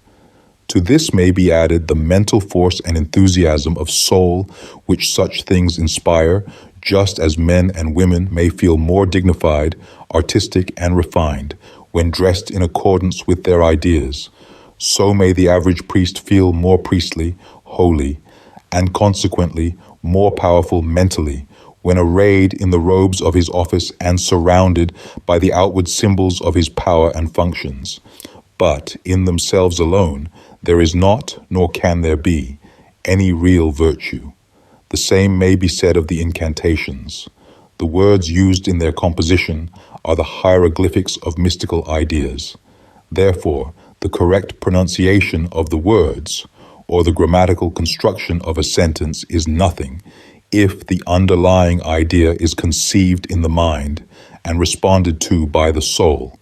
Will and motive form the basis of true magic. One word more and we have completed our subject. Magic swords, rings, pentacles, and wands may and often are powerful magical agents in the hands of the magician by virtue of the power or charm that is invested within them when properly prepared. But apart from such preparation by those who know, they are as powerless as unintelligible incantations. All the foregoing are aids, but if physical manifestations of magical forces be required, there must always be present the necessary vital magnetic pabulum, by means of which such phenomena are made to transpire. And in every case, to be successful, the assistance of a good natural magician or seer is necessary. For without this essential element, the whole art, in its higher aspects, becomes abortive. Chapter 11. The Magic Wand. This is the last lesson of our present course that requires a clear definition of the terms employed in the title thereof.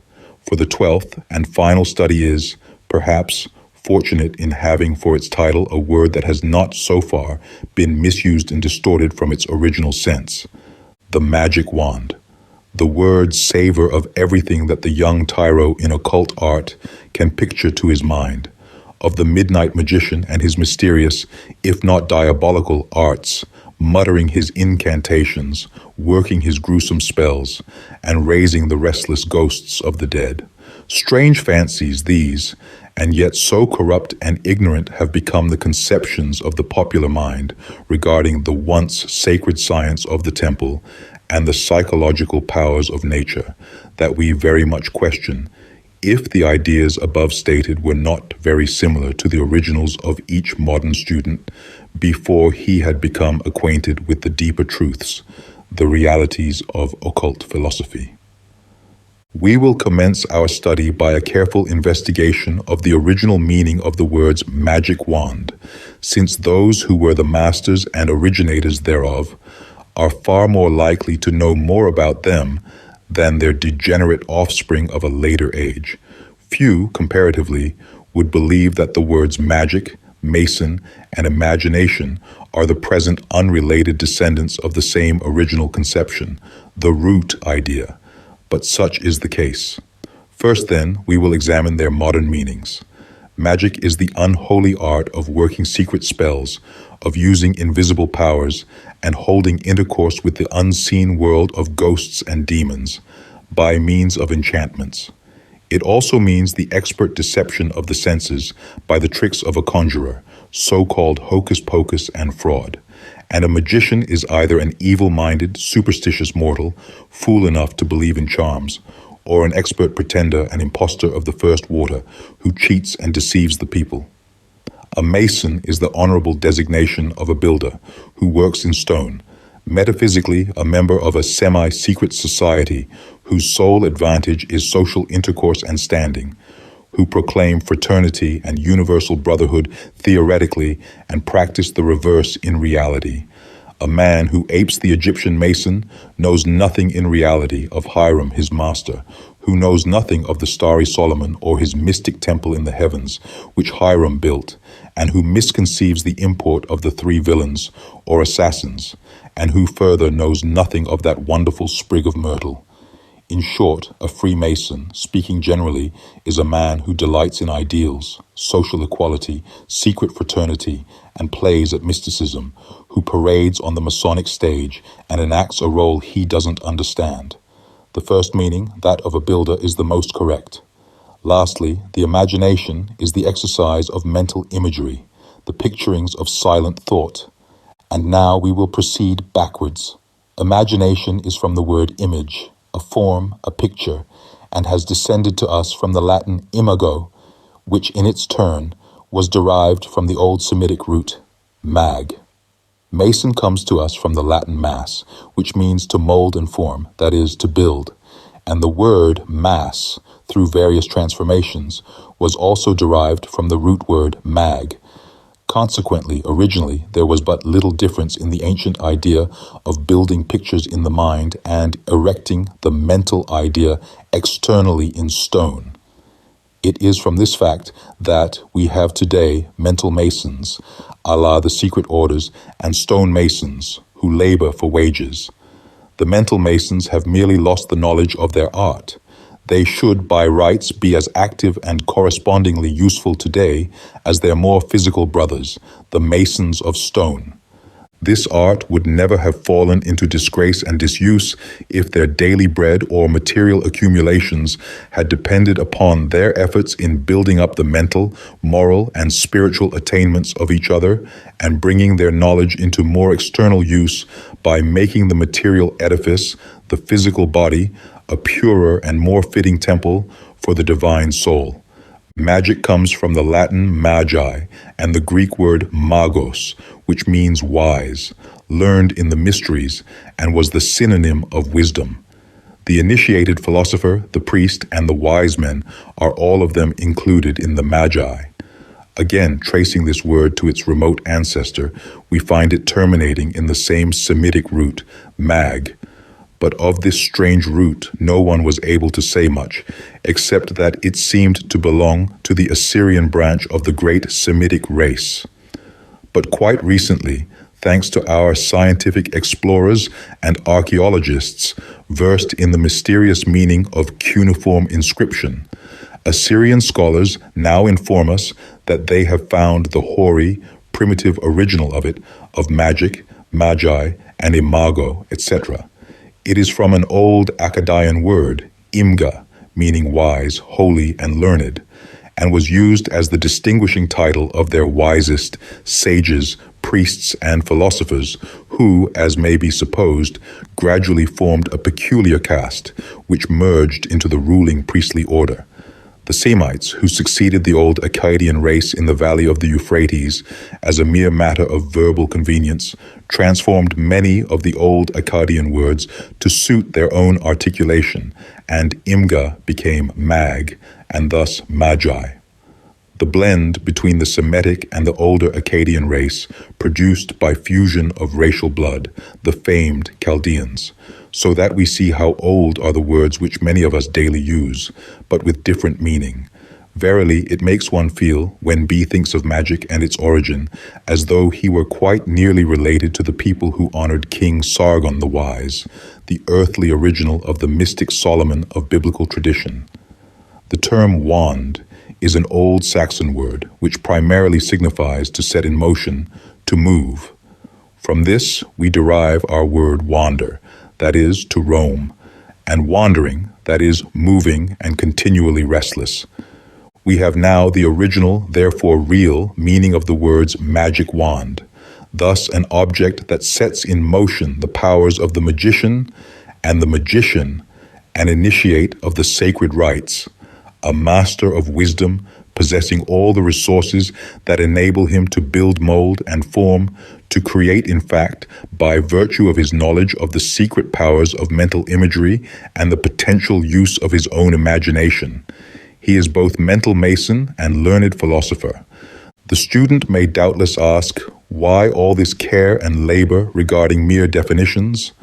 We reply that it is because the real meaning of the words we have purposely selected for the title of our studies are, in themselves, a far better revelation than we could possibly have written. Originally, ideas and words were related as absolute expressions or correspondences of each other. This is not so now. As the different races became interblended, the purity of both language and morals retrograded, and the people grew more to the external. The intuitions and spirit were compelled to retreat, giving place to only the intellectual and mental. The blending of the languages gave birth to many words wherein different meanings were transmitted. Hence, the trouble arising today over the numerous interpretations of a single word. Hybrid races have no such thing as a pure language. Their ideas and language, like their blood, is badly mixed up, confusing, and unsatisfactory so far as the real meaning of the words are concerned. For this very reason, we find so many different meanings for the same word. And also for this reason, we cannot formulate a legal enactment in the Anglo-Saxon tongue that a learned lawyer, versed in this senseless jugglery of words, cannot demonstrate to the satisfaction of the courts means something the very opposite of the real intentions, the spirit, which the framers thereof intended it to convey. Anciently, it required no artful cunning of the lawyer to interpret the laws. The words had only one simple and obvious meaning. If a language could be so constructed today, and the antiquated precedents of the courts annihilated, the legal profession would be exterminated inside of 12 months, and an affliction removed from the people. The philosophy of the magic wand is this. It is a magnetic electric conductor for the magician's will. It directs the flow of his thought and concentrates it upon a given point in space or an object. It is, magically, what the sights of a rifle are to a sportsman. It enables him to focus his powers with exact precision upon the mark, against which or upon which his will is directed. Apart from this, there is no power per se in the wand itself, any more than there is in a lightning conductor without the electric storm. Ergo, the wand is the conductor in the magician's hand for the lightnings of the soul. And just as the lightning rod is most useful and most powerful to protect when the storm is the strongest, so is the wand most powerful in the hands of the most potential magician. We can only transmit through this wand the degree of force we may happen to possess in the soul. In a properly prepared wand lies the most powerful weapon to protect or destroy that can be placed within a magician's hands. With his own spiritual force and knowledge, combined with the magic power attached to the instrument, nothing can withstand its power when directed with a determined and powerful will. Many substances have been employed in the manufacture of these magic wands. Metals or stones will not serve this purpose unless covered with some organic matter. In any case, stones are worthless. The very finest wands are made from the live ivory of a female elephant. A short wand, 21 inches long, tipped with gold at the largest end and silver or copper at the other, is very powerful. Next to these costly articles are wands with a gold or copper core, a wire, in fact, cased with ebony, boxwood, rosewood, cedar, or sandalwood. English yew also serves the purpose, so does almond wood. Simpler, less expensive, and almost as effective are wands made of witch hazel. In fact, apart from the wands of live ivory, I consider that witch hazel is as powerful as the golden wand. Next in force to this witch hazel are the shoots of the almond tree, and lastly, the peach and swamp willow. The proper time to manufacture a magic wand is whenever you can find the person who is able to do the work. But after it is constructed, it must be thoroughly magnetized, with proper ceremony and aspiration, the first or the second full moon after the sun enters Capricorn at midnight, when the moon will be culminating in her own sign upon the mid-heaven. The best time to cut a shoot of witch hazel or other material for a wand is the first full moon after the sun's entry into Capricorn at midnight, and then magnetize it upon the next full moon at the same hour. In conclusion, let us repeat that the magic wand is but the highly sensitive magical medium for transmitting and concentrating the force of the learned magician, that it is equally powerful under great excitement of mind, whether used consciously or not. The stream of mental fire will go in the direction the wand happens to be pointed, and therefore should never be in the hands of the wicked or foolish any more than firearms.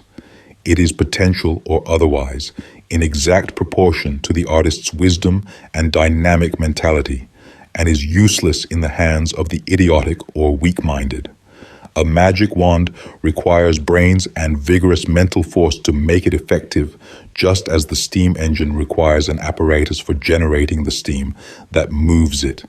With a determined will and a mental conception of one's inward power, Any man or woman can, by means of this sensitive wand, defy all the legionaries of hell and quickly disperse every form of spiritual iniquity.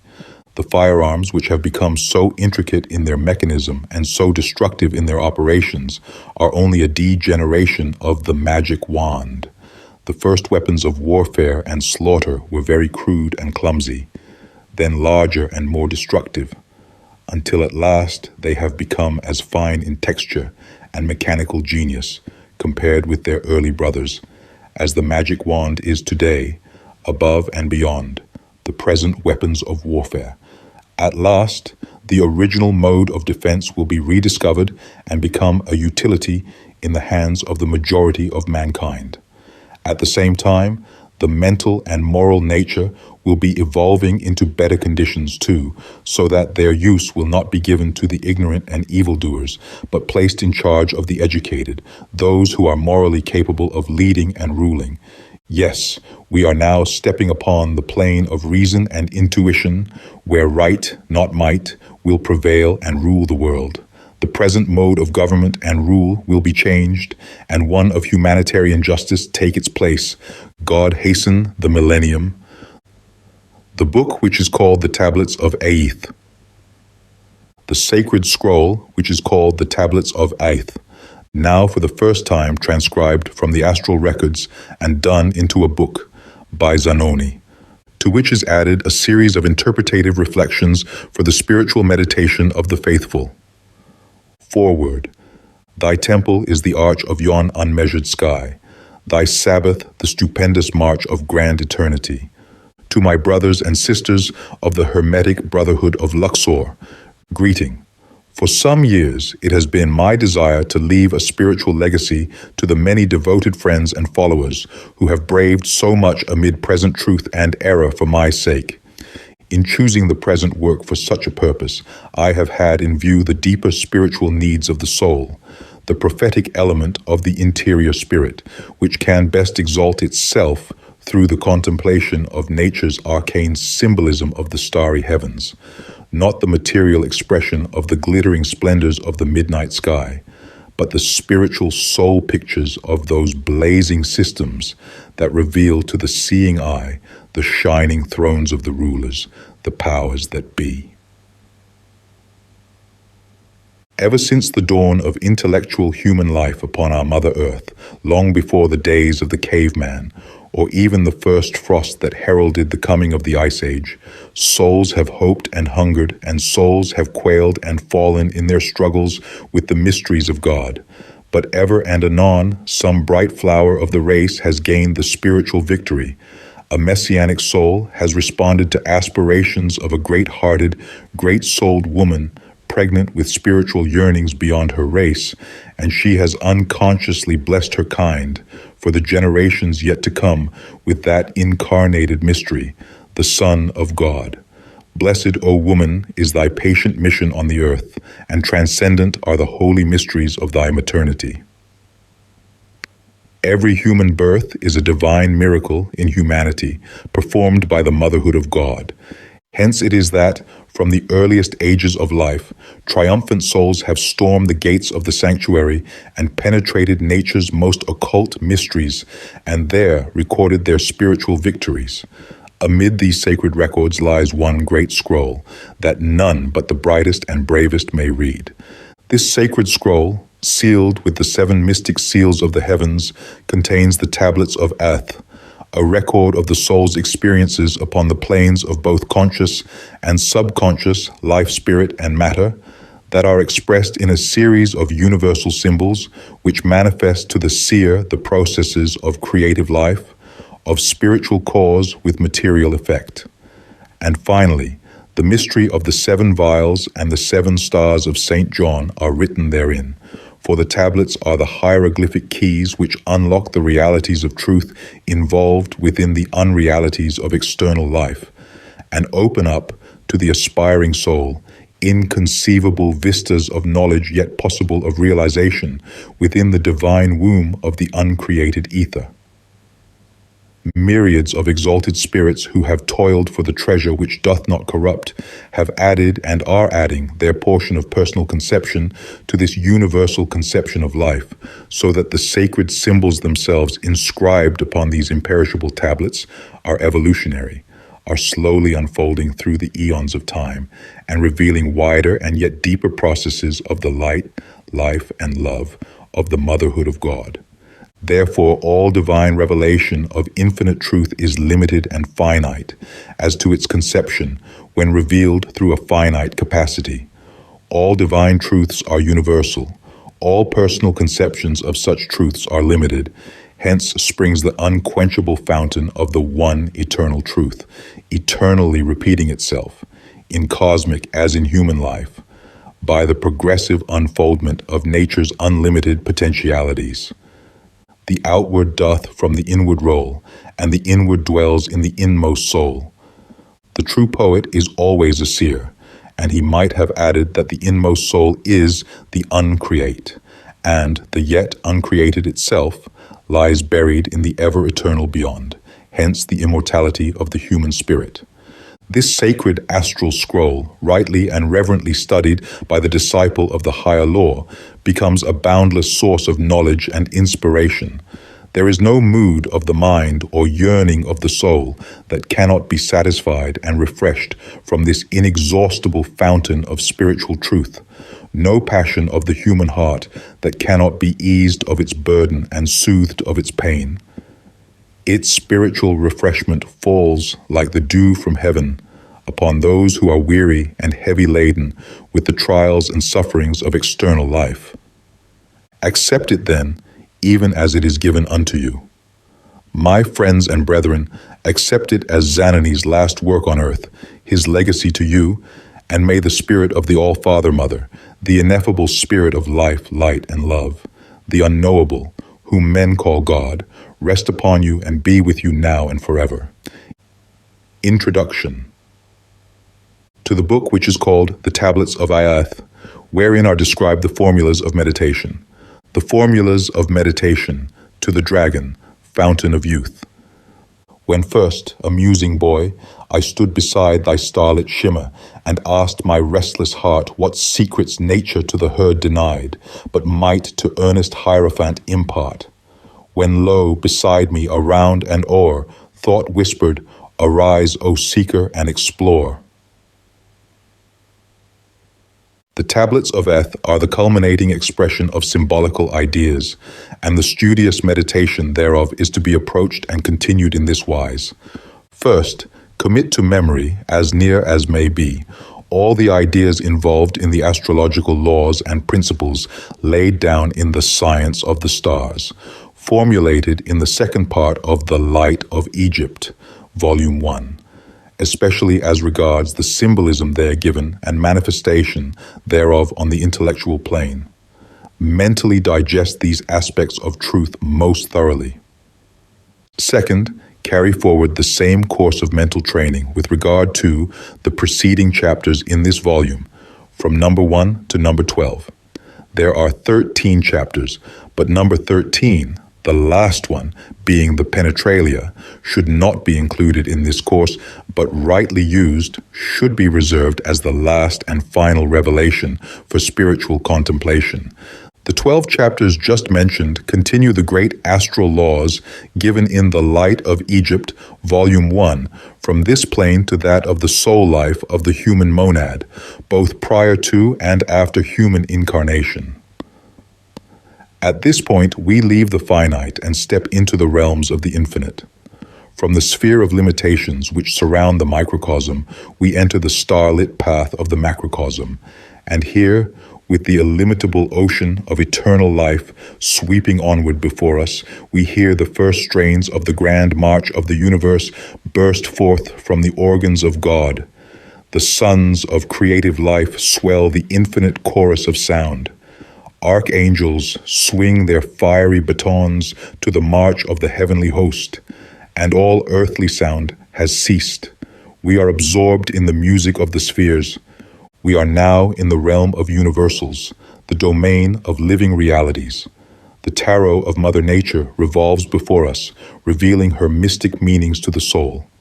All ideas are symbols, and symbols are reservoirs for the conservation of thought. And this is a very truth, even so on earth as it is in heaven.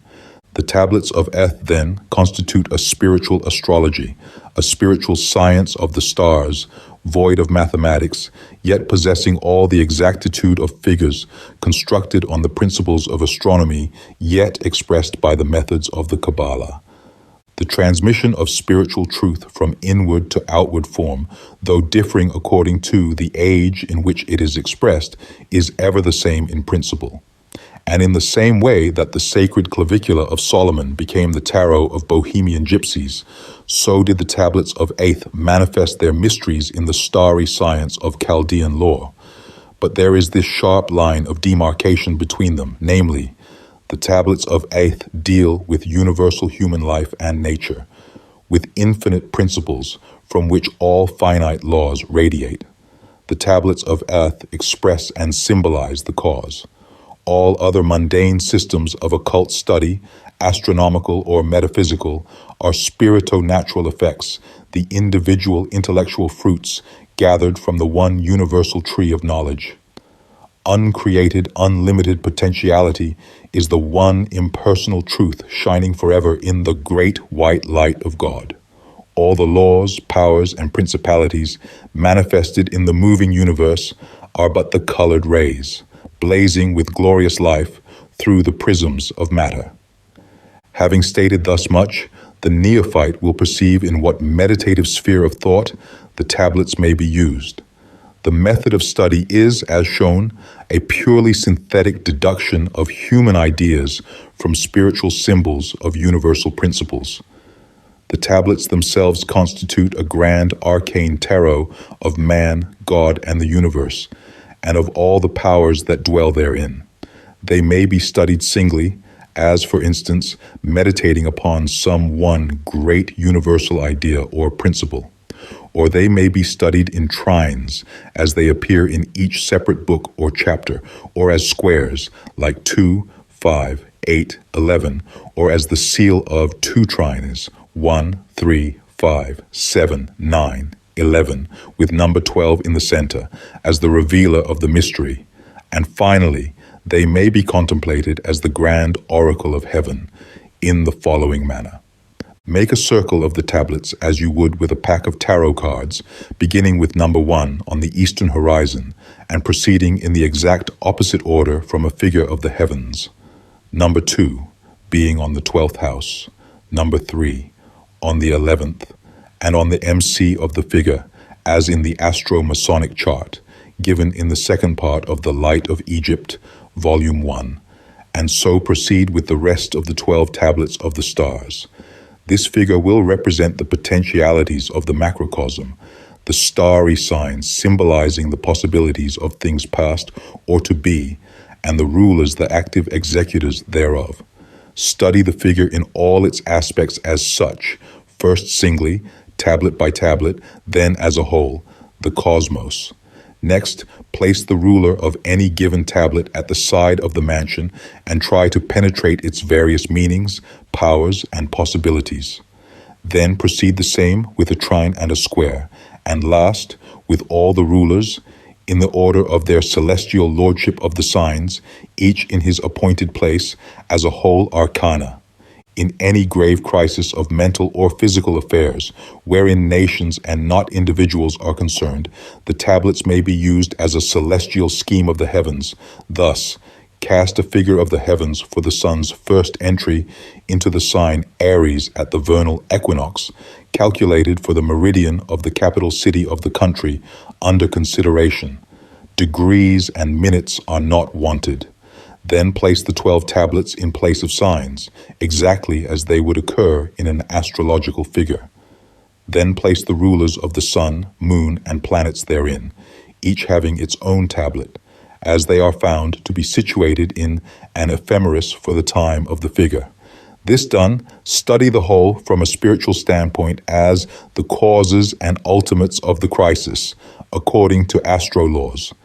The foregoing simple directions will, I think, be sufficiently plain for all purposes, never forgetting that this holy study is not a system of divination, as commonly understood, but of divine revelation in its highest and most holy religious sense. Long study and most reverent meditation will be required to master this mystery, and many errors of judgment will occur to the beginner. The interpretative reflections are added for the purpose of guiding and guarding the spiritually untrained seer from possible error in fundamental conceptions only.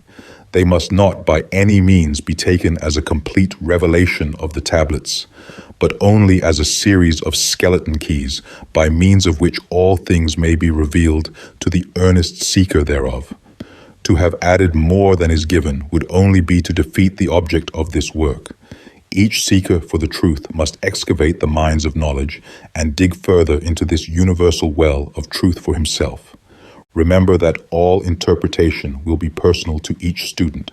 Of no one can it be affirmed, "Thou hast said," and so endeth the matter. Not so. To each according to his talent shall the mysteries of the kingdom be revealed, to everyone according to his humility, spiritual light, and merit. But from the arrogant, the selfish, and spiritually proud shall all things be taken away, and truth shroud herself in the veil of delusion. In simplicity of mind, then, and purity of soul, approach the Holy of Holies. Suffer little children to come unto me, saith a messenger of the Most High, for of such is the kingdom of heaven. Verily, therefore, I say unto you, that not until you can look upon all the works of nature, beauty in her nakedness or vice, and crime in their repulsiveness, with pure thought and holy feeling, can you inherit eternal life. Here endeth the introduction to the book which is called the Tablets of Aeth. Part 1 of the 12 Mansions. Here beginneth Chapter 1 of the book which is called the Tablets of Aeth, wherein is transcribed the first quadrant of the 12 mansions.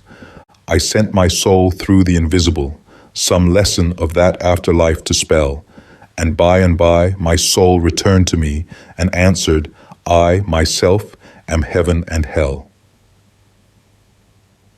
The moving finger writes, and having writ, moves on, nor all your piety nor wit shall lure it back to cancel half a line, nor all your tears wash out a word of it.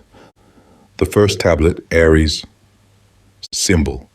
A deep blue sky, ablaze, as if something were about to rise. Reflection. The blush of dawn of a new life, all nature quivering with the sense of coming conscious life. Isis. Vibrant with love of the coming child, her bosom flushed in expectation of the little son soon to breathe on her yearning breast. In this we trace the great lesson of preparation, of sending the light before the form, of the prophecy before the fulfillment. Dawn must precede sunrise. What you expect will be your destiny. It is the longing of centuries that incarnates a god, a real sun god, whose vibrant love life can thrill other lives into prayer, aspiration, the struggle for eternal life. The dawn represents the expectant maternity of nature, God. O child of Adam, see that thou expecteth much, and that thy aspirations are reflected in thy outward life. The second tablet, Taurus. Symbol, a red sun on the horizon of an inky sea. Reflection. Nature has shown forth her glory, as brought forth by young Horus, but her creative force is still unreflected.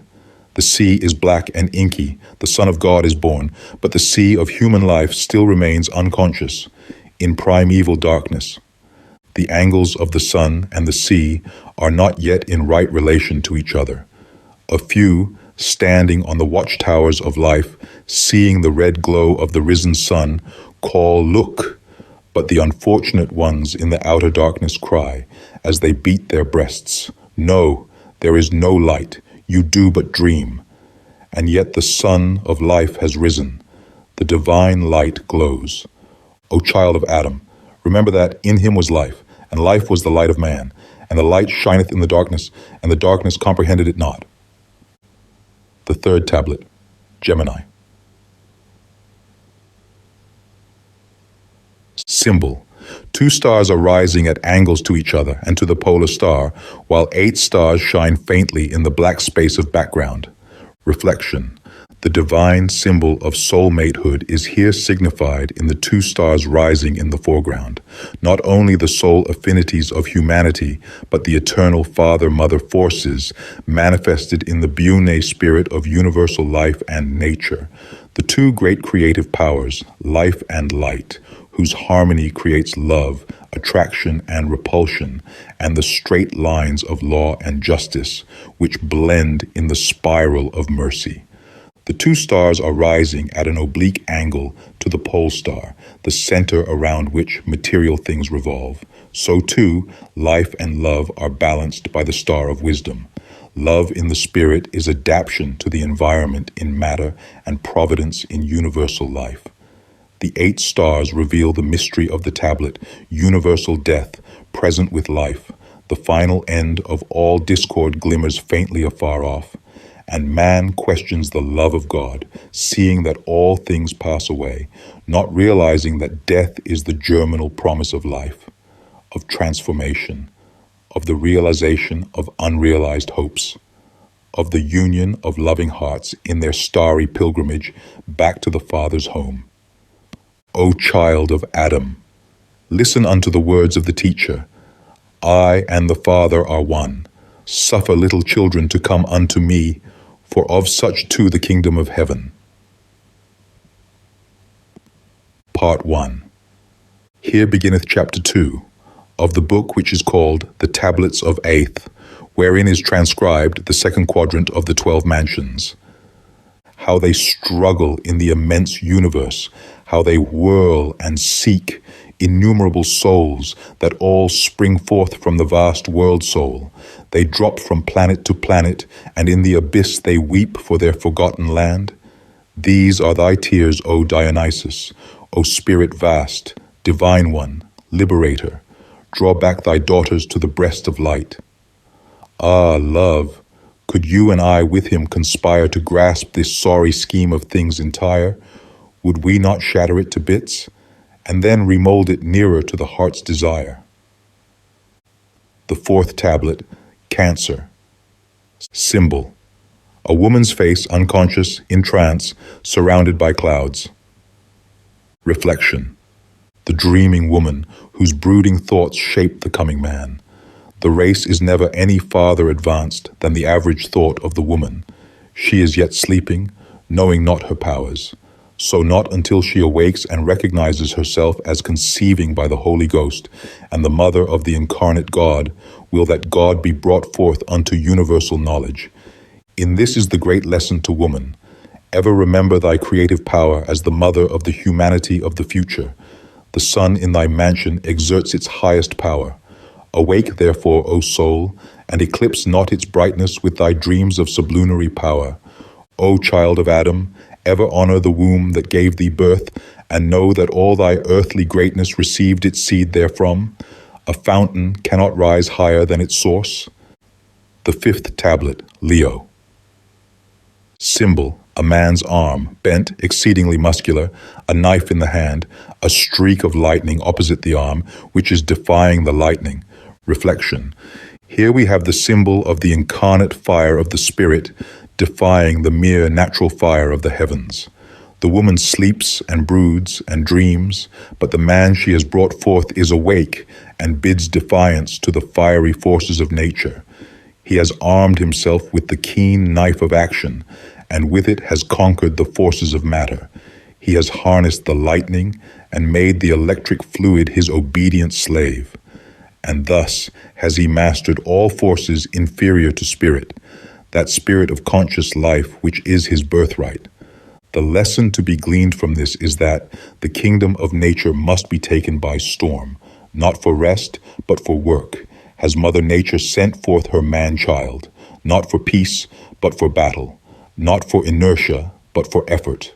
O child of Adam, arm yourself with the sword, mayhap the sword of affliction, and gallantly raising the strong right Anne aloft, hurl defiance at the chaos of nature, sure that the fire from the sun of the spirit is burning in every vein of that arm. The sixth tablet, Virgo. Symbol: a lotus rising from the water, coiled around its stem a snake whose efforts fail to reach the flower.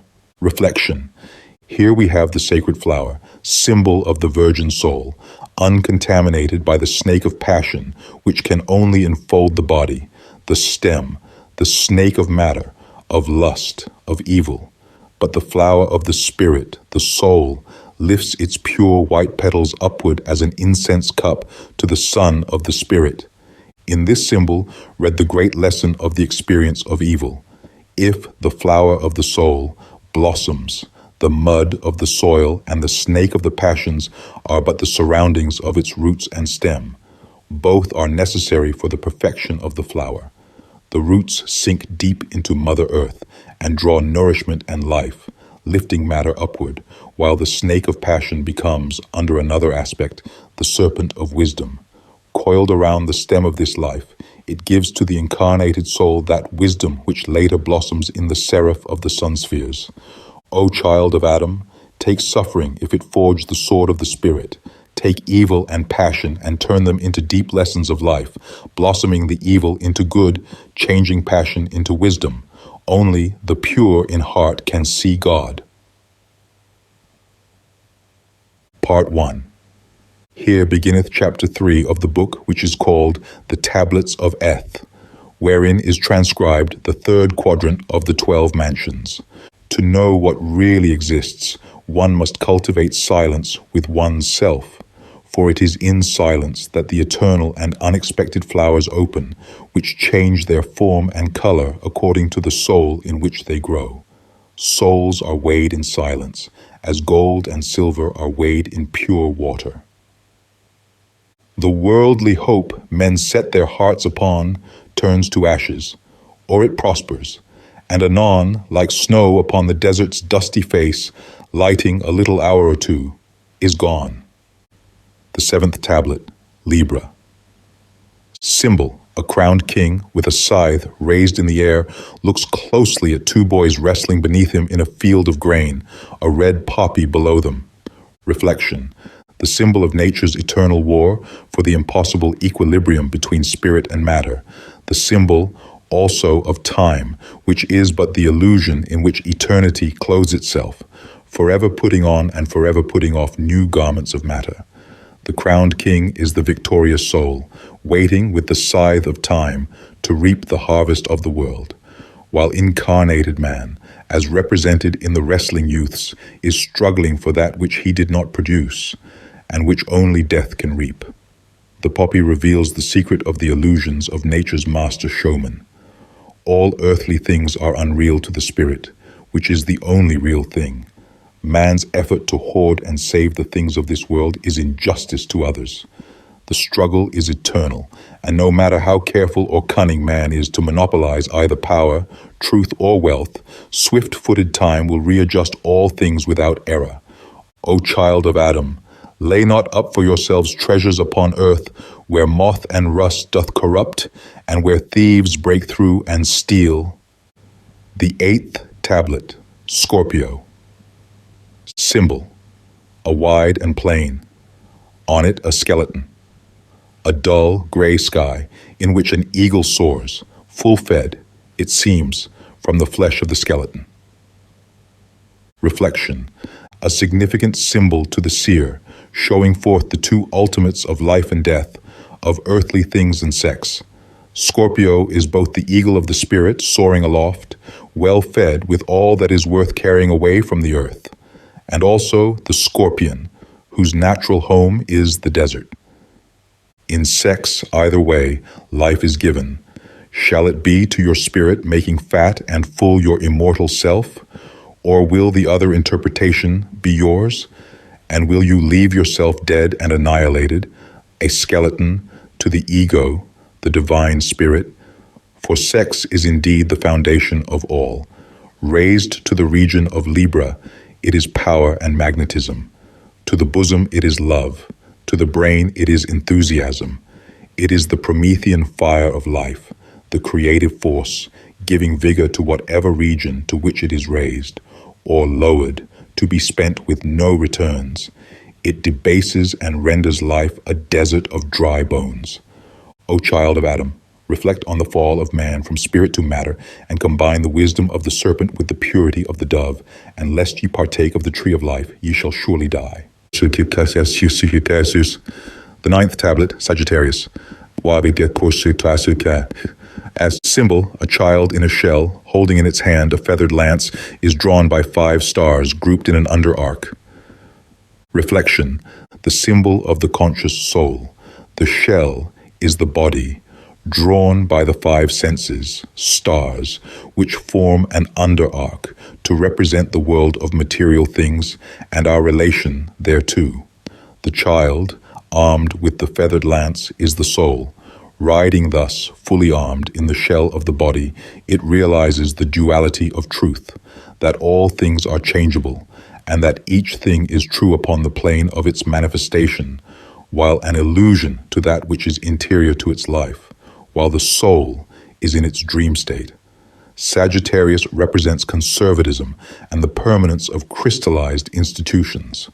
But when the spirit awakes and bursts the shell of matter, the senses, instead of being the guardians and jailers of its environment, become its servants, and the means by which, united as the one, ego, sense perception, it races o'er the fields of Eth, a being of life and beauty, shining in the empyrean of God.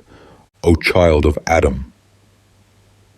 Ever remember that temperament and environment constitute the north and south poles of human possibility, and that ability, combined with opportunity, is the measure of responsibility.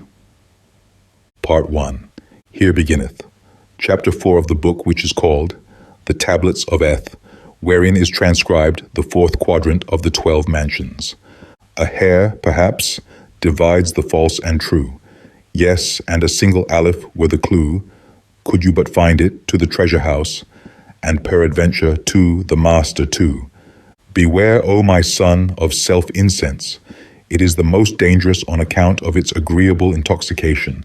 Learn, O my beloved, that the light of Allah's truth will often penetrate an empty head more easily than one too crammed with learning. The 10th tablet, Capricorn. Symbol, a deep black ground, o'er which shimmers a phosphorescent light. At each side, an aurora borealis rises, mountain-like. Above all, a tiny star. Reflection. Here is revealed the symbol of the messenger of the Most High. The star hovers over the phosphorescent light, cast on the darkness as the spirit hovers over the blackness of matter. The aurora borealis stands as the emblem for the magnetic attraction of earth on spirit, the Christ soon to be born in the manger of the goat, the descent of the Holy Ghost into material form so that heavenly truth may illumine the drear speculum of earthly thought with the divine iridescence of celestial light. It is the lowest arc of the cycle that reveals the new birth of death unto life, the divine egg of Brahma, containing the promise of the new law, peace on earth, goodwill towards men. O child of Adam! Be thou the star and not a dweller of the outer darkness, and let your light so shine before men that they may see your good works. The 11th tablet, Aquarius. Symbol. A stormy sea is seen. Above it the 8 stars shine, brilliant and clear. Reflection. This tablet symbolizes the complete materialization of man. Man, perfect on the earth and the Lord thereof, insofar as material forces are concerned. The storm is the tempest of life, the whirl of the elements of matter in their battle with the spirit. The 8 stars, brilliant now, for they are the same stars that were dimly seen in Gemini, show that the conquest of matter is complete, the great fall of spirit finished, the end of involution. And this would bring stagnation and death if peace now ensued. The lesson taught is that not in peace and rest can the soul grow, but amidst the earthquakes that shake thrones, the floods that overwhelm countries, the fires that reduce to ashes, has the strong man soul grown to its present state and power. So fear not the storm but the calm, not the unrest but the quiet. Fear not the battle, but the ignoble peace of the coward. O child of Adam, the astral soul must learn to do and dare. Not over the brave man's grave shall it be written, "Rest in peace, but I will arise and go to my Father." The 12th tablet, Pisces. Symbol, a comet beyond it, infinite things only dreamed of as yet, a world floating in an ocean and in night. Beneath are two hands clasped palm to palm. Reflection, a revelation of the to-be. The comet is the 12th avatar, the herald, coming forth from the starry abyss of the infinite, staying with us a little while, and then flashing on his shining way to other worlds than ours, bearing the divine word from sun to planet as the fiery messenger of God. And here the soul may well ask, who, where, whence, and whither? For behold, he has come and gone, and earth could not answer, nor the seas that mourn, in flowing purple of their Lord forlorn, nor rolling heaven with all his signs revealed and hidden by the sleeve of night and morn. The world, floating in the sea of the infinite and resting in night, shows the present state of humanity. But the blush of dawn is ready to gladden the soul, and the expectant seer, from his lonely vigil on the hilltop, awaits the sunlight which will soon flood the world anew. The two clasped hands point to many problems, chiefly soul, matehood, the message of the starry messenger, universal brotherhood, and the father-motherhood of God. O child of Adam, watch and pray, that a voice of the silence may speak unto you.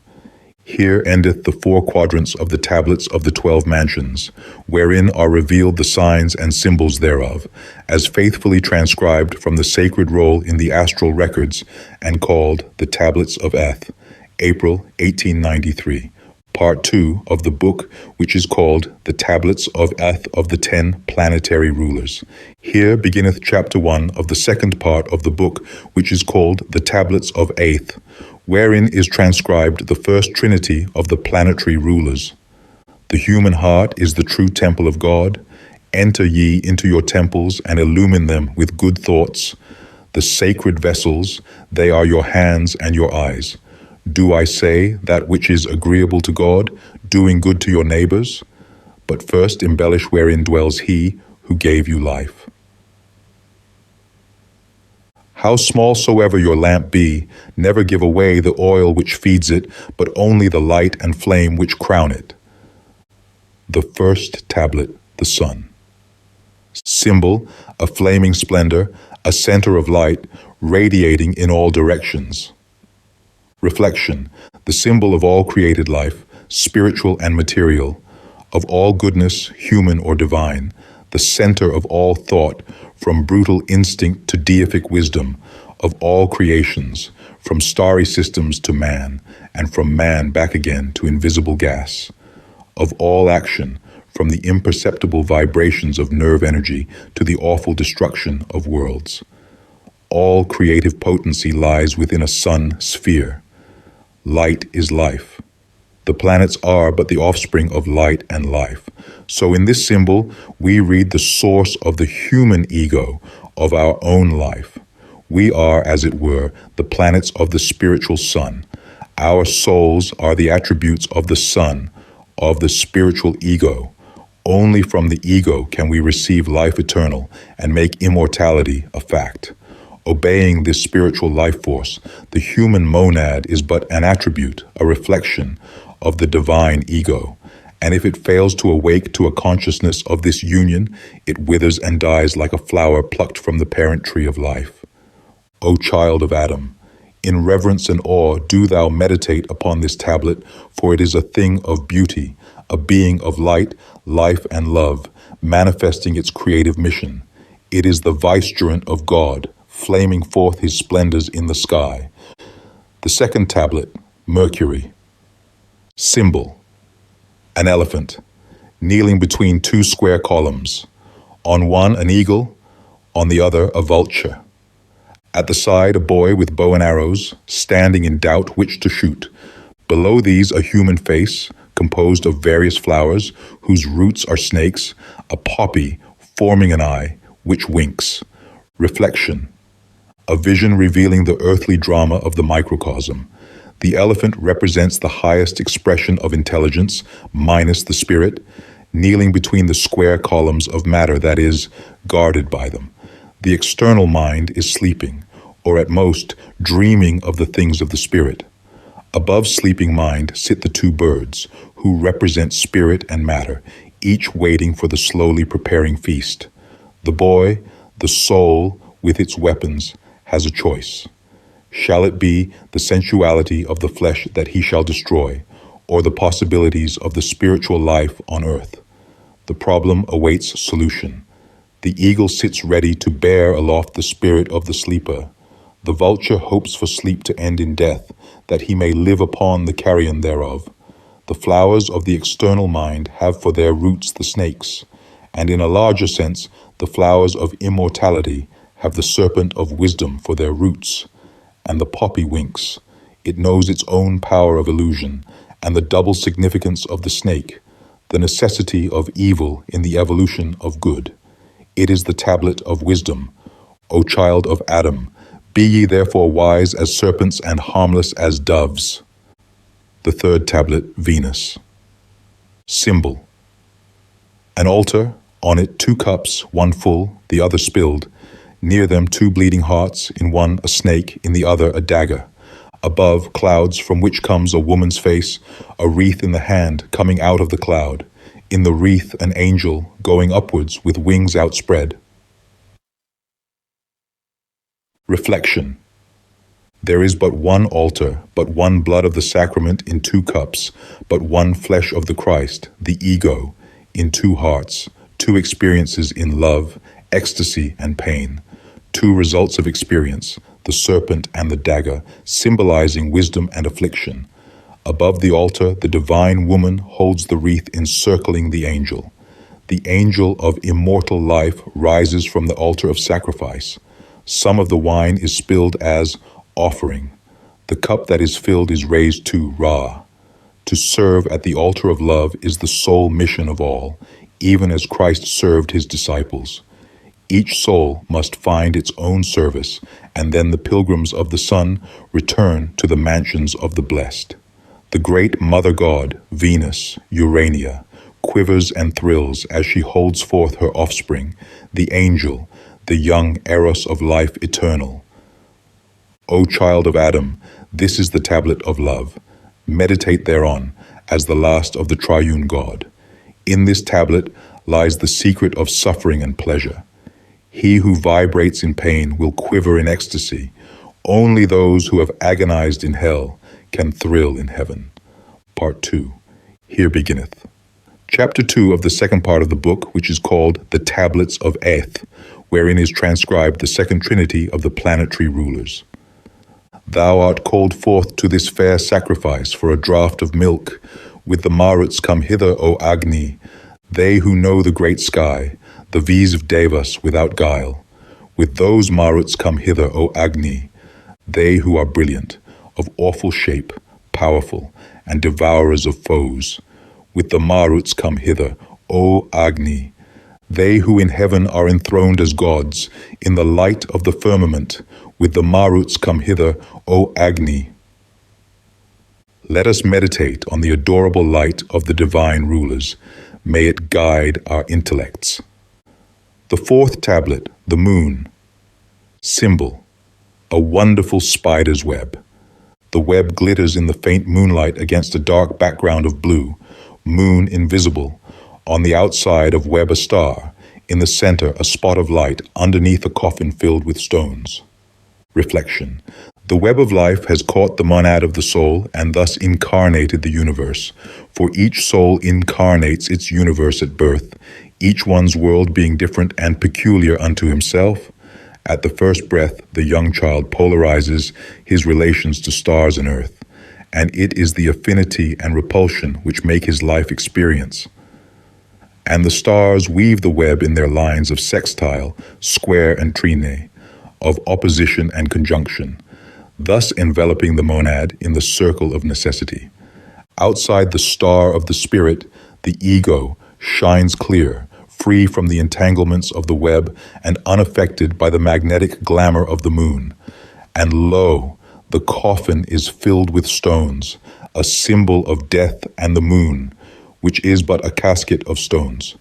Therefore, little monad, caught in the tangle of the web of life and the glamour of earthly things, take heart, for beyond all is the star of your being. Call down the law of that star into yourself, and the web is broken and waves its tattered shreds in the breeze. The moonlight, the reflected light, pales as the star-sun of your being rises, and the moonlight of earth gives place to the sun spheres of Ra. O child of Adam, the beginning of sorrow is the dawn of spiritual life. The wise man rules the stars, the fools of earth obey. The fifth tablet, Mars. Symbol: an immense helmet on pedestal, across which a streak of lightning flashes.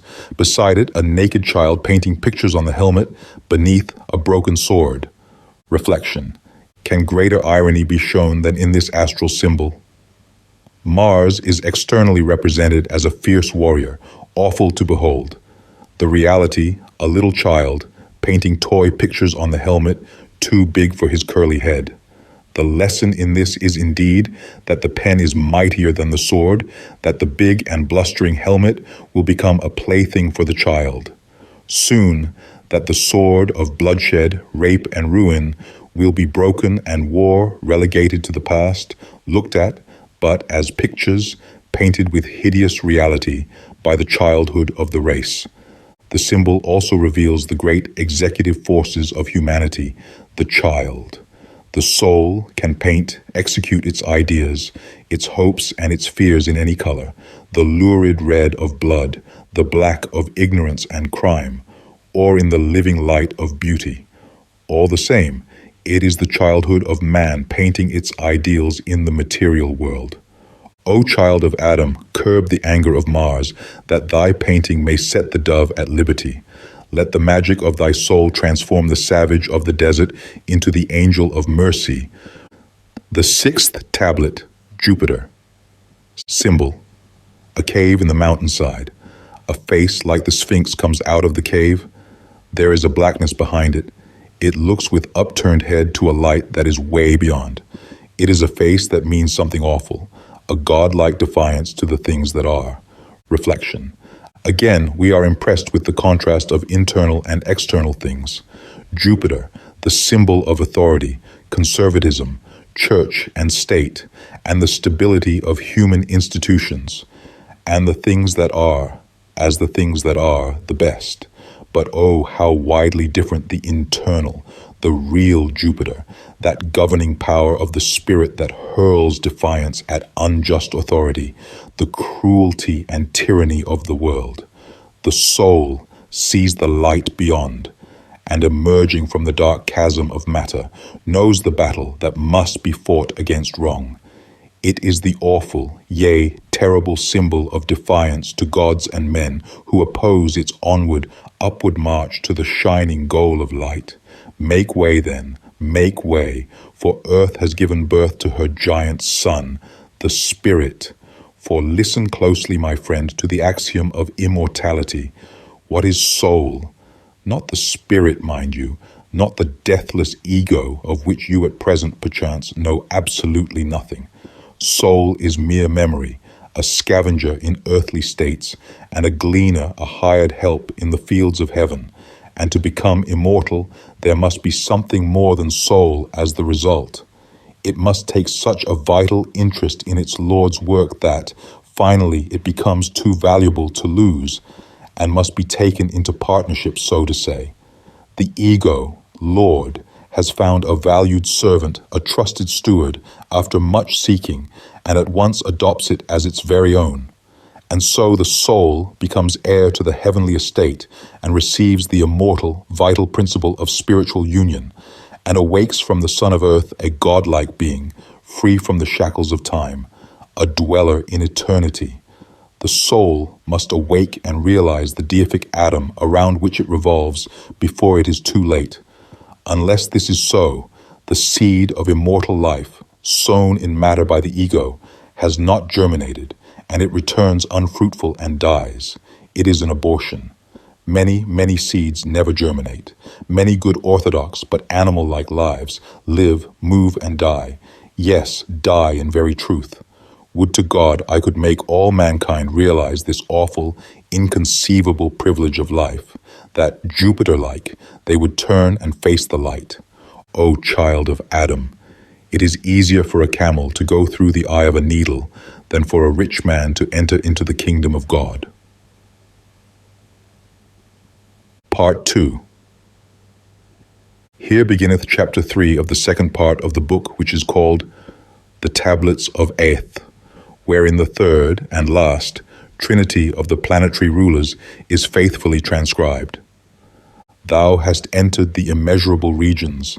I am the dweller of the threshold. What wouldst thou with me? Dost thou fear me? Am I not thy beloved? Is it not for me that thou hast rendered up the delights of thy race?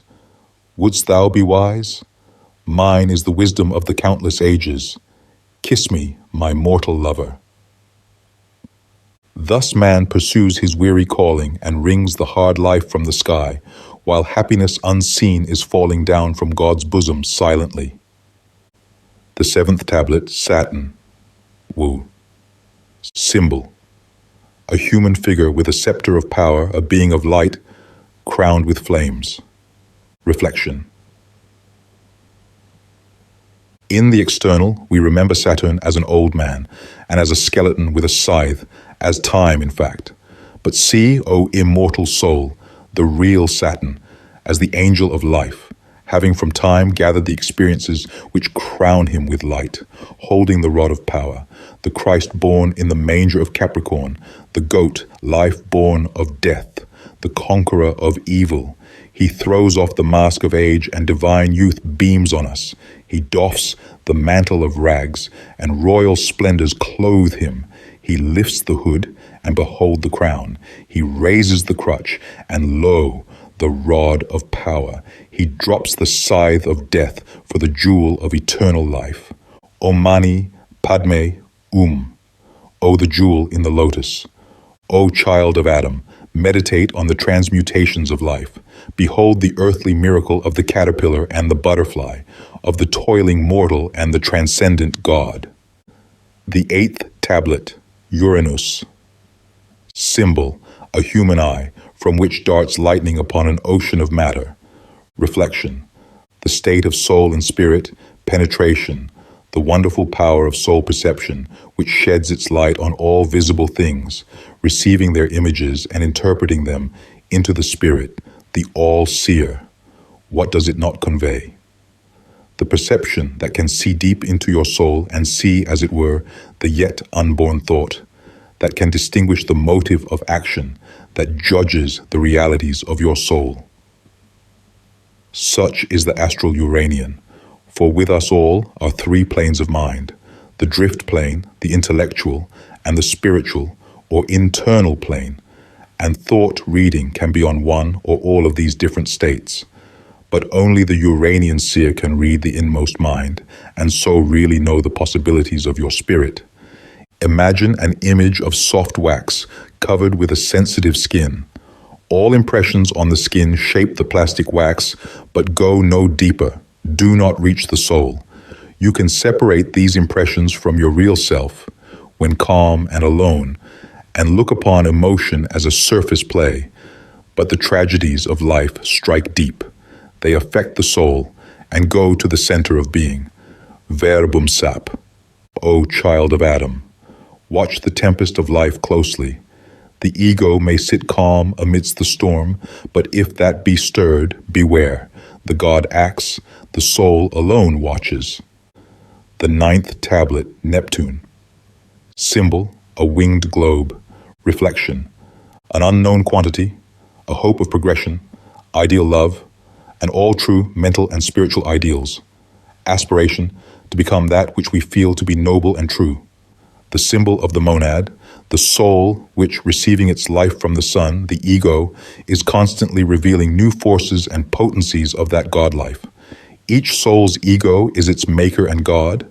The ego is like the deific potency of the universe, unlimited in potential power, but limited by its monad as to what will be evolved from its awful depth of being. Deity progresses through its expressions of the cosmos. The ego, your God, finds progressive expression through you, through your soul. That soul is not immortal, that becomes separated from its ego, its God. So soul, spread your spiritual wings and soar upward. O child of Adam, know these three things. Eternity is the creator of the universal life. Universal life creates the world, and the world is the creator of time. And of these, the universe is life, and the world is mind, and time is the soul. The sum total of all is experience, and this is individual, conscious life.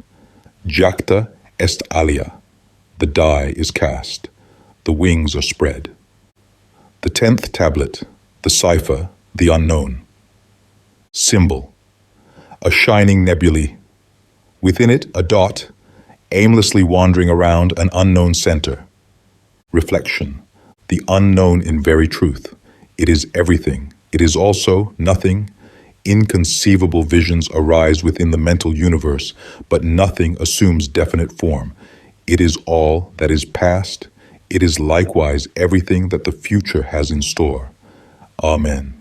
O child of Adam, canst thou bring forth Mazzaroth in his season, or loose the bands of Orion? Part 3 of the book, which is called The Tablets of 8th of the 10 Great Kabbalistical Powers, or Angels of the Universe. Vision. Each angel standing in front of the symbol is dimly outlined and transparent. Through the angel's form is seen its symbol. First, a luminous something which gives the impression of sleep. Second, something moving like an ocean. Third, a storm and lightning. Fourth, a mist. Fifth, an animal moving, resembling a turtle. Sixth, a blue light. In the center, a star with 3 points. Seventh, an expanse of water, a blue sky, a shining disk rising on the horizon. Eighth, a lurid sky like a red dawn. In the water floats an egg. Ninth, 5 stars on a convex arc like a rainbow. The shell of the egg is broken and forms continents. 10th, a man lying fast asleep under a magnificent palm tree with his face turned toward the horizon of the sea. Explanation. Only the pure in heart can see God, and to those pure souls I commend the following brief explanation of the vision of the angels of life, which I have here recorded for the benefit of all whom it may now and hereafter concern. In the original vision of the tablets of 8th, a great circle was seen. In the center, a head, a faint shimmer above the head, as if the light were about to dawn. A dull, lurid glow beneath, as if of chaos or hell. The hair around the head like floating clouds, the beard like strange cloud streaks. Each sign of the Zodiac surrounding the center head had within it a faintly seen face. Beginning with the first, it became more and more distinct and perfect with each sign until it evolved into godlike beauty in Pisces. The symbolic planets were around the Zodiac, and beyond these, making a third grand circle, were the 10 evolutionary angels. The vision is that of the evolution of all life, spiritual and material. We gaze at the cosmic sex mystery, and the discerning mind, the loving spirit, can read the correspondence of the great sacred conjugal act of both man and God, of its heights, of its depths, and of all that lies between. To aid in meditation on the bead at the center, herein is written a vision, an experience of the soul in the sleep of Sialam. The Hermetic brethren encircled my astral body, which was deeply entranced, from whence, the great question, quivered through my inmost being. To answer that awful problem of the soul, the released spirit went on its fearsome journey, back through star systems, back beyond all stars, back to the blackness of nothing, that awful nothing, whose outside ring vibrated with fearful flames, the fiery cherubim, winged, taking all possible shapes and unformed living shapes. A human flamed and changed and vanished.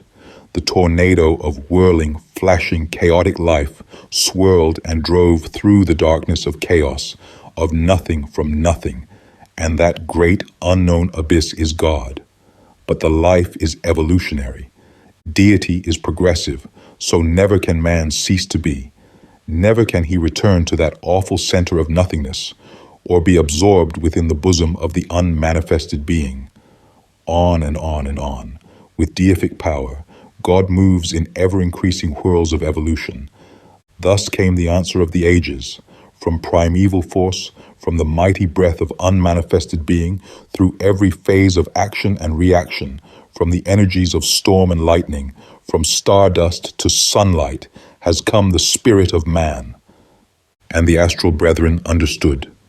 The two seals of the earth. Symbol 1. A human being with a flaming, burning heart. Symbol 2. A round disk inside a light, as from a sun, conceived but not seen. So here endeth the book which is called the Tablets of Aeth.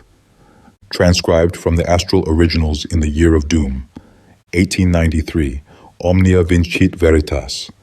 Thy kingdom come. Zanoni, April 1893. Chapter 12. Penetralia. The Secret of the Soul. We have now arrived at our final study, which we have approached step by step amid the labyrinth of the mysteries concealed beneath the veil of Isis. We stand at last upon the very threshold of the sacred adytum, the Holy of Holies, from whence proceeds our final revelation of that inmost conception of man's identity with his Creator, the penetralia of his being, the last secret of the incarnated soul.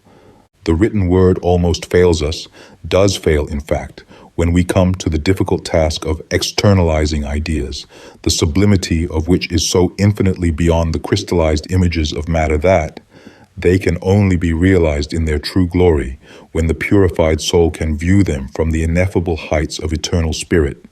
We are lost, dazed at the brilliancy of the spiritual imagery that opens out before us, in its fathomless stretch of the eternities that are past, of the ever-imperishable present, and the unborn eternities yet to be, all of them linked together in one grand chain of spiritual relationship and deathless identity.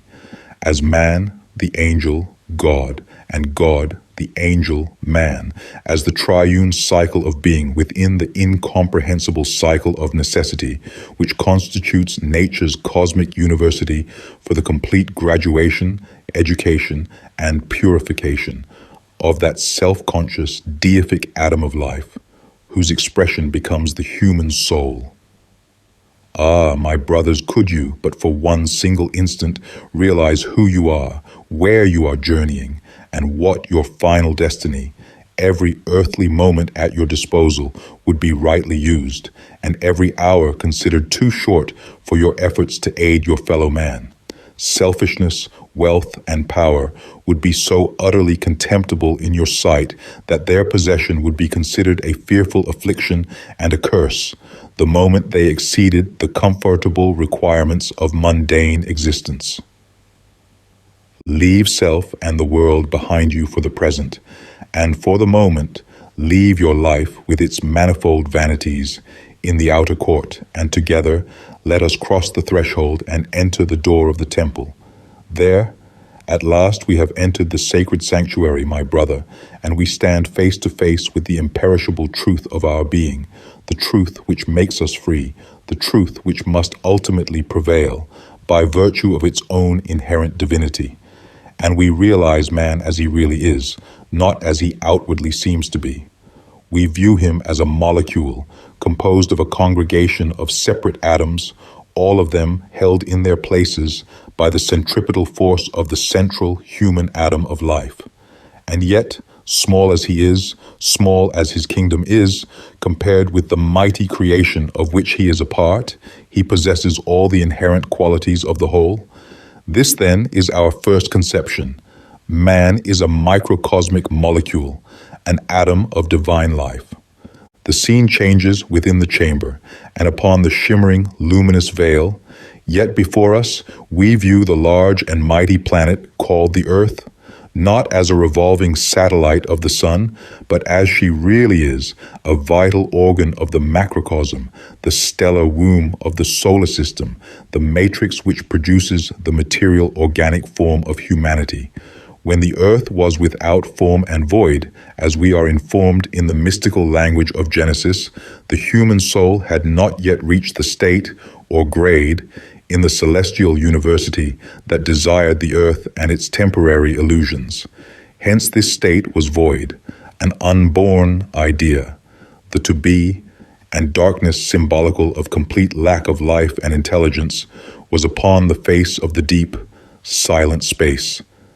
Again the scene changes, and one by one the numberless planets, planetoids, moons, meteors, comets, and other attendant bodies pass before the eye of the soul as we gaze upon the curtain of this sacred Penetralia, each orb belonging to some portion of the astral man, each great planet constituting some vital function of the macrocosmic organism and conferring those qualities upon each and every single atom pertaining to that degree of life, so that the solar system becomes individualized as a grand cosmic organism, its attendant satellites constituting its vital organs, and the shining zodiac its outward form. So also, each planet is a living cosmic individual, intensely alive, living, moving, breathing, and bringing forth its offspring of like substance, matter, in obedience to the potential demand of incarnating spirit. The sun is alive, glowing with life, and constitutes the heart and arterial center of all the circulating fluids of the stellar anatomy. Scientists may continue to predict, as they have been predicting, the day when solar radiation will cease, but their predictions will prove as worthless as the sighing of the summer wind, so far as reality is concerned. It is an incomprehensible mystery to science, says Sir Robert Ball in his Story of the Heavens, how the sun has been able to maintain its heat with such regularity in the past, for there has been no appreciable change in the earth's temperature for thousands of years.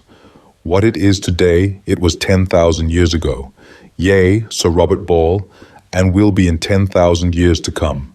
You may wonder, and the Royal College may wonder, but in the meantime, the mighty, pulsating sun continues beating out its rhythmic vibrations of spiritual and dynamic life, continues and will continue to send the exhilarating current throughout every atom to the remotest part of his solar dominions, and the same current returns to him again, undiminished, for the purification which his glowing, transmuting photosphere alone can give to be sent forward again upon its mission of light, life, and love around the vital organic worlds of the astral organism. There is nothing lost, no radiation of energy dispersed upon the unformed, lifeless ether. From the radiating solar focus of divinity it comes, and to him, undiminished it returns, and so on, forever and ever, until the last deific atom has won its laggard way back to the shining throne of God. The sun breathes.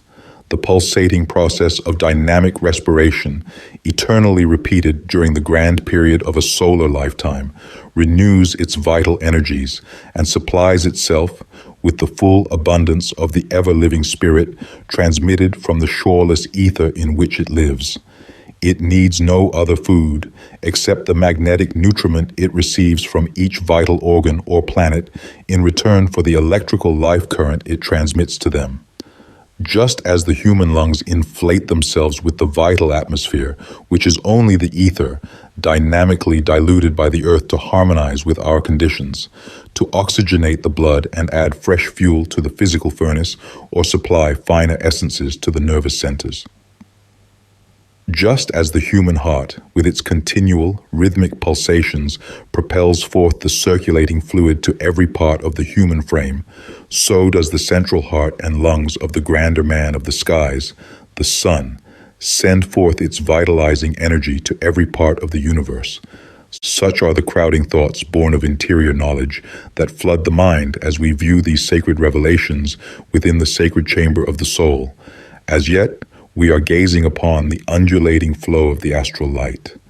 We yearn within our utmost being to become the center of the Penetralia and gaze upon the glorious radiance of the Adonai, from whose ineffable presence we are only screened by the last shining veil of semi-transparent matter that waves and trembles with every spiritual aspiration. The soul sends forth its pleading cry for light. Who and what is God? Faintly, as the distant vesper sounds upon the cooling eve, comes the answer. Who and what art thou? What canst thou see? What delectable blessing does nature vouchsafe to the pure in heart? We tremble with the awful yet thrilling revelation. We know dimly, yet fail to realize in our outward consciousness the full import thereof. We realize wherein the mistaken selfhood hath become the only begotten of the Father, but the revelation is too much and too little. We know that, faint as the voice seemed to the yet unprepared soul, an echo only, it was the voice of the Adonai behind the veil. And now we crave the knowledge of the where and whither.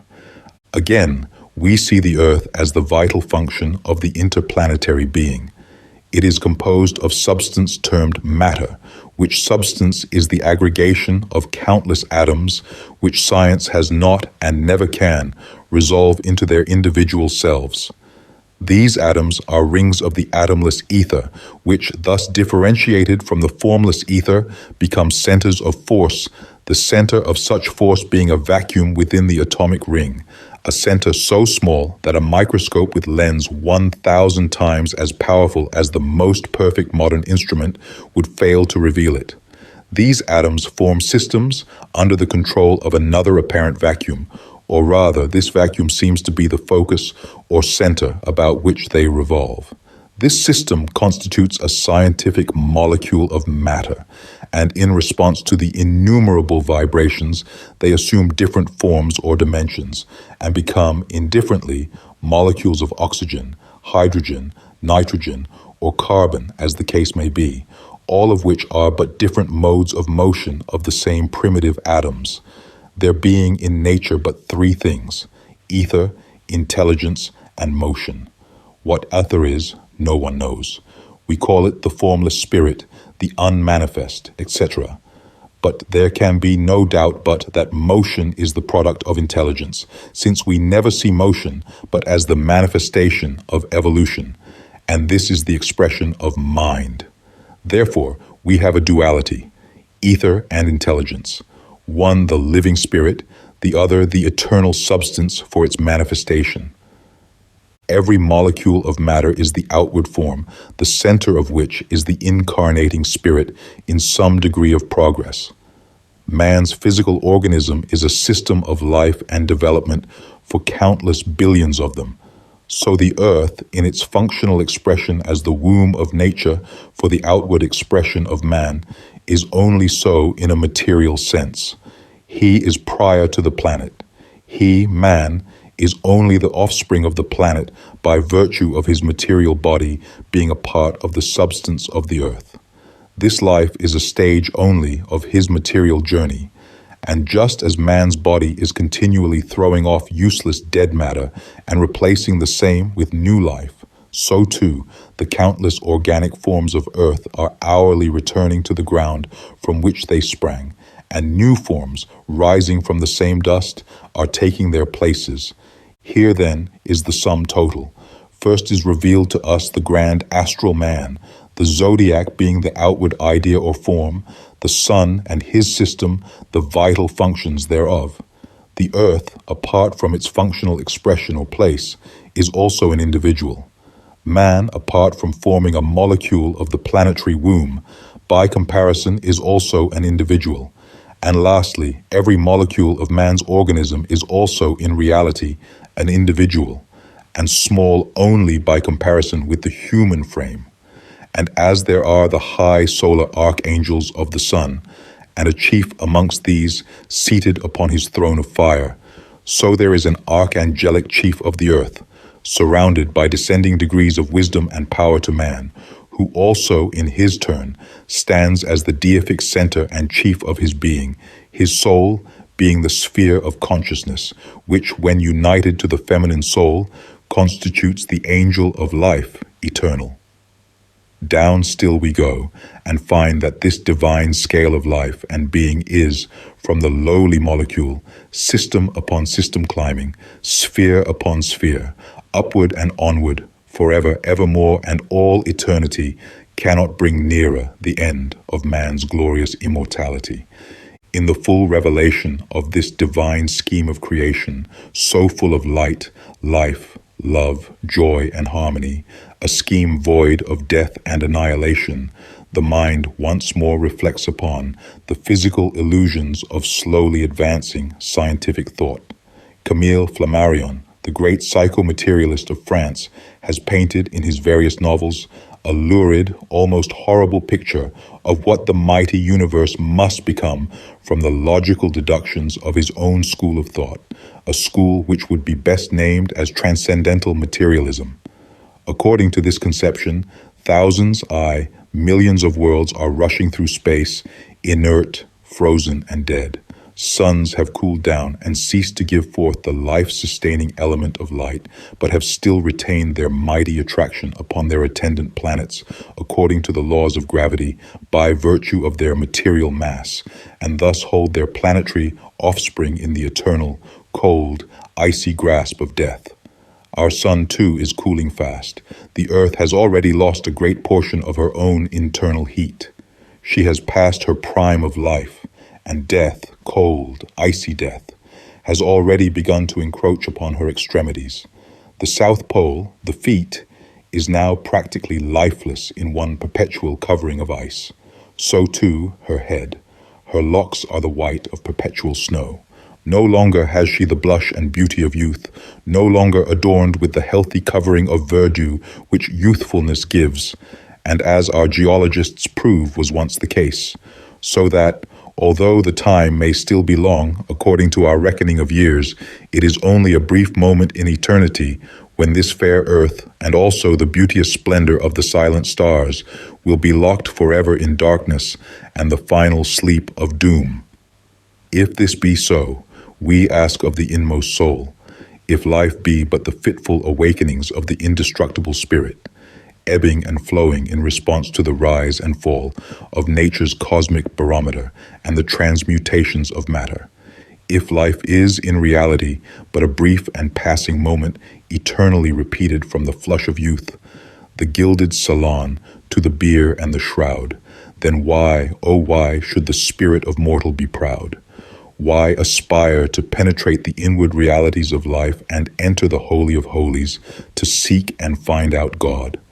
As the rushing torrent of this thought swept o'er the mental chambers of the soul and saturated the spirit with its icy sting, as it lay still chained within the prison house of matter, the higher self rose, sublime in its grandeur and consciousness of divine relationship, and in the last earthly appeal for light, for divine truth as to man and his immortality, it turned in reverence and awe before the still, shimmering veil of the sacred Penetralia.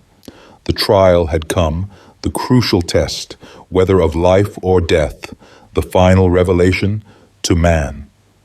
In purity of heart and humility of soul, we await in agonizing suspense.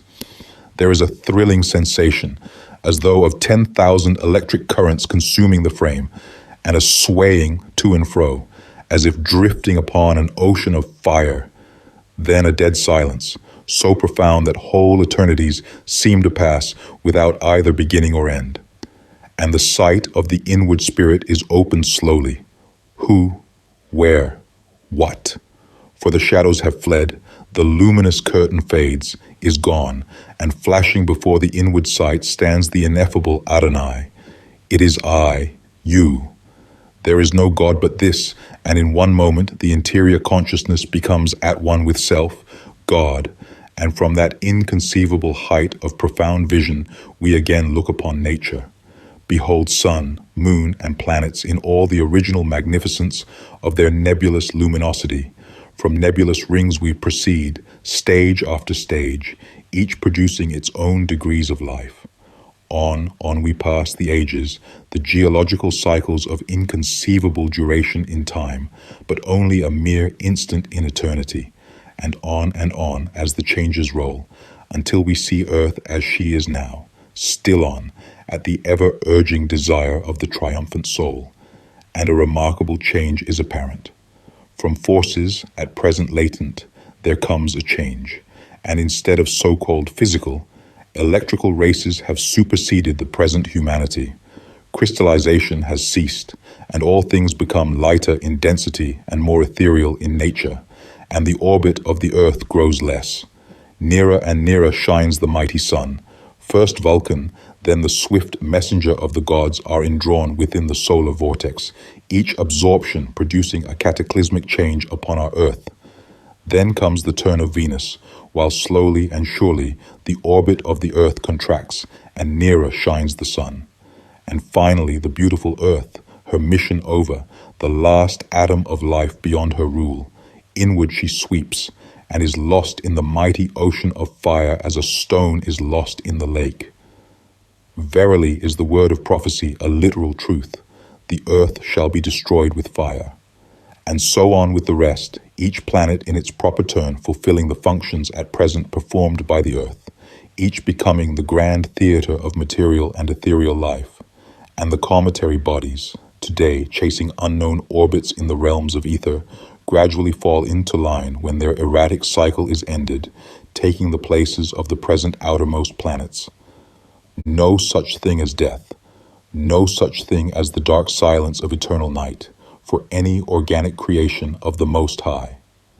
From the sun they come, and unto the sun each must ultimately return, even as the body of man, coming from the dust of earth, must also return thereto, to be taken up in new forms and furnish substance for other degrees of life. And thus will it be until the sun, in its mighty solar heavens of purified spiritual life, will form the final battleground of matter, receiving its new life from a greater center than itself. A glorious solar world, well typified in the last battle of the gods, and the new earth, a world whereon the angels tread in superlatively beautiful forms, clothed with the ideals and emanations of their own divine purity, souls clothed in air, treading the ethereal realms of light as the children of God and the inheritors of the kingdom of heaven. Must the searching eye of the soul seek further? Must the insatiable thirst of the spirit launch out upon the trackless infinities of the yet-to-be?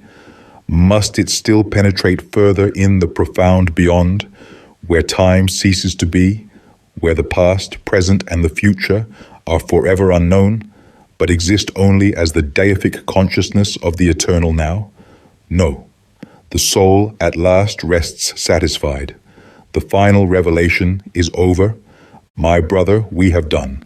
And in closing, have only to add that not until the speculating philosophy of earthly schools blends with the science of the spheres in the full and perfect fruition of the wisdom of the ages will man know and reverence his Creator, and in the silent penetralia of his inmost being respond in unison with that angelic anthem of life.